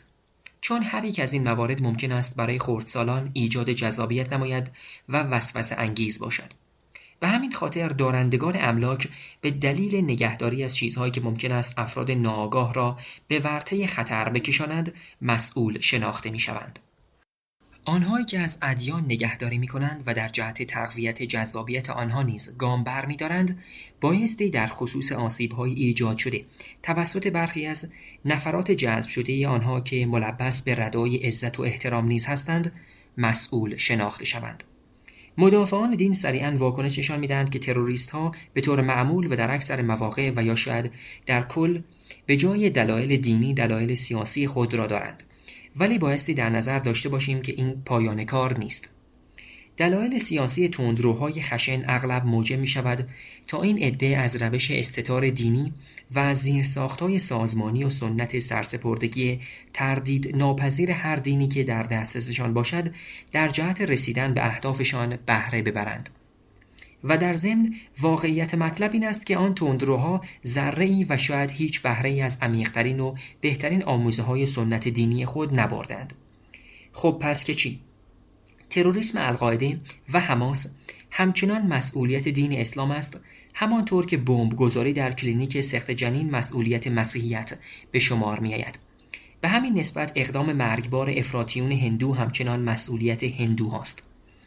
همانطور که سم هریس در کتاب جسورانه اش پایان ایمان سال 2004 مطرح نموده، تلاش‌های ارزشمند میانه‌روها و کثرت‌گرایان در تمام ادیان نسخه‌ای بیرحمانه از رمان تبصره 22 است. میانه‌روها به واسطه کردار نیکشان نوعی رنگامیزی و بزک برای همکیشان متعصب خود ایجاد می‌کنند، غافل از آن که همین متعصبان در عین اینکه از مزایای روابط عمومی مثبت ایجاد شده توسط میانه‌روها سود میبرند، روشنفکری و تمایل آنها به تغییر را محکوم مینمایند. به طور خلاصه میانه‌روها در هر دینی توسط تندروهای آن دین مورد سوء استفاده قرار میگیرند و به خاطر این موضوع میانه‌روها نه تنها بایستی از تندروها منزجر باشند، بلکه باید از هر طریق ممکنی مسئله افراطیگری را در دین خود کاهش دهند. شاید کس دیگری امکان دست زدن به چنین اقدام هوشمندانه ای را نداشته باشد. شروع نقل قول. اگر که قرار باشد بین اسلام و دنیای غرب صلح پایداری برقرار شود، لازم است اسلام دچار تغییرات ماهوی جدی شود. این تغییر ماهوی برای اینکه به دل مسلمانان بنشیند بایستی از بطن اسلام بیرون بیاید. به نظر مبالغه آمیز نمی آید که ادعا کنیم بخش اعظم سرنوشت تمدن در دستان قشر میانه‌روی جهان اسلام باشد. هریس 2004 صفحه 154 از کتاب ایشان. پایان نقل قول. ما بایستی مسلمانان میانه‌رو را مسئول ایجاد تغییرات در دین اسلام بدانیم. البته به همین نسبت بایستی قشر میانه‌روی مسیحی، یهودی و سایر ادیان را نیز مسئول زیاده‌روی‌های موجود در آن ادیان بدانیم. و همانطور که جورج لاکوف ذکر نموده، ما باید به رهبران اسلامی اثبات کنیم که نه فقط ندای اخلاق خودمان بلکه ندای اخلاق آنها را نیز میشنویم. شروع نقل قول. ما به روی حسن نیت و شجاعت رهبران اسلامی میانه‌رو حساب می‌کنیم. برای رسیدن به این موقعیت بایستی به طور جدی به مسائل اجتماعی و سیاسی که منجر به ناامیدی می‌شود بپردازیم و از این طریق حسن نیت خود را نشان دهیم. آورده شده از همان کتاب سال 2004 صفحه 61. پایان نقل قول. چگونه همه ما می توانیم اجازه ندهیم که افراطیگری دیوانوار از ردای عزت و احترام دینی استفاده نکند؟ بخشی از راه حل این خواهد بود که در کل دین را از یک گاو مقدس به یک گزینه ارزشمند تبدیل نماییم. این راهی است که با مشقت توسط برخی از ما روشن ذهنان طی شده است. روشن ذهنانی که متشکل از خداناباوران، تجاهلگرایان، آزاداندیشان، انسانگرایان سکولار و دیگرانی هستند که خود را مشخصاً از بند وفاداری دینی رها ساختند. ما روشن ذهنان کاملاً از اعمال نیک ادیان مطلع هستیم، ولی ترجیح می‌دهیم کمک‌ها و اعمال نیک خود را از طرق تشکل‌های سکولار سازماندهی کنیم. علت این امر دقیقاً به این خاطر است که نمی‌خواهیم در القای نام نیک به ادیان سهیم باشیم. این عمل باعث می شود تا دامان ما پاک باشد، ولی این به تنهایی کافی نیست و بایستی مواردی از قبیل مثالهای ذیل تقویت گردد. خودداری مسیحیان میانه رو از کمک مالی به تشکل‌های مسیحی ضد یهود و یا اختصاص کمک‌های مالی یهودیان میانه رو به تشکل‌هایی که بر پایداری همزیستی مسالمت‌آمیز فلسطینی‌ها و اسرائیلی‌ها تمرکز دارد. این فقط آغاز راه است و بایستی کارهای بیشتری انجام گردد، کارهایی ناخوشایند و حتی خطرناک از قبیل تقدس زدایی از تندروی‌های مذهبی که بایستی از بطن مذاهب کلید بخورد. عدم انجام فعالانه و عمومی موارد مندرج به معنای شانه خالی کردن افراد مذهبی از وظایفشان است. ضمناً این واقعیت که شما عضو آن فرقه و یا مسلک خاص متخلف در دین خود نباشید، توجیهی بر شانه خالی کردن شما از وظایفتان نیست. آسیب‌های جذاب همان دین مسیحیت، اسلام، یهودیت و هندویسم به عنوان مثال‌هایی از ادیان هستند و نه زیر مجموعه‌ها و مسلک‌های متعدد آنها. به طور مثال، لکه وجود هر فرقه خطرناکی که از استعارات و متون مسیحی برای استتار و محافظت از خودش بهره می‌برد، بر گردن هر شخصی است که خود را مسیحی می‌نامد. تا زمانی که کشیشان، خاخام‌ها، امامان و پیروان همه آنها به طور روشن و با ذکر نام افراد و فرقه‌های خطرناک زیر مجموعه خود را محکوم نکنند، همگی آنها نیز شریک جرم خواهند بود. من بسیاری از مسیحیان را می‌شناسم که در محافل خصوصی از بسیاری از گفتارها و کردارهای انجام شده به نام عیسی مسیح منزجر هستند، ولی ابراز ناراحتی به دوستان به تنهایی کافی نیست. در کتاب ایده خطرناک داروین، بنده به مسلمانانی اشاره کردم که جسارت به خرج دادند و به صورت عمومی علیه فتوای تمسخرآمیز و زشت صادر شده جهت سلمان رشدی به خاطر کفرگویی وی در کتاب آیات شیطانی موضع گرفتند و اعلام نمودم که بیایید دستان خود را در دستان آنان قرار دهیم تا امکان وجود خطر کاهش یابد. صفحه 517. ولی یک مسئله کنایه آمیز در اینجا وجود دارد. اگر ما غیر مسلمانان دست در دست آنها بگذاریم، آنها را در نظر سایر مسلمانان به عروسک‌های خیمه شب بازی دشمنان اسلام بدل کرده ایم.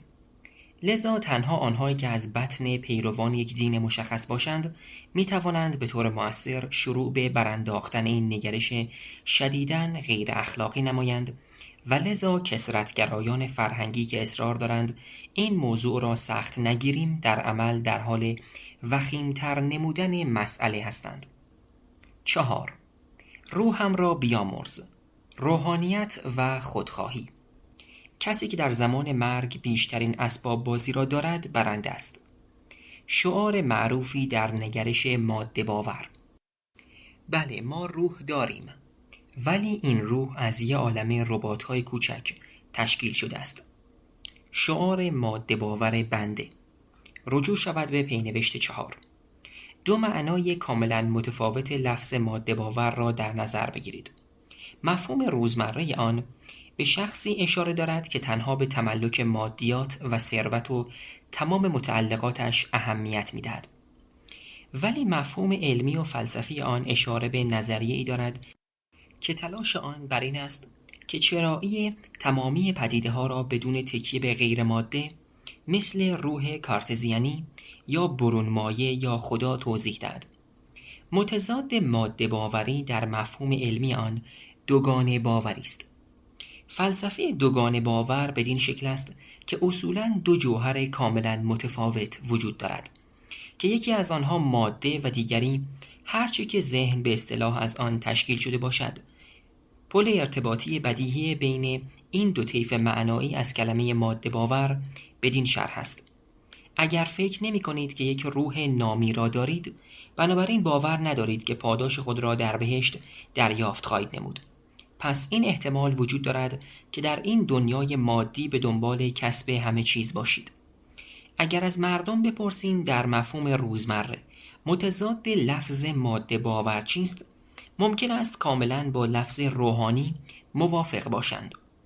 در طول تحقیقاتم در جهت نگارش این کتاب ایده ای را یافتم که با تفاوت بسیار جزئی توسط افراد مختلف از طیف‌های گوناگون مذهبی مطرح می‌شد.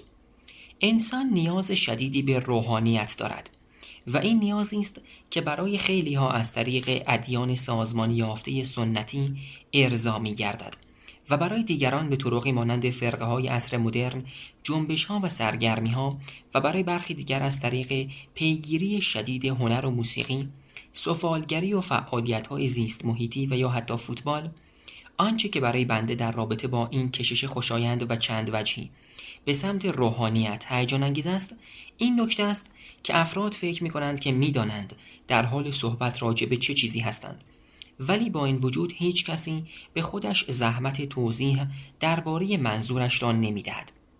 به گمانم مطلب فوق واضح است، ولی خیر، اینطور نیست.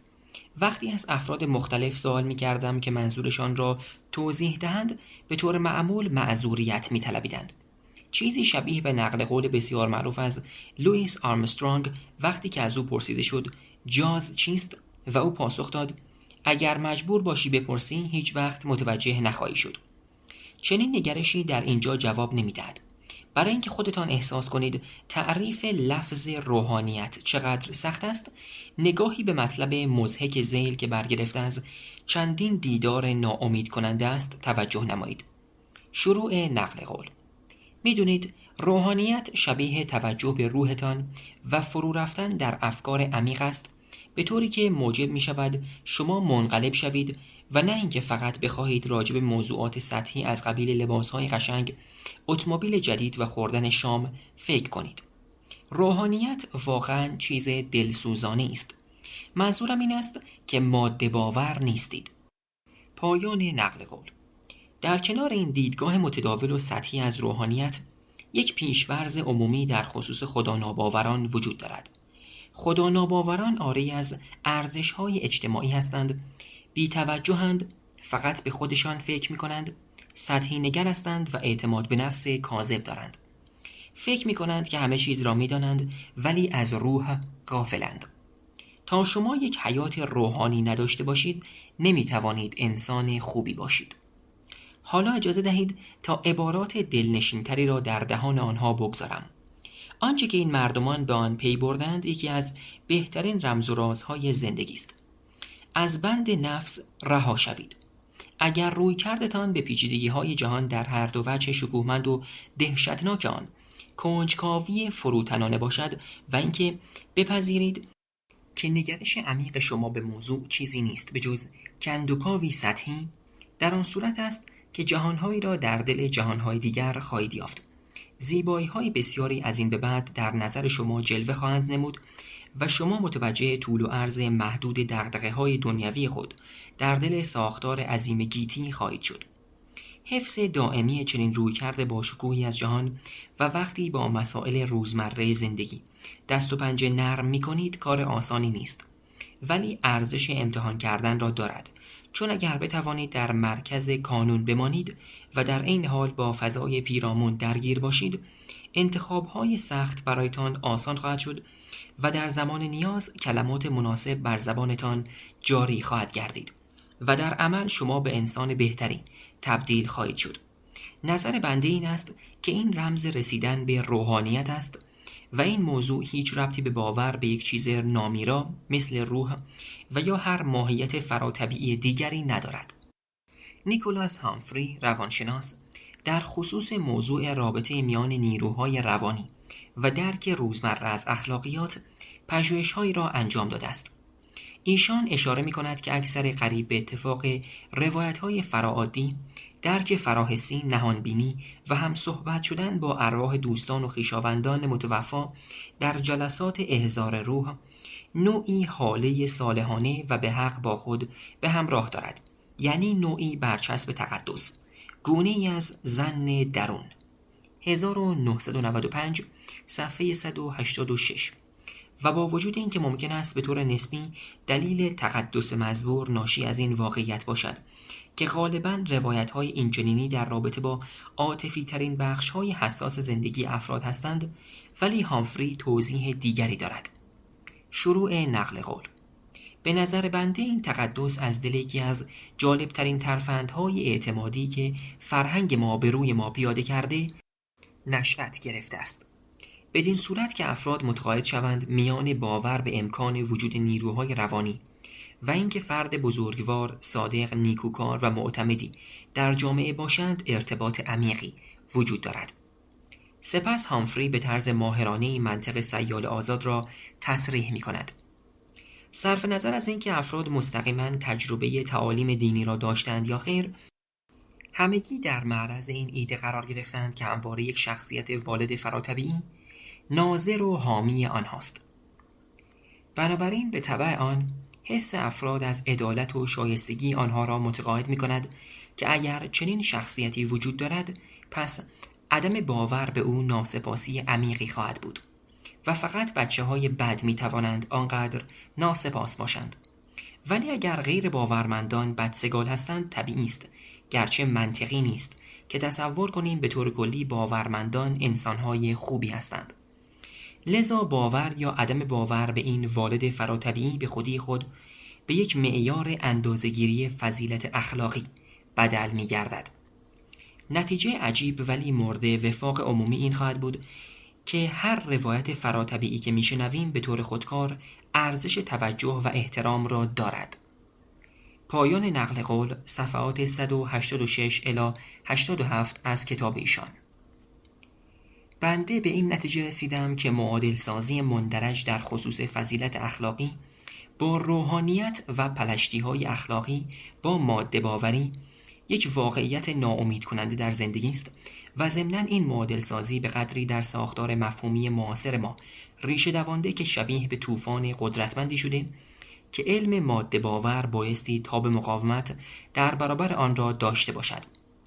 ما معتقدان به اصالت ماده آدم‌های بدی هستیم و آنهایی که به هر چیز فراتبیعی باور دارند، صرف نظر از آن که باور چقدر مهمل و احمقانه باشد، حداقل سزاوار این جمله‌اند: آنها در سمت فرشتگان هستند. عبارت مندرج برای اولین بار در اتحادیه آکسفورد، یک انجمن مناظره در دانشگاه آکسفورد و در طول سخنرانی بنجامین دیزایرلی در سال 1864 و در پاسخ به چالش مکتب داروین مطرح گردید. سوالی که در حال حاضر در محضر این انجمن به صراحت عجیبی بیان گردیده است چیست؟ سوال این است: آیا انسان یک میمون است یا یک فرشته؟ قربان، بنده در سمت فرشتگان هستم. این نکته که نیکی با انکار ماده باوری علمی به غلط منطبق و معادل سازی می گردد سابقه طولانی دارد، ولی به هر جهت غلط است. رجوع شود به پینوشت 5. هیچ دلیلی وجود ندارد که بپذیریم فردی که به جوهر غیر مادی و نامیرایی روح باور ندارد نسبت به کسی که به روح نامیرا باور دارد از حس توجه و دلسوزی، اخلاق و نوع دوستی کمتری برخوردار باشد. ولی آیا چنین شخص ماده باوری فقط حواسش معطوف به رفاه مادی مردم است؟ اگر این پرسش به معنای آن است که حواس چنین شخصی فقط معطوف به مسکن، اتومبیل و خوراک و در کل جوانب جسمی است، یعنی در مقابل جوانب ذهنی سلامت مردم، خیر. هرچه که باشد، یک دانشمند نیک ماده باور معتقد است که سلامت ذهنی یا همان سلامت روحی، اگر این عبارت را میپسندید، به همان اندازه‌ای که سلامت جسمی مادی و جسمی است، آن نیز مادی و جسمی است. به طور مثال یک دانشمند نیک ماده باور میتواند به اندازه غیر معتقدان به اصالت ماده به وجود عدالت، عشق، خوشی، زیبایی، آزادی سیاسی و حتی آزادی مذهبی به همان شکل که به وجود خوراک و لباس اهمیت میدهد توجه نماید، چون تمامی موارد یاد شده منفعت‌های مادی به حساب میآیند، ولی با این تفاوت که برخی از آنها از بقیه مهمترند. ولی از سر نیکوکاری بیایید سریعاً خوراک و لباس را به دست نیازمندان برسانیم، چون بدون آنها عدالت، هنر، موسیقی و حقوق مدنی و سایر مسائل مضحکه‌ای بیش نیستند. توضیحات مندرج از این جهت بود که ابهام منطقی در این خصوص که البته قابل درک هم بوده است تصحیح گردد. ولی مورد دیگر که بایستی تصحیح گردد تصور غلط عینی این مطلب است. همه می‌دانند که بسیاری از افراد عمیقاً روحانی، بی‌رحم، متکبر، خودخواه و کاملاً بی‌اعتنا به مشکلات اخلاقی دنیا هستند.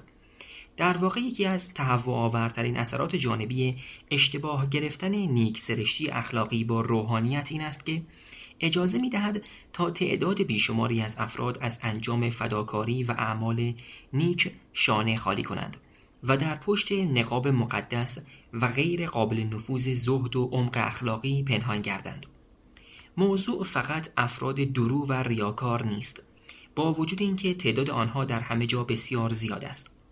افراد بسیار زیادی نیز هستند که صادقانه و معصومانه باور دارند که اگر نسبت به نیازهای روحی شخصی خود توجه لازم را داشته باشند، این کارشان به مثابه برخورداری از یک زندگی نیکو و اخلاق مدارانه است.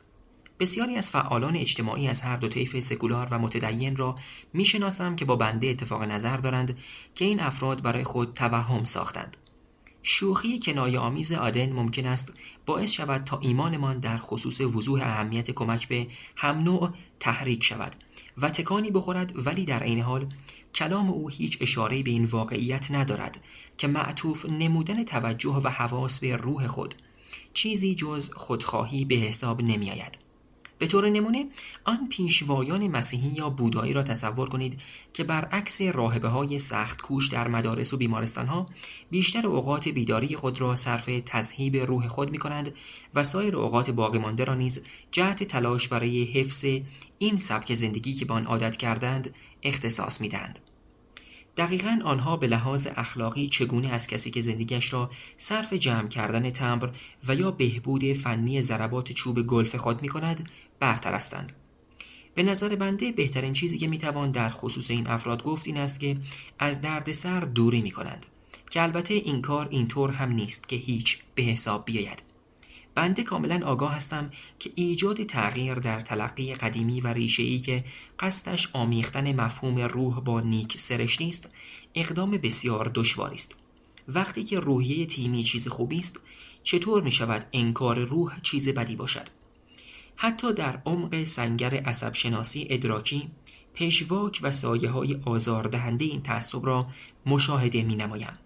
حتی در آن حوزه نیز ما ماده باوران سرسخت بایستی همواره در مقابل دوگانه باوران عملاً منقرض شده دل نرم در موضع دفاعی قرار بگیریم.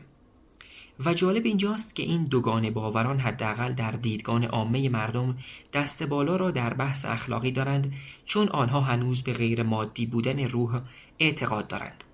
این تقابل به مثابه مبارزه است که آن دوگانه باوران در بالای تپه قرار دارند و ما در پایین آن اگر در روشنایی روز مبارزه کنیم در نهایت به نفع ما تمام می شود. روحانیت به زعم بسیاری از مخبران من اصلی ترین محصول سرسپردگی دینی است.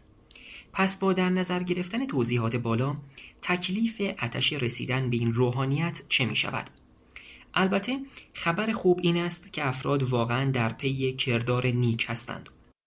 هم باورمندان و هم روشن ذهنان از ماده باوری نابخردانه، مفهوم روزمره ماده باوری در فرهنگ عمومی جامعه اظهار تأسف می کنند و نه تنها در اشتیاق عشق اصیل هستند، بلکه می‌خواهند آن عشق را نیز به دیگران تسری دهند.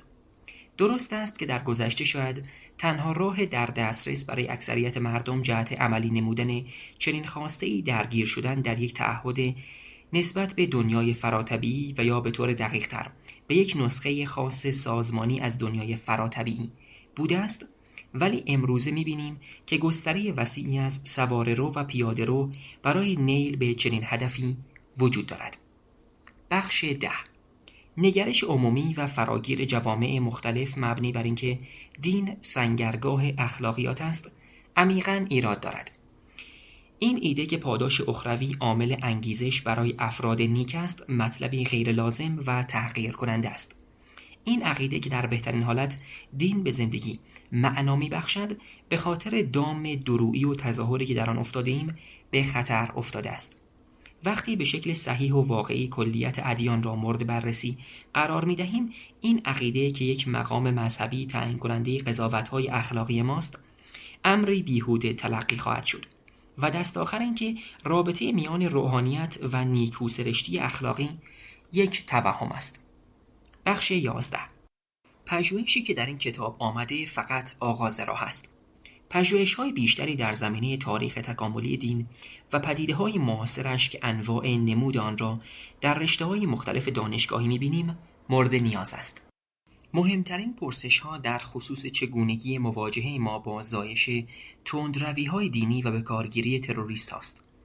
ولی این مسائل خطیر تنها زمانی قابل درک هستند که آنها را در درون نمای کلی‌تر نظریه‌های مرتبط با عقاید و آداب مذهبی ببینیم. بر ما واجب است که از جامعه دموکراتیک خود پاسداری کنیم. جامعه‌ای که مأمن انجام این پژوهش در مقابل اقدامات خرابکارانه کسانی بوده است که از همین حکومت مردمی به عنوان نردبانی برای رسیدن به حکومت دینی استفاده می‌نمایند و سپس حکومت مردمی را به دور می‌اندازند. ضمناً بر ما واجب است که این آگاهی را به همگان تسری دهیم که دموکراسی یا همان حکومت مردمی ثمره پرسشگری آزادانه است.